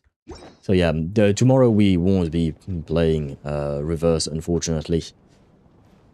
Well, it is what it is. I have to say, even though today was a rehearsal and there were some hiccups along the way, Miss Odette's performance was one of the best I've ever seen, even compared to an actual show. She's checking you out. You know what? Mitya is a cute boy. Odette is a cute girl. They're both blue, which is irrelevant, but that just means they are matching in colors. Why not? I ship them. I also had Reverse in only dailies. No, oh, it was your first time getting her. Okay. Oh, well, congratulations then. I don't remember what she does in terms of, what would you call that? In terms of, gameplay. Mitya is more shipped with Vodyanitsa? Why not? Why not? They don't really match in terms of colors, though, which disappoints me. But, in terms of personalities, why not? Yeah, I can see that. And Stellar Conduct. Oh, do you mean like for Mitya and Odette? Yeah, I suppose it would make sense. So let's hope that Mitya is a main DPS to her sub-DPS nature, I guess. Mitya and Dottore are the best... Juk? Ha? I don't think I've ever used this one on you, but there are things that deserves to be punished. There you go. What kind of an idea is that? Mitya and Dottore? Really? He would sooner experiment on Mitya than date Mitya. Oh my god. Vodyanitsa is Alyosha's. Really? Why not? Why not? Why not? Both like to experiment, why not? I'm not sure it's that kind of experiments that we're talking about for them, you know? Ah, wrong window. I couldn't agree more, especially considering the weight of the subject matter. It takes a truly seasoned professional to do justice to a theme like love and regret. Do you think we were coming on too strong? Odette's ignoring us again. Maybe she has a hard time accepting compliments? What about you? What did you think of today's performance? Actually, I wasn't paying attention. I thought you could be more expressive. Consider me a fan. A new fan, Odette. Oh my, that's Very flattering of you. Thank you. Hey, the Rizzler is in the place. I'm good. Hey, you know what? They're both matching in terms of colors. Once again, very important. And absolutely not relevant to actual dating, but who cares? Dottore would frame the experiment as a date. Well, I mean, it's kind of what happened between the Dottore and the Traveler, right? Dottore took us on a date at some point. You know, when he teleported us into a different world, reality thing. And not surprised, but Ether is being shipped with Odette the most. Yeah, that is very much not surprising. I'll make sure to save a ticket for you when the show's performance ready. This doesn't seem like the time or place to bring up the subject of Lelik. Not really. I need a chance to speak with her in private. So unfair. Talk about double standards. And now it looks like I've been spotted. You know Mitya too? No, I don't. I just have a feeling that he might be dangerous. Oh? Why? I wonder. Oh? Time fly by as people make How's it looking, Alyosha? Bro. Bro, are you fucking kidding me? That's the time I had to read that entire fucking sentence? I barely got in like 4 words. Are you kidding me? Sorry. Oh god. No change from this afternoon. Heavy snow with no sign of slowing down. May I have your attention, please?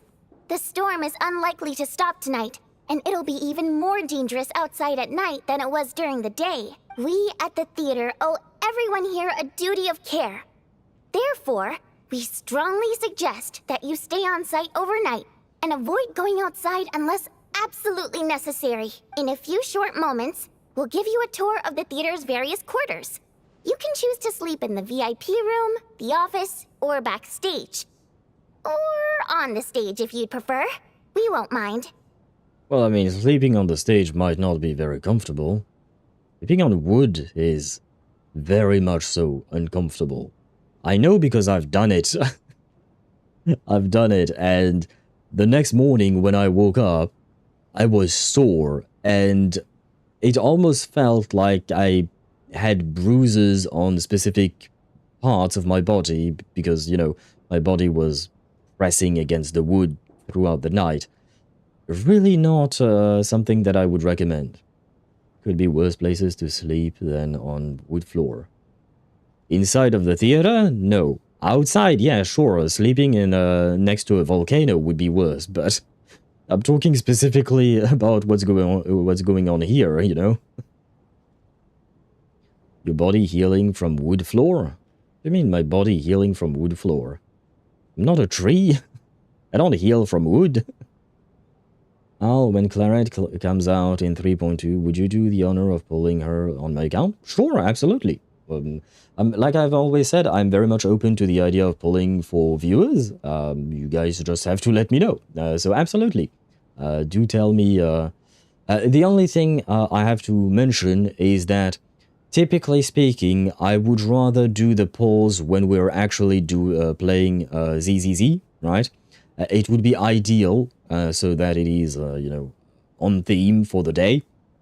However, there is the example of what happened today where I pulled in reverse 1999 for Chip, but that's because I've already made him wait a week, technically, because the update had happened last week, and eventually I decided, because at first I thought that we would be able maybe to play reverse this week. So at first I was like, hey, you know what? If you can wait a week, we can do it that day. And he agreed, thankfully and nicely. But then the problem was that Genshin is taking us way longer. So I didn't want to delay by another week, because at some point he needs the characters to complete endgame and whatnot. So I decided, okay, fuck it, we'll do it on a day where we're playing Genshin. So ideally, we would do it on the day we start ZZZ 3.2. But if that requires you to wait for too long, and you don't want to wait, or is really, really long, then we'll do it on whatever day. No matter what game we are actually playing on stream, we'll go do the polls first, and then we'll go, we'll go do the actual game. That being said, the only other thing that I want to mention is ideally I would prefer to do the polls at the beginning of the stream, because usually, you know, once we get going, like after the first hour of just yapping, typically speaking, we start the story, so we are kind of in the middle of story, and I'd rather not interrupt that. But, so usually I prefer doing the polling session during the first hour of the stream. However, once again, I also understand that you might not be available at that time, right? So if you're not, then we can still do the polls later. Because, well, I understand you have a life that does not revolve around my streams. If you're available during the first hour of the stream, that would be great. If not, we can try and find a moment, I'll try to pause the story at some point in order to do the polls. Yeah, I'm always late. Yeah, I've noticed that you tend to arrive later and not during the first hour of the stream. So that's why I wanted to say that. I prefer that. It's a preference, but it's not an obligation because, like, I'm not gonna force you to to come to my stream. I'm sure you have plenty of things to do in your life. So yeah, again, I just mentioned preferences, and if it turns out that way, that's great. If it doesn't, nobody would die, you know. But if you remember how Alyosha and Vodyanitsa acted, they almost acted like a married couple. Did they? I'm trying to remind myself. Oh, I guess so, yeah. Okay, yeah. I can see it. Why not? I mean, both of them are quite sociable, you know? Both of them are quite sociable, so maybe that plays into it, but I could see it, yeah. I'll pass on sleeping on the stage. What if the snow is stopped by tomorrow morning? The early birds in the audience might think we're part of some experimental new show. A drama about sleeping? That could be fun. Maybe we could come up with a title for the production. The word that should not be named. The slumbering heavenly principles, perhaps? What? Gotta admit, I didn't get that one. Do you not know about the heavenly principle? Ah. The way you're acting makes me think you do know. Anyone who doesn't wish to sleep on the stage, please follow me. I'll show you to the rooms. Interesting that media would know about the heavenly principles. I'm glad we chose that one instead of Sleeping Beauty. Though I feel like I won't sleep very well without Paimon here. Aww. That's kind of adorable, not being able to sleep properly when someone close to you. I mean, usually it's a partner, I suppose. It could be your kid as well. But, you know, it can happen. You get so used to sleeping next to the same person over and over and over, so when they're not there, you miss them. It's kind of adorable, and it shows the strength, in a way, or the depth of the relationship between the traveler and Paimon. Also, the hunter out in the middle of bumfuck nowhere and the prima donna of Koreyevsky. Or you're on edge cause they're not there. Well, that's going a bit, not extreme, but you know, it's going into the negative side of it, but I understand what you mean, yes, absolutely. Of course, Paimon is his hugging pillow. I mean, she looks a bit chubby, so I suppose she would be a comfortable pillow. And thank you very much for the hydrate and the stretch, Deidara. I'm sure she'll be worried that I haven't made it back yet. But as long as she looks out the window, she'll probably realize what's holding me up. Well, traveler, that's assuming that Paimon has a brain. She certainly has 2 stomachs, but brains? Not so sure. I wonder if she's feeling any better yet. At least she hasn't been getting any worse. Still, I should try and get back first thing tomorrow morning.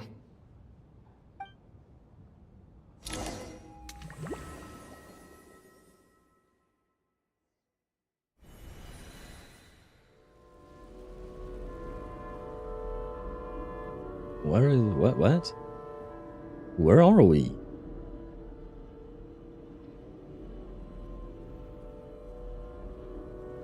Ah, finally. Welcome back to the world of the living, lazy bones. I was about to wake you. The black mist is almost on us. The what now? Still waking up, huh? You know, the black mist. No, It's I been don't. chasing us from below ever since we were born. You're just dozy. There's no way you've forgotten. The fuck? Well, number one, this mist is not black at all. But also, what? Come on, let's keep heading up. Onwards and upwards is the only way to survive. Don't listen to a word those black mist cultists say. Here we go again. The endless march toward survival. What's going on? That black mist down there is creeping me out. I mean, it And it's looks pretty. rising. Guess I should head upwards and get away from it. The black mist cultists believe that being swallowed by the black mist leads to everlasting peace. But if you ask me, they're just lying to themselves. This is so We're pretty. the only heretics left. The only ones who refuse to give in. We have to keep going. But how do you actually know that they're wrong? Dangerous question there, Torgov. The moment your faith wavers, you start a chain reaction that ends in the collapse of your will. Put the question out of your mind. Stay strong and believe that the black mist means certain death. Okay, but it's not my mind that's the problem. My body's about to give up on me. It's already starting to falter. Those paintings were really pretty, by Can't the do way. this anymore. I've had enough of being forever on the run. What's the point of it all? I don't know, because I have no idea what's going on. And Zhuk, I don't know why you wrote 444. Oh, wait. Is that how you laugh, but in Russian, maybe? Because I think, like, is it in Korean that they use the 5? Or something like that? Oh god, I don't quite remember which is what, but, no? Ah, okay. Then why are you writing 4 everywhere? Not everywhere, but, you know, multiple 4s. Wonder why the traveler hasn't tried to pyro his way through the storm. Good question. How exactly would he do that? Like, could he actually wrap himself in some kind of pyro blanket, I guess? I don't know if he has the ability or the control to do something like that. Maybe that's why. All getting seizures because of the black mist. Not being black. Well, yeah, you know, if you're telling me the black mist is black, then make it black. Otherwise, call it the blue mist. This looks bluish to me. Turquoise, maybe? Or just light blue? But yeah, call it the light blue mist. It's not black. Yes, I don't know, man. If you put words on something, if you name something, and you want to use a color to describe it, use the right color then, otherwise it doesn't make sense. He can output enough, he did during Natlan. Output and control are not the same thing. Could he just wrap it around himself? Because creating some kind of a blast of pyro, sure, I'm sure he can do that, but can he maintain a thin coat on himself is more of the question, and that requires control and the ability to use said output and maintain it. You know what I mean?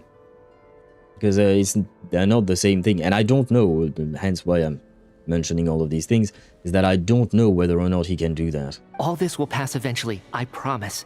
Keep fighting. It will be worth it. And why do you seem to know so much, man? You accuse the Black Mist cultists of being liars. But you're lying too. There is no end to this path. It keeps going up forever. There was never any hope to begin with. The cult of the Black Mist has poisoned your mind, Sobolova. Are you thinking of giving up as well? Wait, her name is pronounced Sobolova? So it's not an A sound? A Sobolove? No, sorry. Soboleva? It's not le, it's le? Sobolova? I think?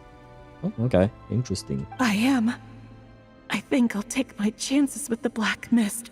over this perpetual torture. As much as I detest the Black Mist cultists, I'm just too weary. Then I bid you both farewell.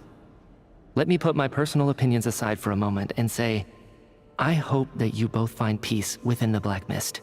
So we are just giving up on them? Fate always appears so impossibly complicated. But at moments like this, its raw simplicity is laid bare. Their fate was sealed from the instant they entertained doubt. From then on, the outcome was both inevitable and irreversible. Let's go. That's quite simply not true, unless there is some kind of magical component to it. But, like, the fact is that you can just, you know, convince people to change their mind. That is a thing. We don't just have to abandon them, we could just convince them not to go to the Black Mist. I mean, it might not work, but the possibility is there. Anyway. Wait. Anya, come on, I just want to copy. No, I just want to copy this. There. Wait. I'm copying your message, Juk, to see how to pronounce it on Google Translate. Sobiliva. Wait. Sobiliva. Sobiliva, I think. Can you rate my pronunciation out of 10? Sobiliva. Hey. Okay, wait, no, if you reply with emojis laughing, it's worse than giving me a 0 out of 10, okay? You don't have to mock me, I'm trying my best, okay?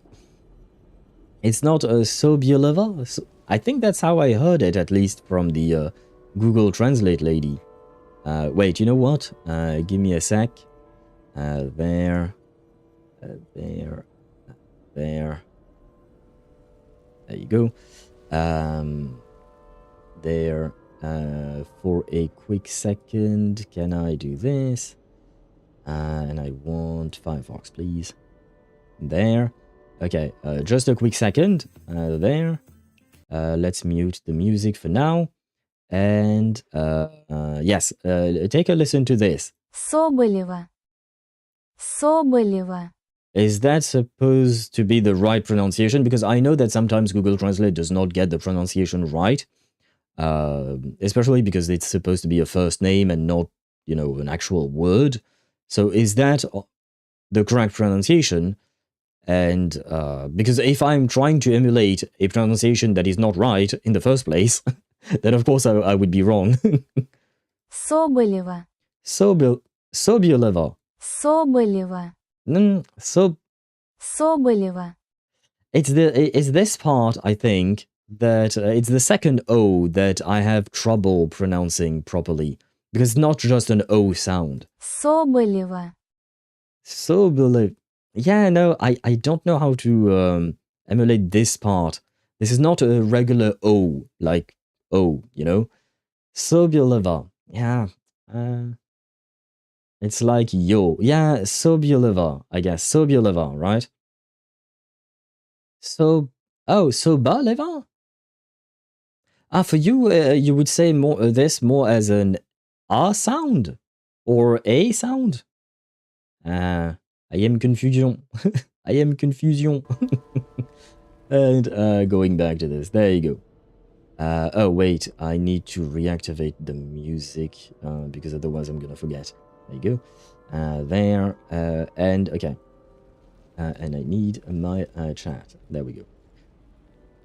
Fucking Reddit tried to spoil me. Spoil you on what? On Genshin, you mean, Deidra? Got the phonetic. Well, it reads exactly like that. Okay, so it would be Sobaliva. Is that closer? Sobaliva. Maybe. Hopefully.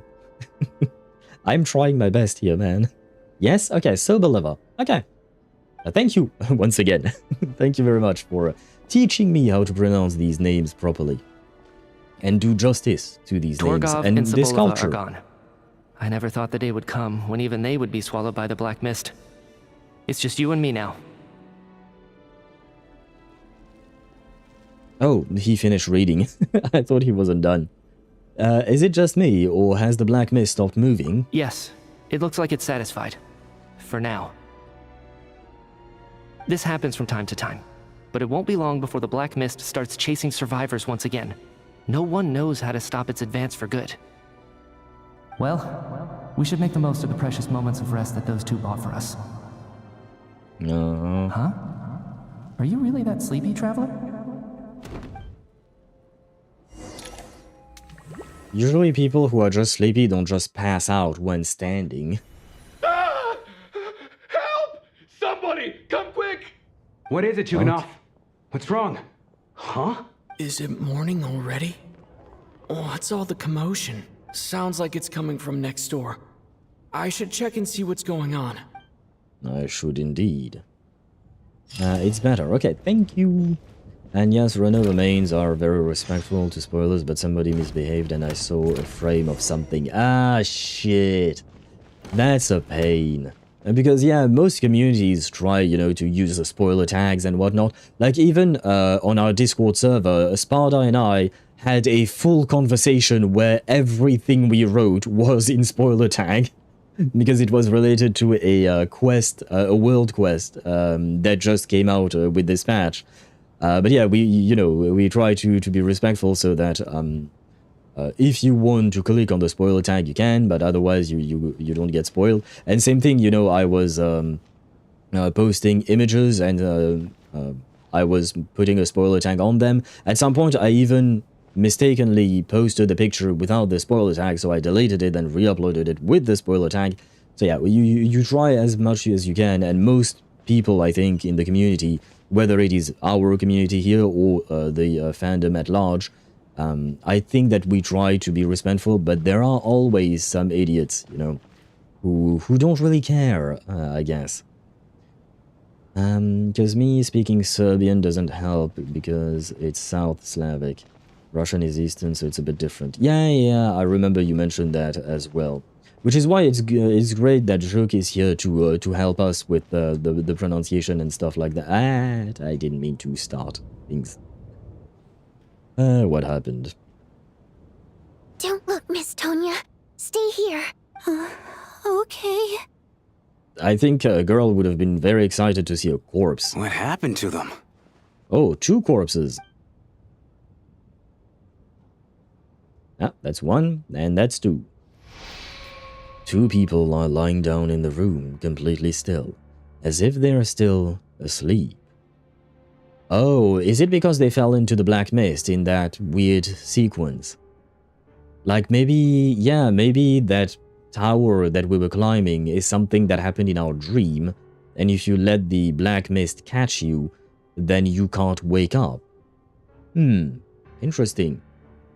Though I have no idea what's going on, but interesting nonetheless. As I saw that conversation, very funny to watch a lot of block text. Yes, I do apologize. I just wanted to share what I had learned, and Sparta had asked me some questions as well about the quest, because I believe he had not done it himself, and we just wanted to talk about it. But the problem is that the quest itself has some heavy lore implication, I would say, you know. So if you're invested in the lore of the game and whatnot, you probably would want to experience it for yourself in-game, I would say. But your gut tells you that both are not sleeping. Somehow you can sense it in your bones. This is what death looks like. Well, I mean, okay, if they're dead, but, you know, this is not the first time I've seen a corpse. Probably. I mean, we've killed people. At least one in Sumeru, that for sure. I think he's certainly not the only person that the Traveler has killed.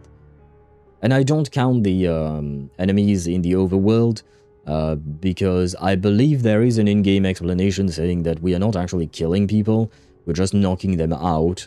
Same deal with the characters dying. They don't die, they are just knocked out when their HP is at 0.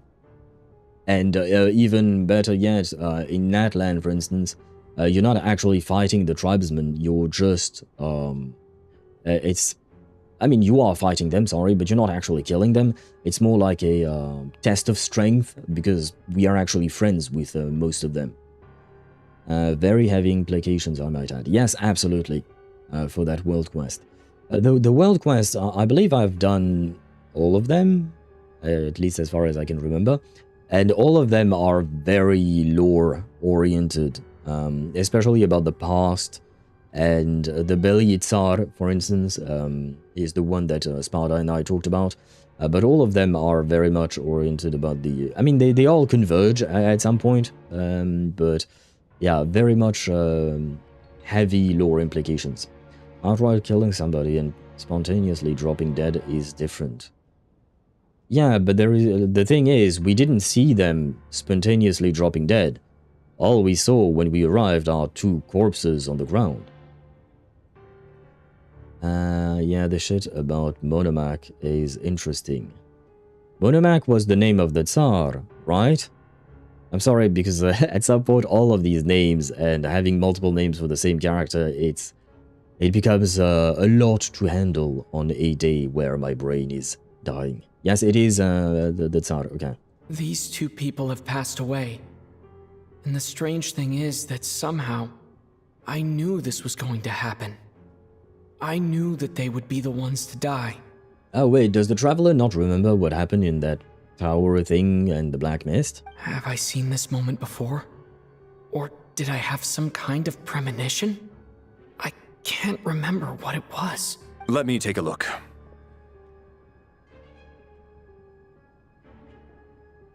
No vital signs in either of them. They're dead. The cause of death, however, remains unclear. No wounds on the bodies, no signs of a struggle, and no skin discoloration caused by the buildup of toxins. But just last night, they were chatting and joking away.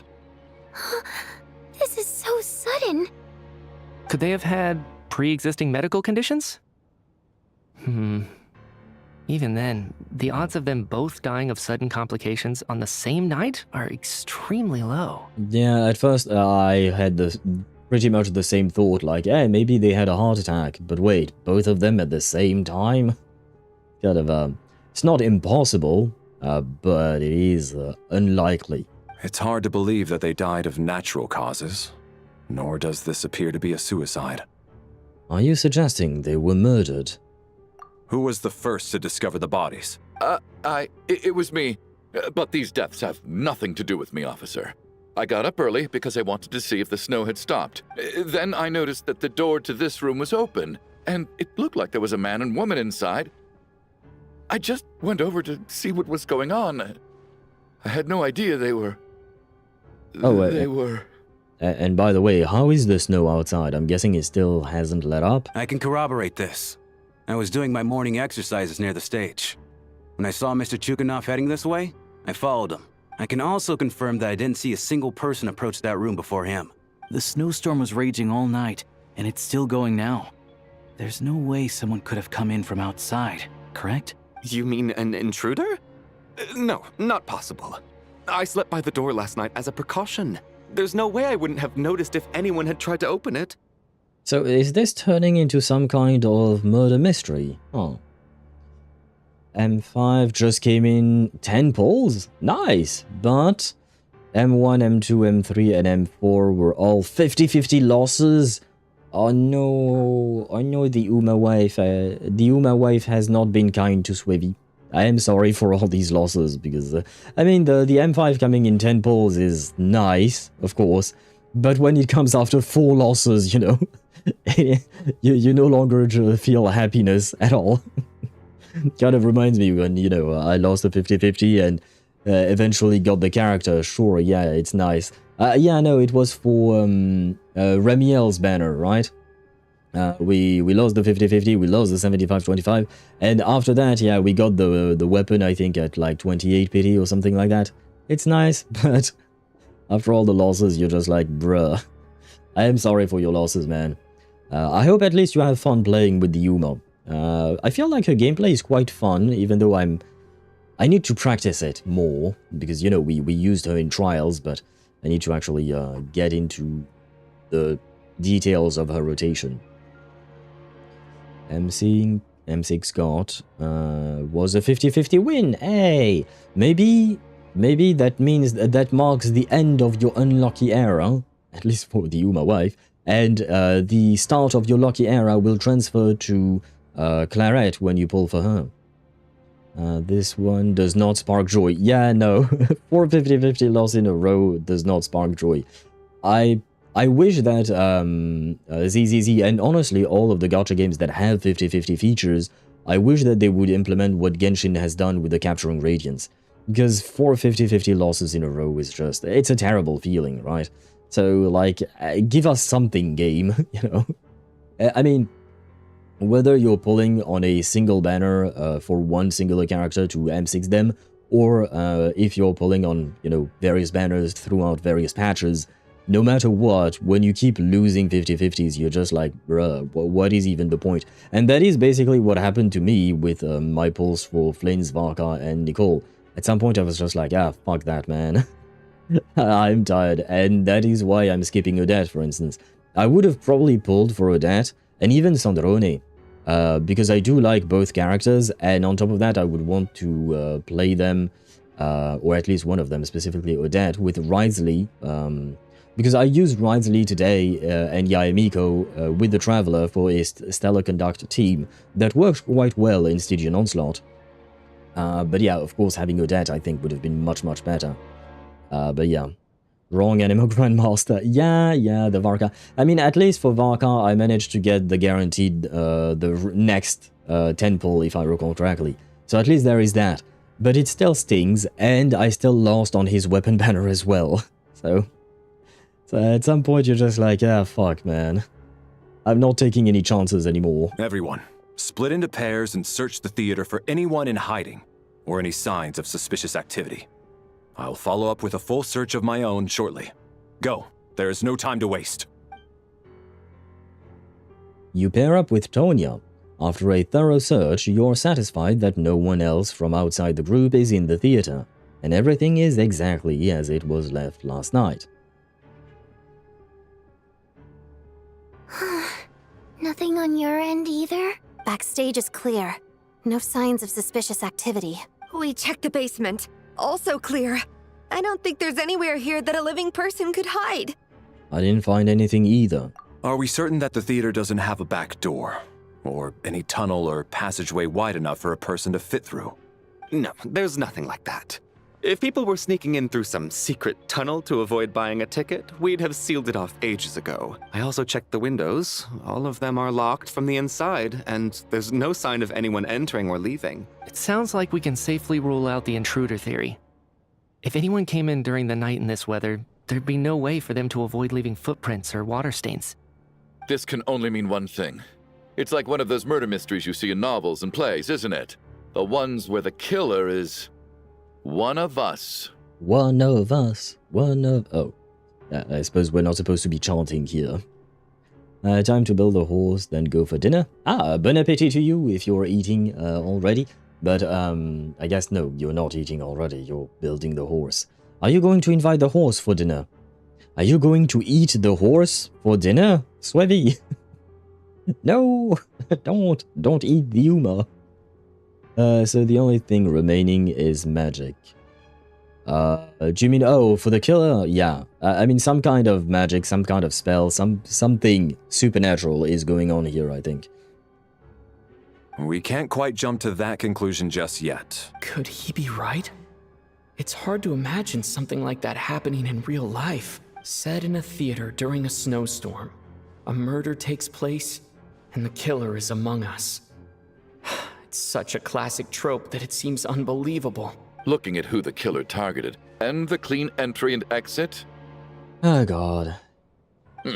It all adds up. I know what this is. It's obvious now that I think about it. Ah, would you shut the fuck up? He's going to say something very dumb, isn't he? What is? What have you figured out? Both victims were wealthy, well-known local merchants. And the door was deliberately left open, so I would discover the bodies and witness the crime scene first thing in the morning. Such ruthless methods. This was your doing, wasn't it, Lelik? Could be, but why? Lelik? Triple question mark? Triple exclamation mark? You mean Lelik is among us? And he's the killer? Lelik. I know this code name. Member of the Rokot, anti-Project Stuzha. Always works alone. I've read the case files at the Armory Palace. Walk me through your reasoning, Mr. Chuganov. What do you know about Lelik? What now, huh? What now, Lelik? What more do you want from me?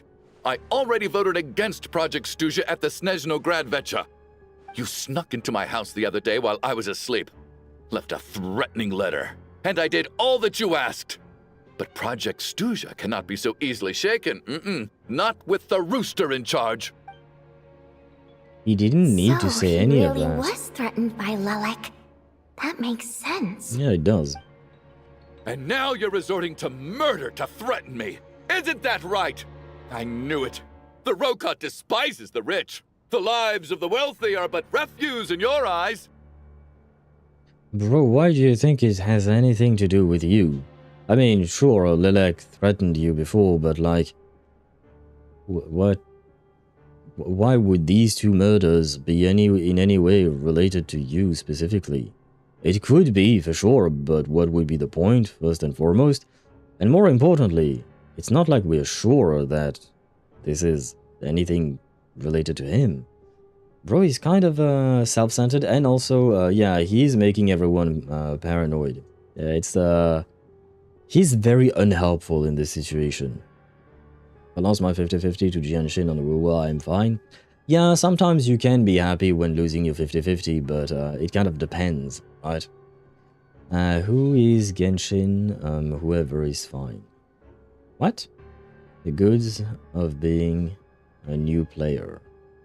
Yeah, I guess when you're a new player and you lose a 50-50, it can always be nice. I mean, it kind of depends on what the standard banner characters are and how good they may be.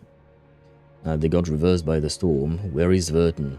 Verton would definitely look like a detective. I mean, you know the game Silver Palace, where basically the protagonists look exactly like Verton and the art style overall is very reverse 1999 coded, but in 3D instead of the live 2D that we have in reverse.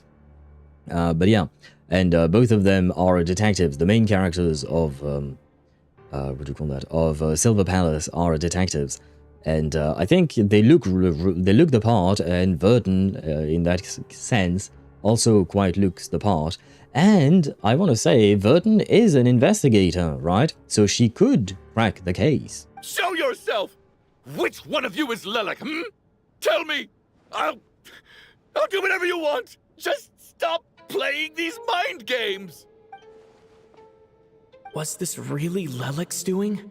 Would Odette really do something like this? If Odette really is Lelik, this seems out of character.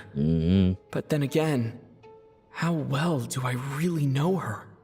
Not really. I'm probably the only one here with a compelling theory about Lelik's true identity. But if I reveal it now, I'll be putting Odette in the line of fire. Yeah, and with that asshole, Chuganov, I don't think that's a good idea, because it's just going to make the situation worse. It's not going to be very helpful. What should I do? I don't think it's likely that Lelik killed anyone. At least from the stories I've heard. He's never killed anyone before. And his name has never come up in connection with any murder cases. Besides, even if Lelik did want to threaten you, why resort to such an extreme and roundabout method? It's not his style at all. Feodorovna doesn't know that Lelik might be Odette, but her assessment is pretty much identical to mine. Miss Feodorovna, why do you suddenly feel the need to speak in Lelik's defense? No matter what you say, you're gonna lose with a guy like him. In the sense that he's going to be an asshole until the end. Defense? Oh, no, it's just... I'm worried that we're jumping to conclusions here, so I wanted to share my point of view. Also, I don't think the Rokot is as bad as you're making it out to be. Well, if you think I'm so wrong, what's your theory then, Why don't you tell us who the killer is? The case is still evolving, Mr. Chuganov. Please do not prevent others from expressing their opinions so early on in the discussion. Okay, TLDR of what Valerie said. Mr. Chuganov, shut the fuck up. Thank you. Even so, there's no denying that the recent threat received by Mr. Chuganov may well be an important clue. It could be, or it could be completely unrelated. We have no idea. It is important to have all of the informations, that way later on we can try and connect the dots. But right now we don't even have the dots, we only have some of them. You can't start connecting the dots without having all of the dots, or at least more than 2 dots. Or a red herring. Yeah, there are so many possibilities. But bro is so self-centered that he thinks that everything is about him. If I get Diluc, I can have fun with him burning some Conrians. I mean, Hilichurls. Hey, don't mention that. We don't mention the genocide that we're conducting on the Conrians. Ether the detective.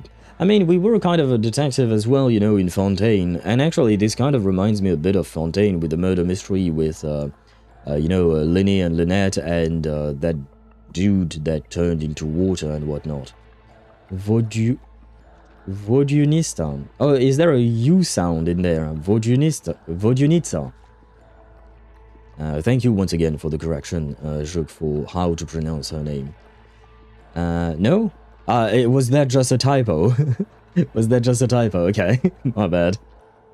And what's TLDR? That means too long, didn't read. Usually you will... It's basically a way to say whatever you type, the text is too long, so people didn't want to read. So you write a TLDR and then you write some kind of a synopsis or some kind of a summary of the long version. So basically it's a shortened version of what you wanted to say. So there's still a good chance that Lelek is right here among us. I can't do this anymore. I don't care if it's still snowing outside. I have to get out of here. Whoa, take a beat. We all know it's far too dangerous out there. Even the soldiers couldn't get to us. Go out that door, and you might not live to tell the tale. Well, it's not just you might not live to tell the tale, you will not live to tell the tale. I don't think anyone can survive in that kind of a storm. So, basically you have to choose between certain death, aka going outside, or potential death, aka staying inside. I think I'll take my chances inside, personally. And whoever this Lelek is, they're surely not going to murder anyone in broad daylight. Be sensible, my man. You're safer inside. As much as I regret having to say this, I'd like everyone to cooperate and refrain from exiting the premises until further notice. Because as things stand, every one of us is now a suspect. Unless anyone has further information to share, let's adjourn for now. Feel free to keep searching for clues, but make sure you don't go off alone. We should stick with Tonya, I think. I don't think she would be particularly useful for the investigation part. I just think that we shouldn't leave the kid alone when there is a potential murder. I don't think it's a murder like that. I think Sparta was right about the... what do you call that? About the magical aspect of these murders. But until we completely rule out the possibility of a murderer being among us, we should stay with the kid. They pronounce it as this when it's supposed to be that. Wait. Okay, wait. Vodyanitsa. Okay.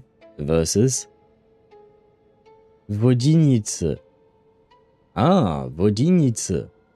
Versus Vodyanitsa. So I guess the ya part is not supposed to be pronounced as much in the proper version that you shared. Vodinitsa. I think that's how the Google Translate lady is saying it. Okay, thank you. And what about Alyosha, Juk? Because in Genshin, in the English VO, voiceover? Yes. They say Alyosha, they completely skip the Y. Sparta told me that we should not be skipping the Y. What is your take on it? How are we supposed to call Alyosha? Or Alyosha then? Depending on which one is supposedly correct. Wait. Oh, Anya, no, I don't need to copy your name. Sorry, I'm struggling to try and copy what you wrote there. And let me see. Alyosha. I guess technically speaking, you don't have... yeah, okay.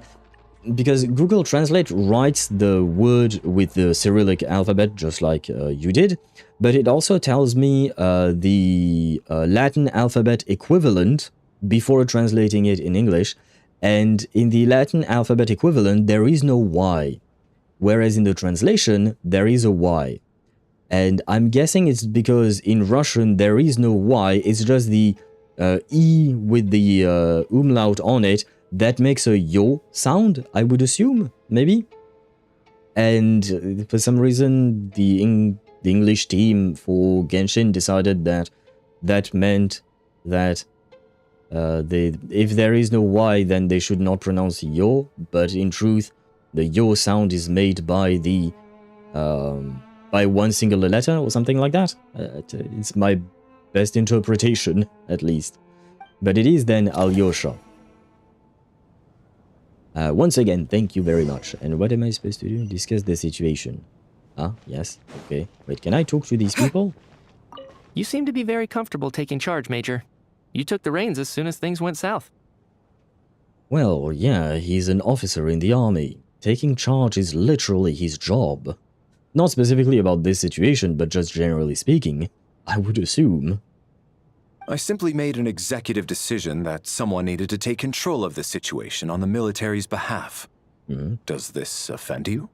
No, quite the opposite. We feel much safer for it. By the way, what does Major mean exactly? Is it a pretty high rank? Yeah, kind of. I still find it hard to believe there's a murderer among us. Just last night, I imagined we were like classmates out on a hiking trip. There's no guarantee that you can trust your classmates, especially not when you're locked up together. Well, yeah, but usually classmates don't murder each other. Why did they do this? Was it for money? Even then, they could have just kidnapped the people.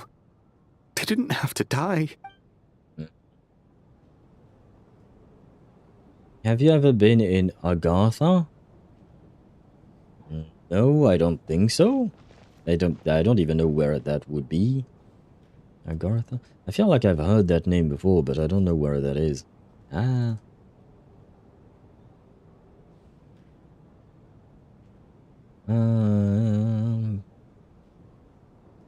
Oh, right, it's the city in the middle of the earth. Oh, well, no. No, I've never been to a fictional city, no. It's kind of hard, you know, with the whole fictional part of the city.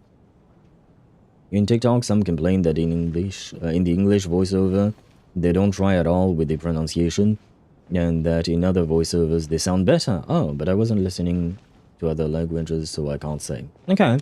I mean, same. I don't know how it sounds in Chinese, Korean, and Japanese. But I have to admit, even I do find it a bit jarring the way they pronounce some things, because I can tell, like, what do you call that? I think the most blatant example was Flynn's, and the way he himself pronounced his own name. Flynn's Chudomirovich, Kirill Chudomirovich Flynn's. I think he was pronouncing it like very much so with the English accent, as in Kirill Chudomirovich Flynn's, you know. And the English accent, when you're saying something in Russian, you can, even when you're not Russian, you know something's wrong. You know what I mean? you can feel that something's wrong with the way it's pronounced. And I understand why people would complain about it.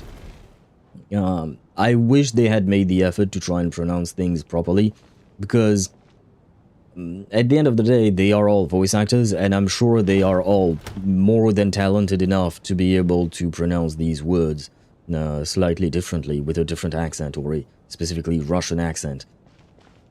So, yeah, they could have done it. They should have, in my opinion. At least to, you know... You're right. That was my bad. My bad. It Exactly, was a my knee-jerk bad. reaction. I didn't think it through. Luckily, no one suspected my identity. Well, thankfully, I suppose, you're not very good at this whole spy shit, are you, Vodyanist? Vodyanitsa. Vodyanitsa. Okay, I will manage to say her name right. But yeah, what I was going to say is just show more respect to the culture. That is why I keep trying and I keep asking you guys to correct me on how to pronounce these names and words and whatnot. It's just that I want to show proper respect to the language and the culture, because I think it's important. Maybe I'm the only one, I guess. Well, at least, well, maybe not the only one in the world, but at least among the Genshin team of studio for the voiceover, they don't seem to care all that much. Vod, ya, niece, or no. My niece will never be on a VOD, no. I actually talked to her about it, and I told her I don't want her on camera. Number one, because she's a child, and number two, I do not wish to show my family members to my streams. I do want to keep my private life private. So no VOD, yeah, no niece on my VODs. Gosh. It's just that many people pronounce soft sounds like there is a soft sign there, although the sound should be pronounced directly. For example, Vodyanitsa and Alyosha, it should be Vodyanitsa and... No, Vodyanitsa. But it sounds like... wait, I'm gonna need to copy these things in order to re-listen to them. And let me copy that one as well to hear the difference. Yeah, okay, I see the difference. So for Vodyanitsa, you don't want to pronounce the ya. You want to pronounce it ye, I think. Vodyanitsa. And for Alyosha... Oh? Alyosha. Although, well, for Alyosha, I do believe that they say, in English they say it Alosha. Like, they completely skipped the Y, I think. I was talking about the pronunciation. Yes, I know, you made a pun out of the pronunciation for Vodyanitsa's name, and I used that pun to reply to you as such. And, hello. Oh, phew. It's just you. I thought someone was eavesdropping. Well, I guess I kind of was. Since Vodyanitsa and I were on the same page earlier, I think I should share my thoughts with the Rokot members first. You tell Vodyanitsa and Alyosha about Child's intel on Lelek, and your views on the current situation. Whoa. Are you serious? I don't know if this counts as gossip, but it's definitely on track to be the juiciest this whole year. I don't think that's the important part. Odette? Really? Odette? Oh god, how dumb does this make me look? Lelek has been right under my nose this whole time, and I didn't notice a thing. We don't know that for a fact. Don't jump to conclusions.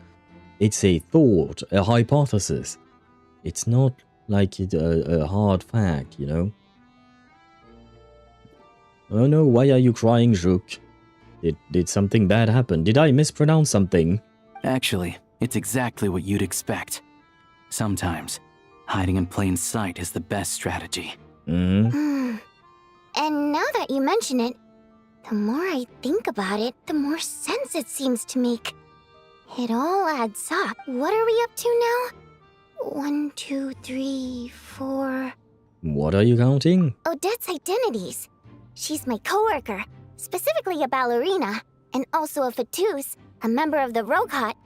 Now, Lelek. Okay. It must be so exhausting. I just want to give her a hug. Well, hopefully you can hug her before she murders you then. Although she might not actually murder you, because everything...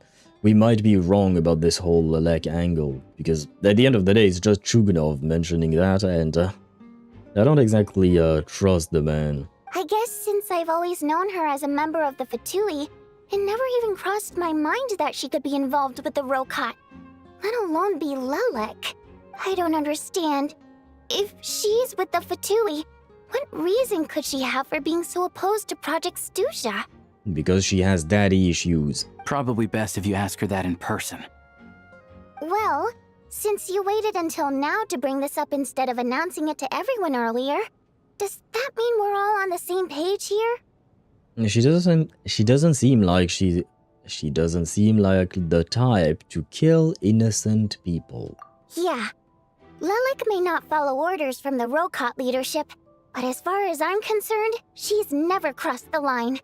If anything, her actions benefit the poor.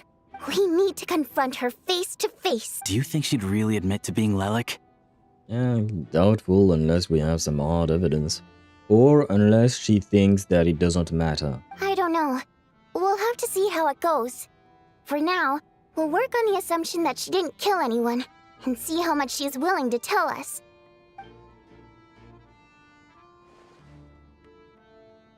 Now's her chance. Odette's alone. Let's go. Hey, Odette. Hello. Anastasya is out. Wait, we have new pronunciation. I know, why did I close this? Ah, there you go. And they pronounce it this. Okay, wait. They pronounce it Styoja? Or is it supposed to... Wait. It's Styoja, right? Styoja, I think. Styoja. Styoja. Okay. It is Styoja, right? Yeah, okay. This one is easier, I would say, to pronounce, more or less. Although I keep forgetting that the, what do you call that? The X with a bar in the middle makes a J sound for some reason. Like Juk, like in your own name. Because I do remember, I think I saw your name at some point. It was written in Cyrillic, if I recall correctly. What is it, you guys? Oh no, I think that you sent me, you spelled out, you wrote the your name, Jujit, at the time, in Cyrillic so that I could copy it the way I just did so that I could listen to the proper pronunciation. Shh! Keep your voice down. We need to talk. So, you're Lelek, aren't you? This is how you confront her? Alright, fine. You don't have to say anything or explain yourself. Just hear me out first. None of us believes you'd kill innocent people. Whoever murdered those two people last night, it wasn't you. The Traveler was the first to figure out your identity, but he kept quiet during the discussion just now. Still, it's clear where the group consensus is heading. Everyone believes Lelek is the culprit. If your identity is exposed, you'll be in a really bad spot. We're your colleagues, and we know what kind of person you are. I don't want anything bad to happen to you. So, can you clue us in? Tell us everything. The more we know, the more easily we'll be able to cover for you. Alright. Yes, I'm Lelek. And no, I'm not the murderer. Okay, now we have facts. And thanks, but I don't need you to cover for me. Actually, I'm planning to reveal my identity. Really? Even in front of Trugunov?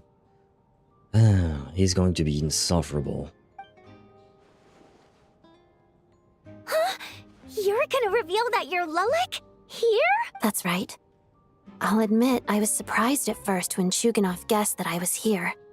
It was just a lucky guess, but it caught me off guard. But after taking some time to assess the situation and confirm where everyone stands, I don't believe I have anything to worry about. Are you sure you don't need a second opinion? Given the circumstances. Mr. Valeri! What? I guess she has decided. Valeri gets everyone to reconvene. Odette gets straight to the point and announces that she's Lelek. OMG, it's Lelek indeed. Murderator? We no longer have a murderator, Juk, because Satoru, at some point he deleted his account. He wanted to take a break from Twitch, from social media and stuff like that. He has come back to the Discord server, but we haven't seen him yet again on the stream. So no more murderator. I am the only murderator. I am the murderator, I guess. It doesn't work as well, does it?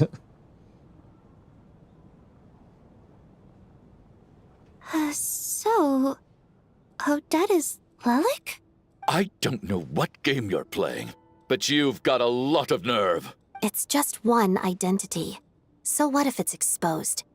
I can disappear and adopt a new identity anytime I please. I made my peace with this when I chose to become Lelek, but more importantly, I promise I am not the murderer, which means that someone else is. So, if anyone still insists that I did this, you'd best produce the evidence now. Otherwise, I suggest that you bite your tongue.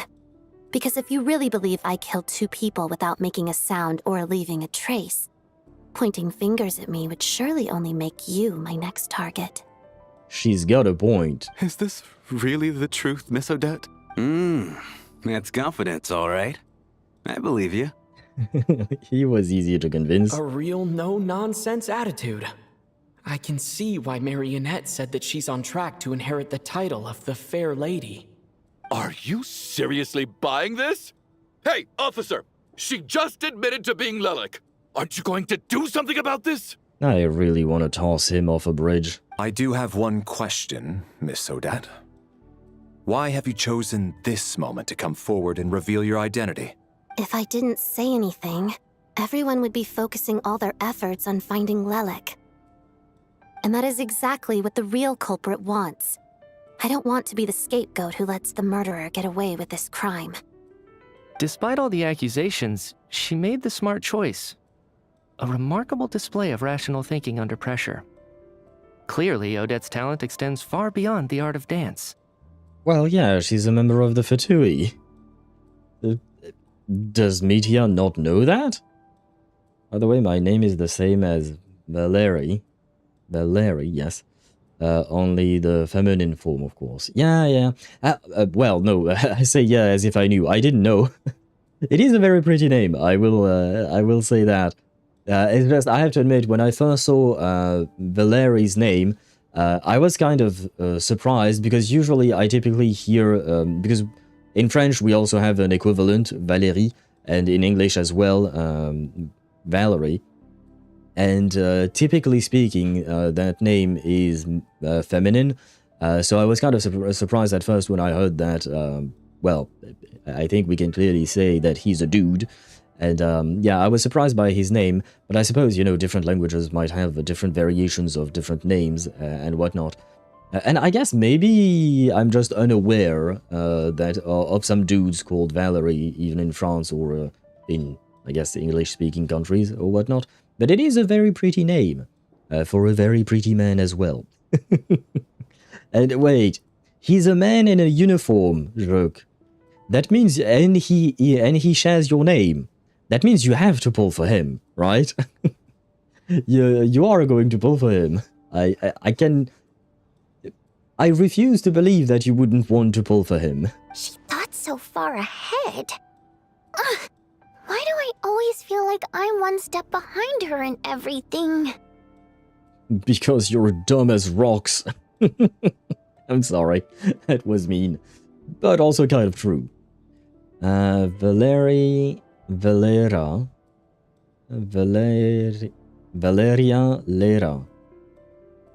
Valera, okay.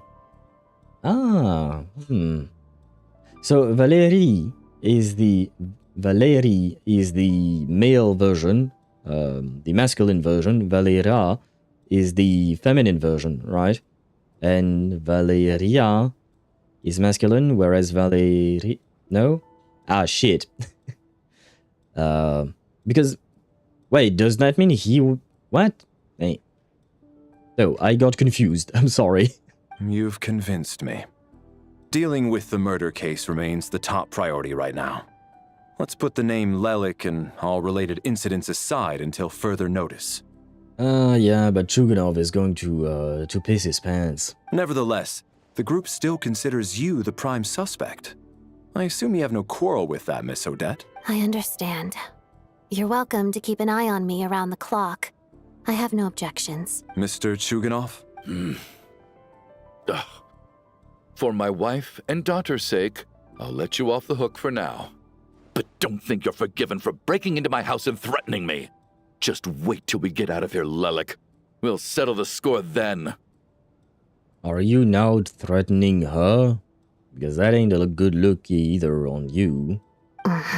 While understandable, not exactly a loving father's attitude, you know, or a proper, nice businessman's attitude.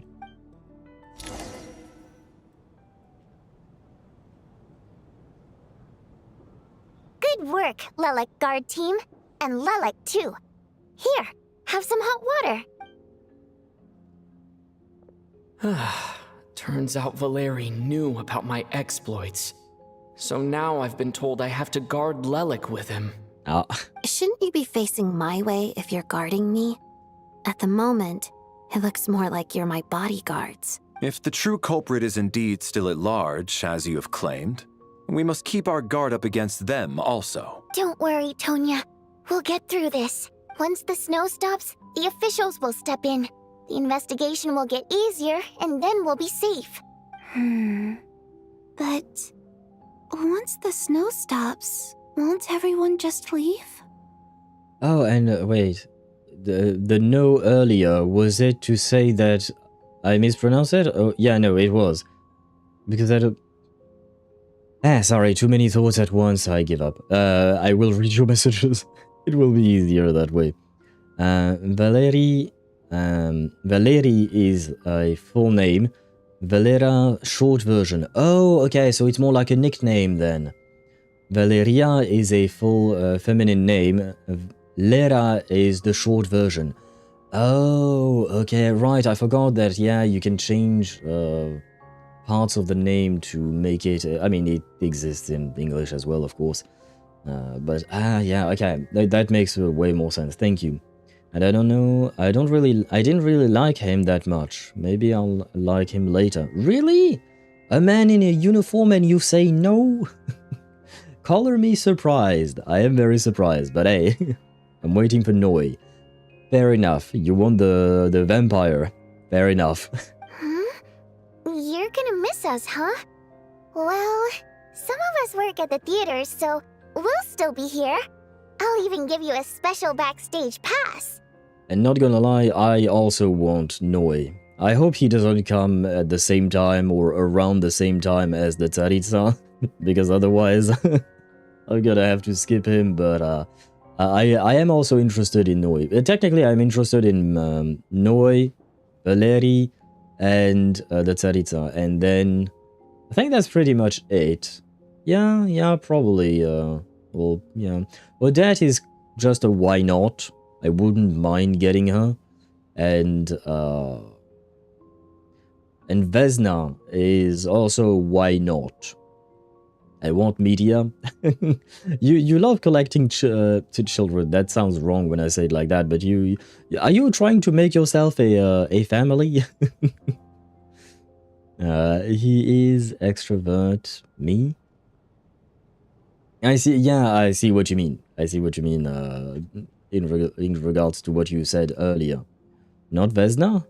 What do you mean in terms of pronunciation? Is it not how to pronounce her name?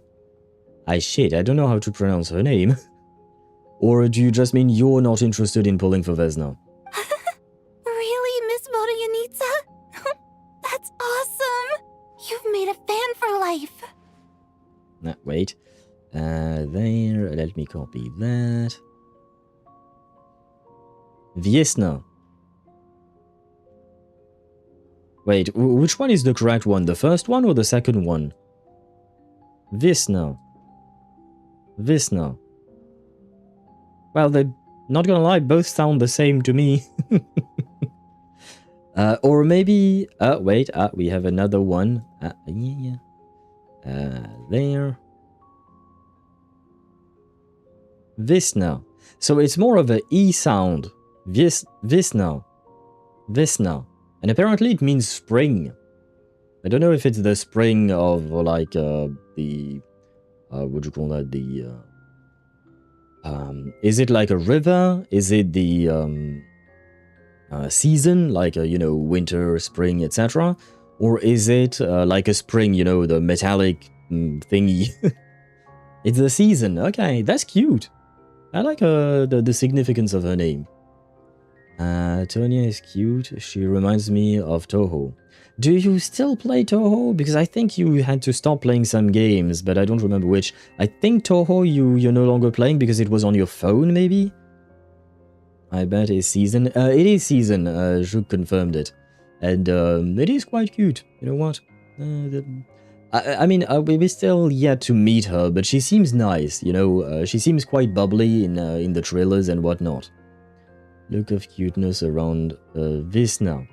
Visna looks cute, definitely, and I'm thinking that like maybe Visna is going to be the Yoimiya Mualani type character of Snezhnaya. Aw, you're so cute, Tonya. All right, let's swear to it. I promise to give you the pass, and you promise to never change your mind about being my fan. Promise.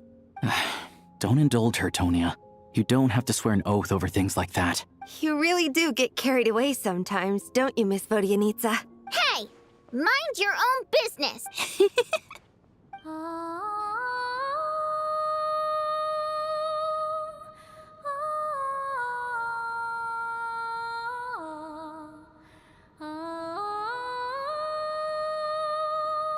Why?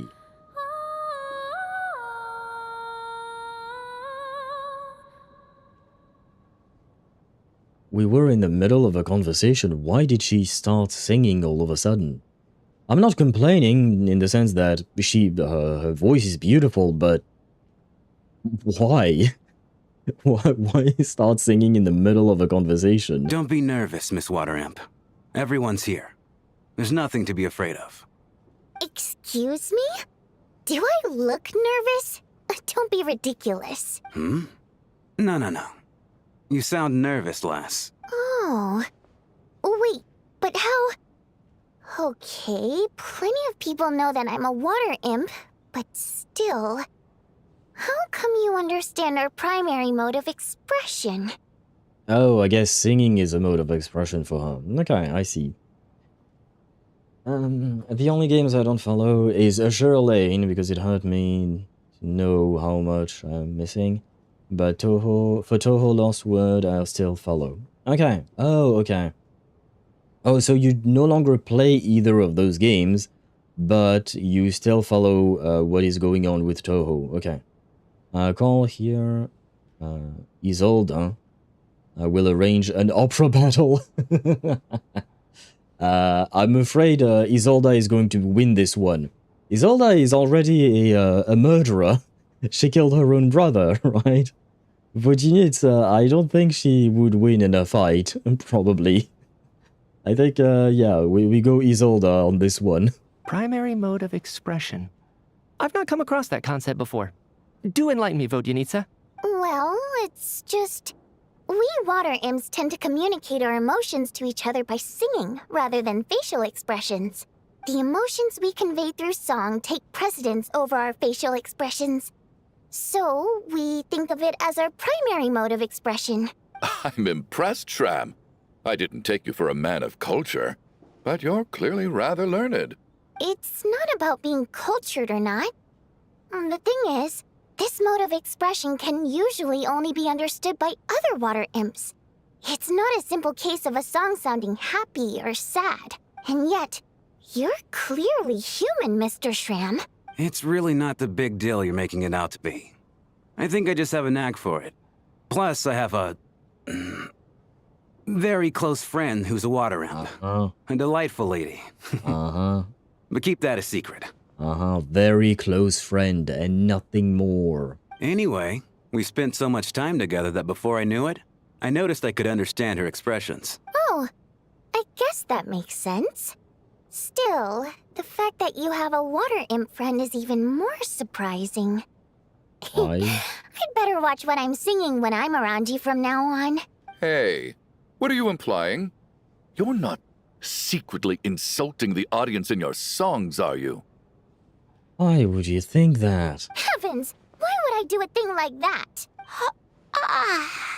It's getting late. What is wrong with this guy? We should discuss our sleeping arrangements for tonight. To guard against the killer, someone needs to keep watch. I suggest that we don't sleep in separate quarters tonight. It will be safer if we all stayed together. As long as someone keeps an eye on Lelik, I'm quite sure we won't have any trouble. Are you saying that you wish to bet your life on Miss Odette being the killer? Nonsense. Of course not. I really wish we could toss him off into the snowstorm, man. Yeah, but it really hurts me so much. Just don't follow. Patiently wait for them to release a PC version. Do you think they will do that at some point? Or maybe your computer can't use an emulator? Because I'm guessing Gerlin must be on emulators, right? Then I propose the following arrangement for tonight.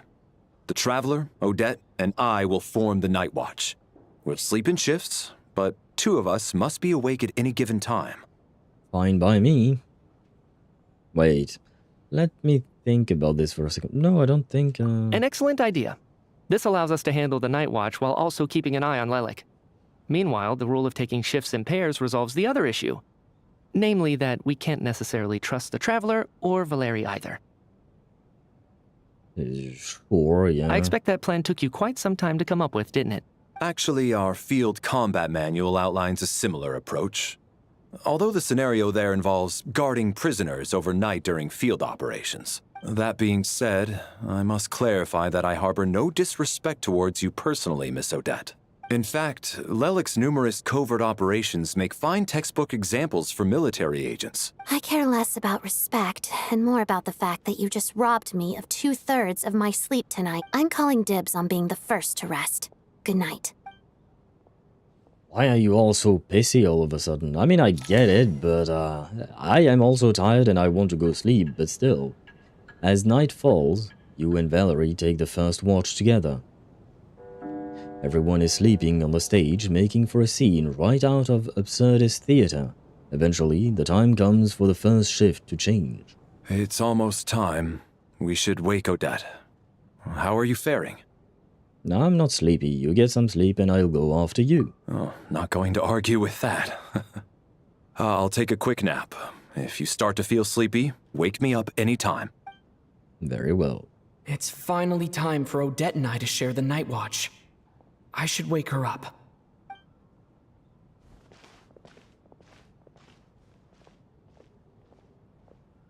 I came here to get information from her in the first place.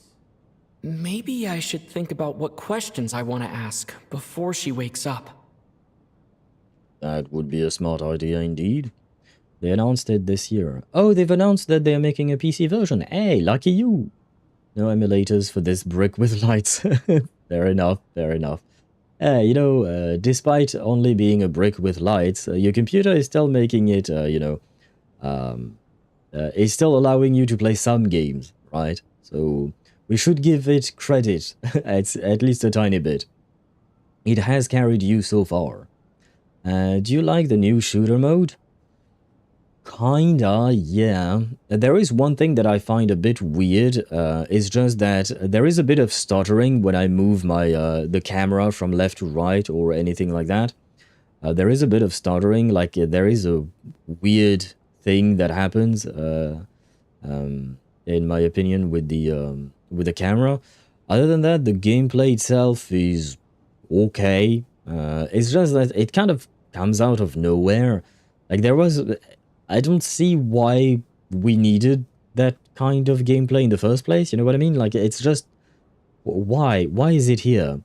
At the same time, I guess you can also say, why not, right? And overall, yeah, it's okay. Yeah, okay. Okay, it's not bad, at the very least, but just, why not? What about you? Did you enjoy it? Did you finish all of them?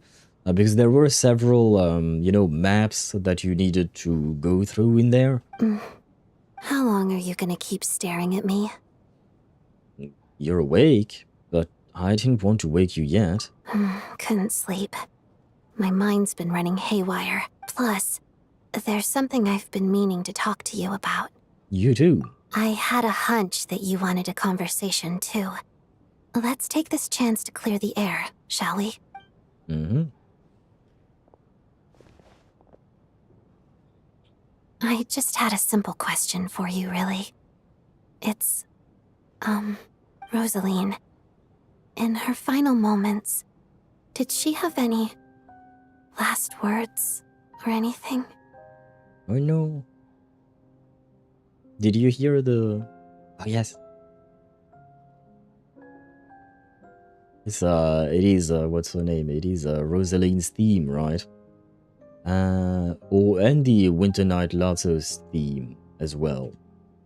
Not that I remember. It all happened so fast. I see. Well, that was all. I have no other questions. Do you miss her? No. She was utterly ruthless in pursuing her goals. That kind of person should be hard to miss. Yeah, she was a bit of an asshole. Let's be honest.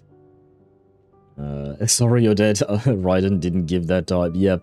Raiden didn't have the time to give others time. It's, what do you call that? She had business to attend to, you know? I surprisingly liked it, and the mode was easy to pass. Yeah, the one thing I found a bit difficult was when you...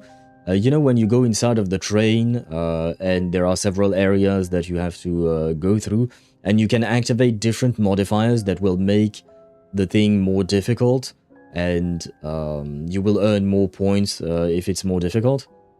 The only thing that I didn't like was when there was the sheer cold mechanic applied to your character in the middle of the fight, and killing some elite enemies will reduce the cold, but for some reason I was not able to kill enemies fast enough, or rather the elite enemies fast enough, so I ended up dying several times just because of the cold. That was just annoying. And I didn't even finish it, I was just annoyed and I was like, fuck that. But at some point I'll probably try and come back to finish it. Instantly kill a character for real. Yeah, but I guess that is the, what do you call that? The power differential that you can see between an Archon and a human being, despite how strong La Signora was. Usually is a deep wound.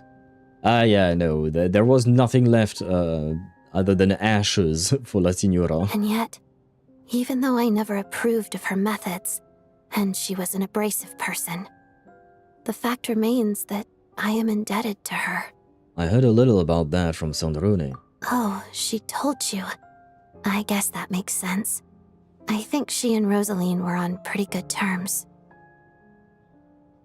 Still, she didn't know the full details. Yes. Rosaline wasn't the kind to gossip about this sort of thing. Not that it's any huge secret to me, though. When I was a child, I had to join the Fatui for the sake of my mother and me. I trained under Rosaline. It was extremely grueling, and it didn't exactly come naturally to me. All I could do was try to ignore the biting cold and practice. I was a newcomer who'd managed to make a good first impression on a harbinger. There was pressure to live up to her expectations, to be worthy of the fair lady's reputation. Every day was a struggle against the cold, pain, and fatigue. And most nights, I struggled to fall asleep. After enduring all that, I've become almost immune to the sensation of pain. I suppose that was the cost of survival. Surely, any child who had to experience that would grow to hate her lot in life. Don't you think? You really paid an enormous price. So, I put an equal amount of effort into my ballet. Because in my young mind, That was the only way to defy my fate. It was my way of telling her, the Fatui's demands and your expectations of me are not what I wish for. One day, I will leave. I think she probably blamed my poor performance in training on my passion for ballet. She knew my heart wasn't in it. One time, when I was secretly practicing a dance at night, she suddenly showed up. I knew she was there to catch me red-handed. I told her, "You don't deserve to watch the dance I learned from my mother." She looked stunned. I guess she was surprised that I lashed out first, before she had the chance. But strangely enough, on that occasion, she wasn't fierce with me like she was during training. Instead, she fell silent for a moment, and then left. After that, she never interfered with my dancing or asked me how it was going. She never came to watch me dance again either. Not even once. She was a very proud person. She was. That's for sure. But even now, whenever I take out this core Ignis, I can't help but think of that night. Of the look on her face. I mean, she was so proud that basically that is what killed her, you know? The fact that she was so proud that she didn't want to accept the defeat, and you know, she thought that she could beat the Traveler easily. Also, what Raiden did is something you don't see in many gacha or stories. Instantly kill a character for real, usually. Oh, that's what you meant. I think I missed a few messages there earlier. I took all the rewards effortlessly, easier than the Abyss or the other endgame. Yes, definitely. For the rewards themselves, yeah, to get them, yeah. It's just, you know, the last difficulty with the cold it just annoys me. But yeah, otherwise it is fairly easy to beat, and it is quite fun as well. It's just like, why not? Like, at least for me, once again. It's just like I said earlier, I just don't know why they added it. You know what I mean? Like, it's just comes out of nowhere and is so different from the rest of the game. Yes, maybe it's because of Melee Astral Wonderland. Yeah, they have forayed into more diverse types of gameplay. So this was a gift from her. Sort of. Although gift might be too kind a term. This is her flame sealed within ice. A symbol of her favor, yes, but also her way of keeping an eye on people. She knew the location of every piece of Core Ignis. If any recipient started acting suspiciously, she'd be on to them immediately. Trust her to make even a mark of approval feel suffocating. So, when news of Rosaline's death reached Snezhnaya, many people immediately crushed their Core Ignis. It gave them a profound sense of relief, like they'd broken free from her shackles. But I kept mine. With my sensitivity to pain being as dull as it is, the warmth from this Core Ignis is one of the few things I can still feel clearly. I still wonder, did she really come to stop me that night? I wasn't sure, but I was scared, so I said some really awful things. I guess she didn't leave anything behind.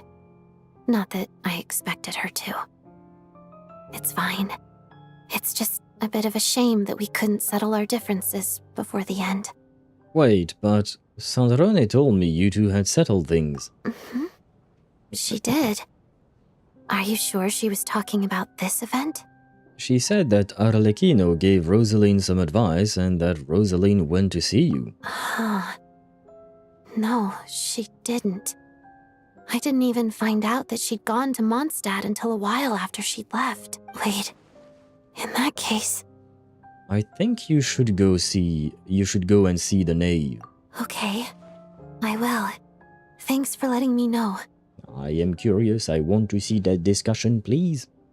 Maybe because there were a lot of answers about shooters when the survey asked what other games players play. That is a good point. I have to admit I don't always do the survey. Sometimes I just forget, because every time I'm telling myself, yeah, I'll do it a bit later. So, and then I forget about doing it at all. So maybe that's why I didn't really pay too much attention. But that is a very good point, yeah. It could be that a lot of people are also playing shooter games and they wanted to retain the attention of the players by implementing it in the game. Good point. I didn't think about that. There's something I'm trying to figure out. I'm beginning to suspect that Paimon's mystery illness is being caused by the energy research behind Project Stuja. Paimon's very important to me, so I have to get to the bottom of this. I figured that since you're Lelik, you might know something about all this. The ultimate goal of this energy experiment is to create a weapon for the final battle. Okay. The weapon's construction was completed in Nodcry. Oh. Now, all that remains is to arm it with a sufficiently powerful energy. So that's what they were doing at the Experimental Design Bureau. Yes. The weapon's development and all the related experiments are overseen by Lord Piero, the Jester. And the lab is located deep within the Armory Palace. I'm not sure why this experiment would be making Paimon feel unwell, though. The best way to get to the bottom of it would be to go there in person. I don't think I would be authorized, would I? Once we get out of here, I'll help you apply for an entry permit. Are you sure? Let's not forget that you are also a Fatuus. And I'm hardly the organization's proudest member, as you know. Fair enough. You answered my question about Rosaline. I want to do you a favor in return. It's that simple. I appreciate it. Well, indeed. What's wrong? Are you not feeling well? I don't think he got the hint. You two seem to be hitting it off. Stay calm, just act normal. I thought you were sleeping. Of course I was. In the military, one learns to fall asleep quickly, even in the most inhospitable environments. It's vital to staying alert and energized. Why? Is something wrong? No, nothing. Even if he was awake, he can't have overheard us, right? Well, thank you both for keeping watch. Traveler, I'll take over for now. It's your turn to get some sleep. Thank you. Sure. This is our second night here, but at least I've found out a little more about Paimon's condition. I hope she's been sleeping well the past couple of days. Why do I feel like I'm being watched? Odette jump scare. Seriously? Is this payback for when I stared at her earlier? But I thought she was asleep. Never mind. I'd better try and get some sleep myself. Oh boy, okay. Let me check on the, oh god, on the wiki where we are at. Hey, if I what are you spacing out for? Are you reaching your limit too? I don't know where this is, and yet it feels strangely familiar. How long have we been walking for? Do you remember? Nice to hear your thoughts, Ether. Yeah. The fact that the Traveler speaks more and more is quite nice. And I guess we kind of owe it to Paimon not being here. Because I think if she had been here, she would be yapping in our stead, because it's kind of what she, what do you call that? She does, usually. Oh, that is a nice POV for Lemine. Yes, I didn't think about that, but that is a good point, because it reminds me of, you know, the POV we had for Galbrenna and Lucilla in Wuthering Waves. Time's lost all meaning. Ever since we noticed that thing above our heads. What was it called again? A star key? Or key star? Anyway, the person who named it was swallowed by the black mist. Whatever it's called, ever since we noticed it, we've been walking up and up, hoping that as long as we reach it, we can find a way out of this place. But it seems like no matter how far we walk, we never get any closer. Well, we've come this far. You never know. Maybe we're almost there? Come on, enough moping. Let's go. The black mist is catching up. Are they once again going to stop these two and they're gonna die? I wonder. I hope not. I don't really want them to die or anything. Monsters! Hello? Watch out! Not again! I've lost count of how many times we run into them. Be careful. What? Yeah, so some electro would be nice. Yeah. Yeah. Yeah. Yeah. Yeah. Ha. Yeah. Yeah. Backup is here. Shut up. Run. Oh, should have run fast. At first I thought he said shut up, but no, it should have run faster.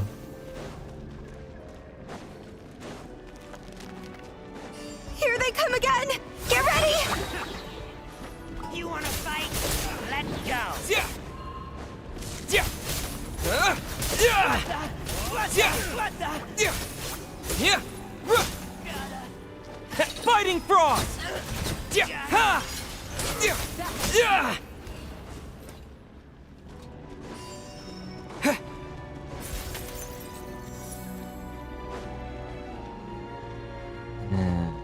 Oh, right, wait. Monsters ahead of us. The black mist behind us. It feels like there's no escape.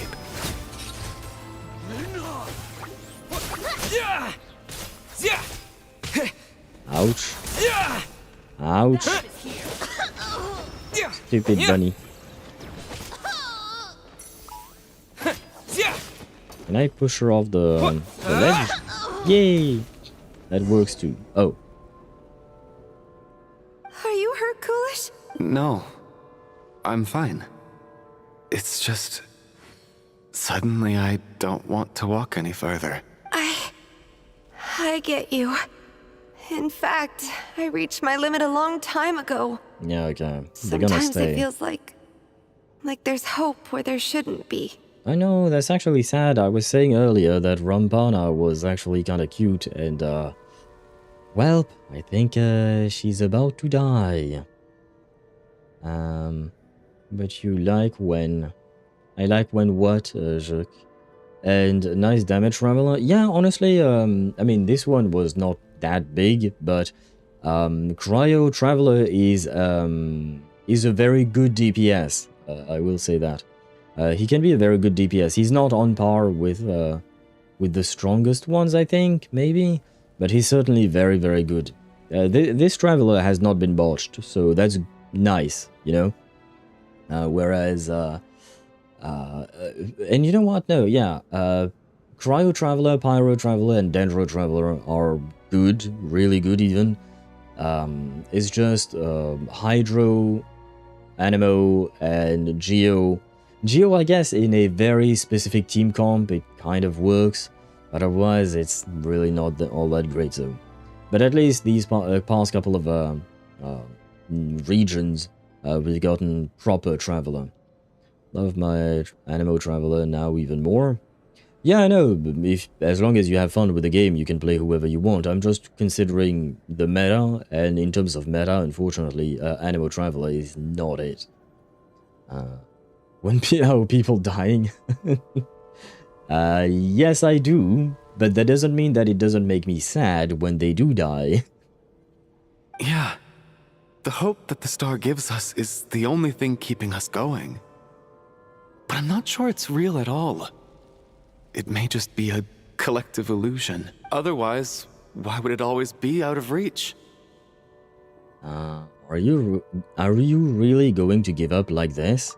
We know you mean well, but you're only saying that to try and encourage us to keep going, aren't you? Thank you. Well, yeah. Friend. But enough is enough. Please don't give me any more false hope. Hope is poison in this place. You're going to continue, aren't you? I admire that. I've given up, but I wish you the best. Thank you. May there come a day that you catch up to the star and leave this godforsaken place. I'll rip to the both of you.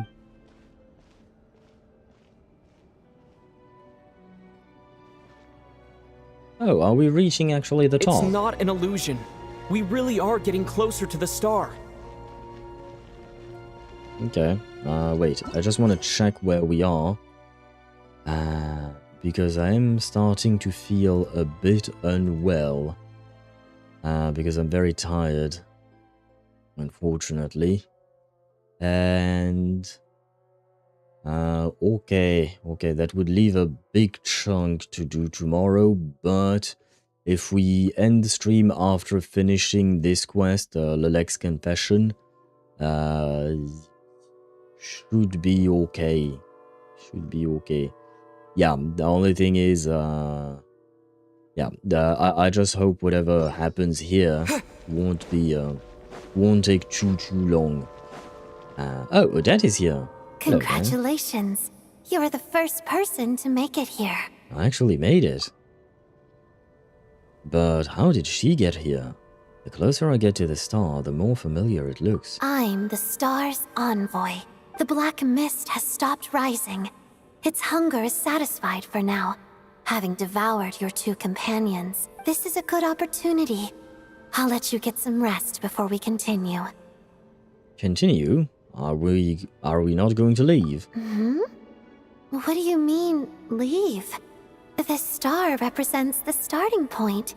It's the waypoint for the beginning. Where the fuck was I earlier then?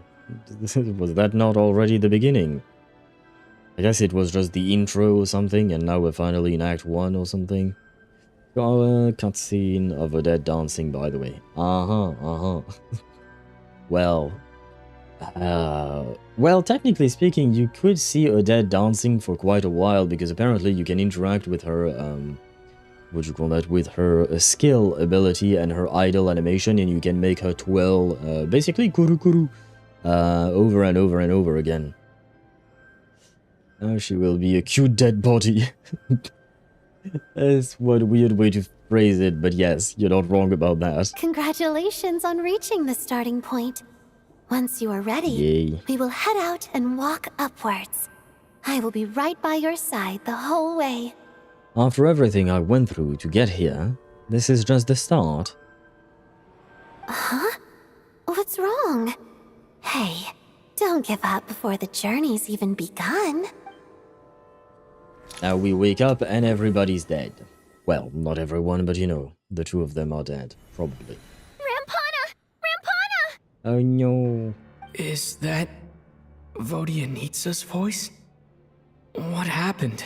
It's kind of too bad that the traveler does not actually remember what had happened in that dream sequence with the tower and climbing and whatnot. Wake up! Please wake up! A drama about sleeping, which began as a joke the other day, is now playing out on the stage. No one counted on it being a tragedy. Everyone is gathered around the two sleepers in the center stage. Without even inspecting the scene, you already know what has happened. And if someone had told you in advance. As if someone had told you in advance. Oh. Deceased. Deceased during the night. But yeah, we've read that. Yeah, we read that. The situation is identical to that of the two casualties yesterday. We cannot ascertain the cause of death. At least there are some elements that we can rule out this time. They slept on the stage with everyone else. So I suppose the surrounding environment can't be a relevant variable. Rampana. Coolish. Weren't some of us keeping watch last night? 3 of us, in fact. How could you not notice something was wrong? I'm as confused as you are. Certainly nothing unusual happened on my watch. Likewise, and from what I've observed so far, both Miss Odette and the Traveler can be trusted. No incidents during my watch either. I have no reason to suspect Valerie or Odette either. To be honest, I didn't get a wink of sleep last night. I couldn't help but think I was the target. So I just laid there with my eyes closed. I heard the Traveler and Lelek chatting, but otherwise I don't recall hearing any commotion during the night. Me too. I didn't want to wake everyone up, so I was concentrating hard, trying not to cough. I hardly slept at all. If anything had happened, I'm sure I would have noticed. Then, what could possibly be causing this? Once was bad enough. I can't believe it happened again. I worked closely with Rampana and Coolish for so long. I never imagined that one day they'd... And on this stage of all places... Vodyanitsa. 4 victims in just 2 days. And we still don't have a single lead. I need to get to the bottom of this as soon as possible. And above all, keep Tonya safe. I'd never be able to look Child in the eye again otherwise. Still snowing? Yes, I just checked. Still no sign of anyone outside either.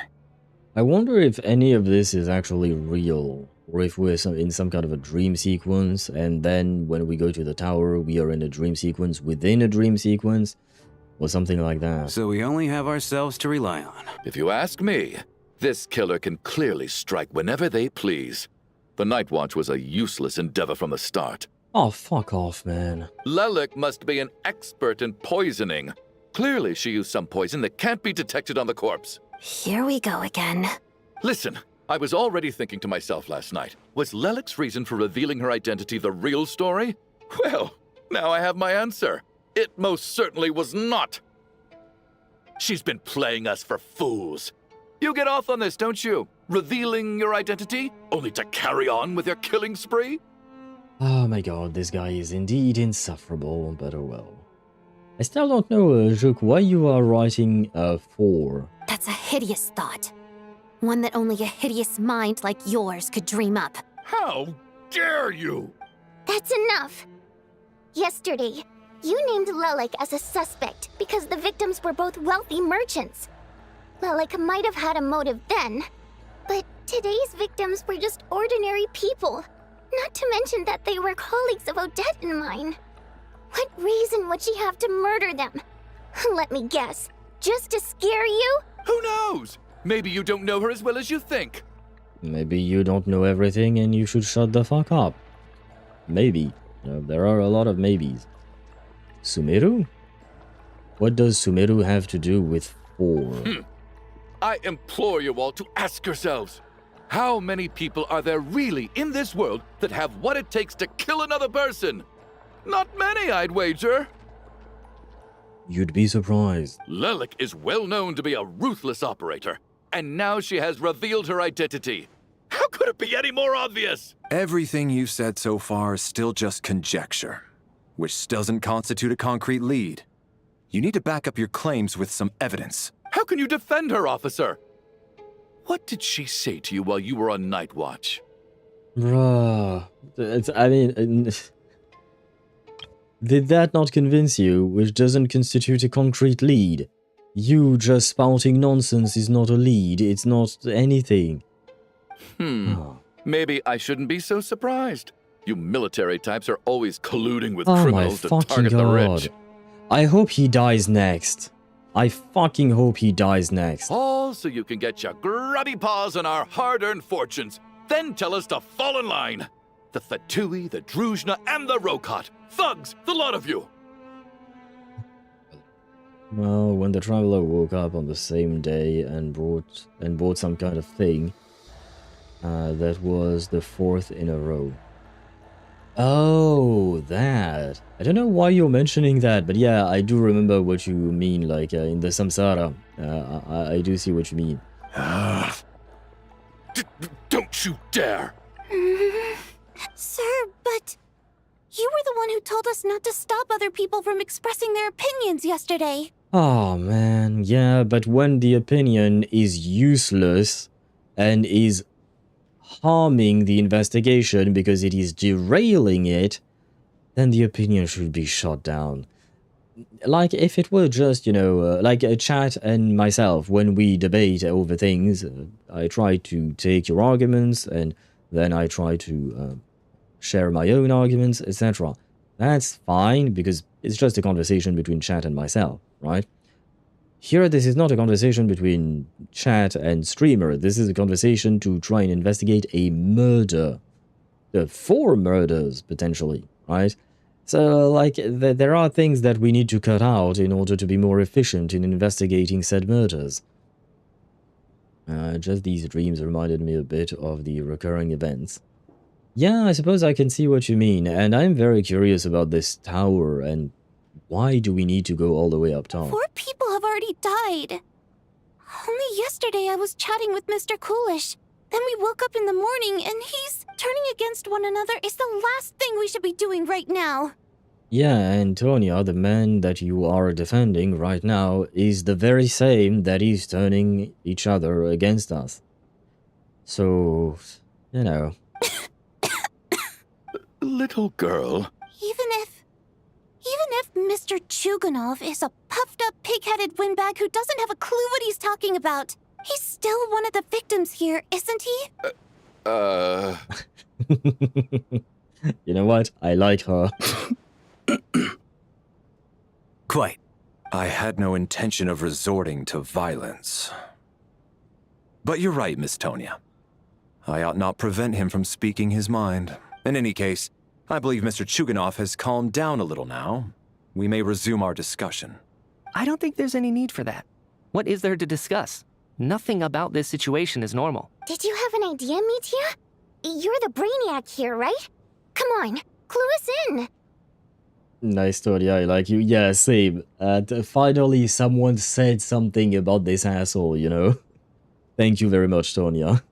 I've been mulling something over. All the leads we have so far concern things from outside the theater. Miss Odette's alter ego, the threats Mr. Chuganov received, but then there's the 2 double murder crime scenes themselves, which have given us absolutely nothing to go on whatsoever. That's highly unusual. Even with the most careful killers, there's always some evidence left behind. So what are you suggesting? I think this could be a supernatural event. It isn't characteristic of human-on-human homicide at all. Correct me if I'm wrong, but aren't you supposed to be a scientist? That doesn't sound like a conclusion someone like you is supposed to make. What do you mean? Supernatural events happen all the time in this world. I got into scientific research because of my insatiable curiosity. But if the present situation defies all known scientific explanations, I don't mind shifting my curiosity toward the paranormal instead. Now that you mention it, I remember when I first came to the theater. I heard rumors about this place being haunted. Haunted? Yeah, I think I heard the same thing. But I mean, they're only rumors, right? We've worked here for years. Surely we would have noticed any spooky goings-on by now. Well, this has taken an unexpected turn. A haunted theater? If Paimon were here, she'd probably be hiding behind me in fear right now. Yeah. Why don't we take this opportunity to look for clues again with a more open mind? Maybe a different perspective will help us see something different. Very well. Whether it's criminals or ghosts we're looking for, the same rules apply. Everyone needs to tread carefully. I'll move the bodies into the same room for now. They're dying because they've run out of energy in the theater. Imaginarium theater. I don't know what you mean. Well, I hope at least they won their fight. Oh, probably. Doctor, you're huge. Fortunitsa's eyes are huge? Really? I have to admit I did not quite pay attention. Sorry, and thank you, Daedra, for the stretch and hydrate. Please tell me this is the end. I think so. Right.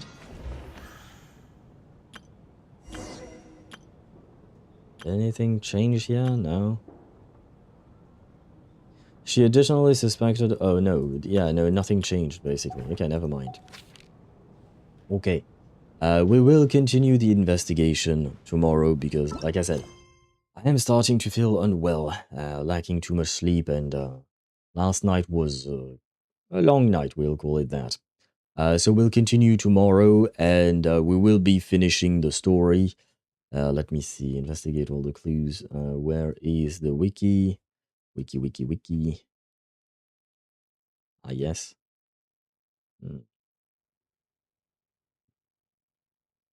Wait, what? Wait, what? We are in Winter's Mysterious Silence. Okay, yeah, so we are about halfway there, I think. in terms of the story of the second act. I mean, yeah.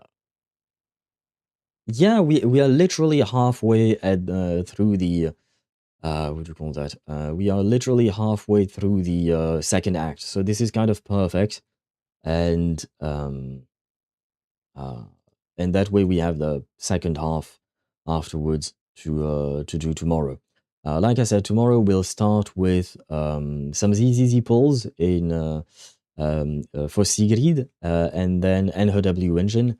And then we will attempt to finish this quest. We'll go for however long is needed, but yes, I do need some rest. I thank you all, Daedra, Juk, and Ktosh. Thank you for your wishes of having good rest and sleeping well and enjoying dinner. I appreciate it. I wish you all a great rest of your night, and I shall see you tomorrow. Bye-bye.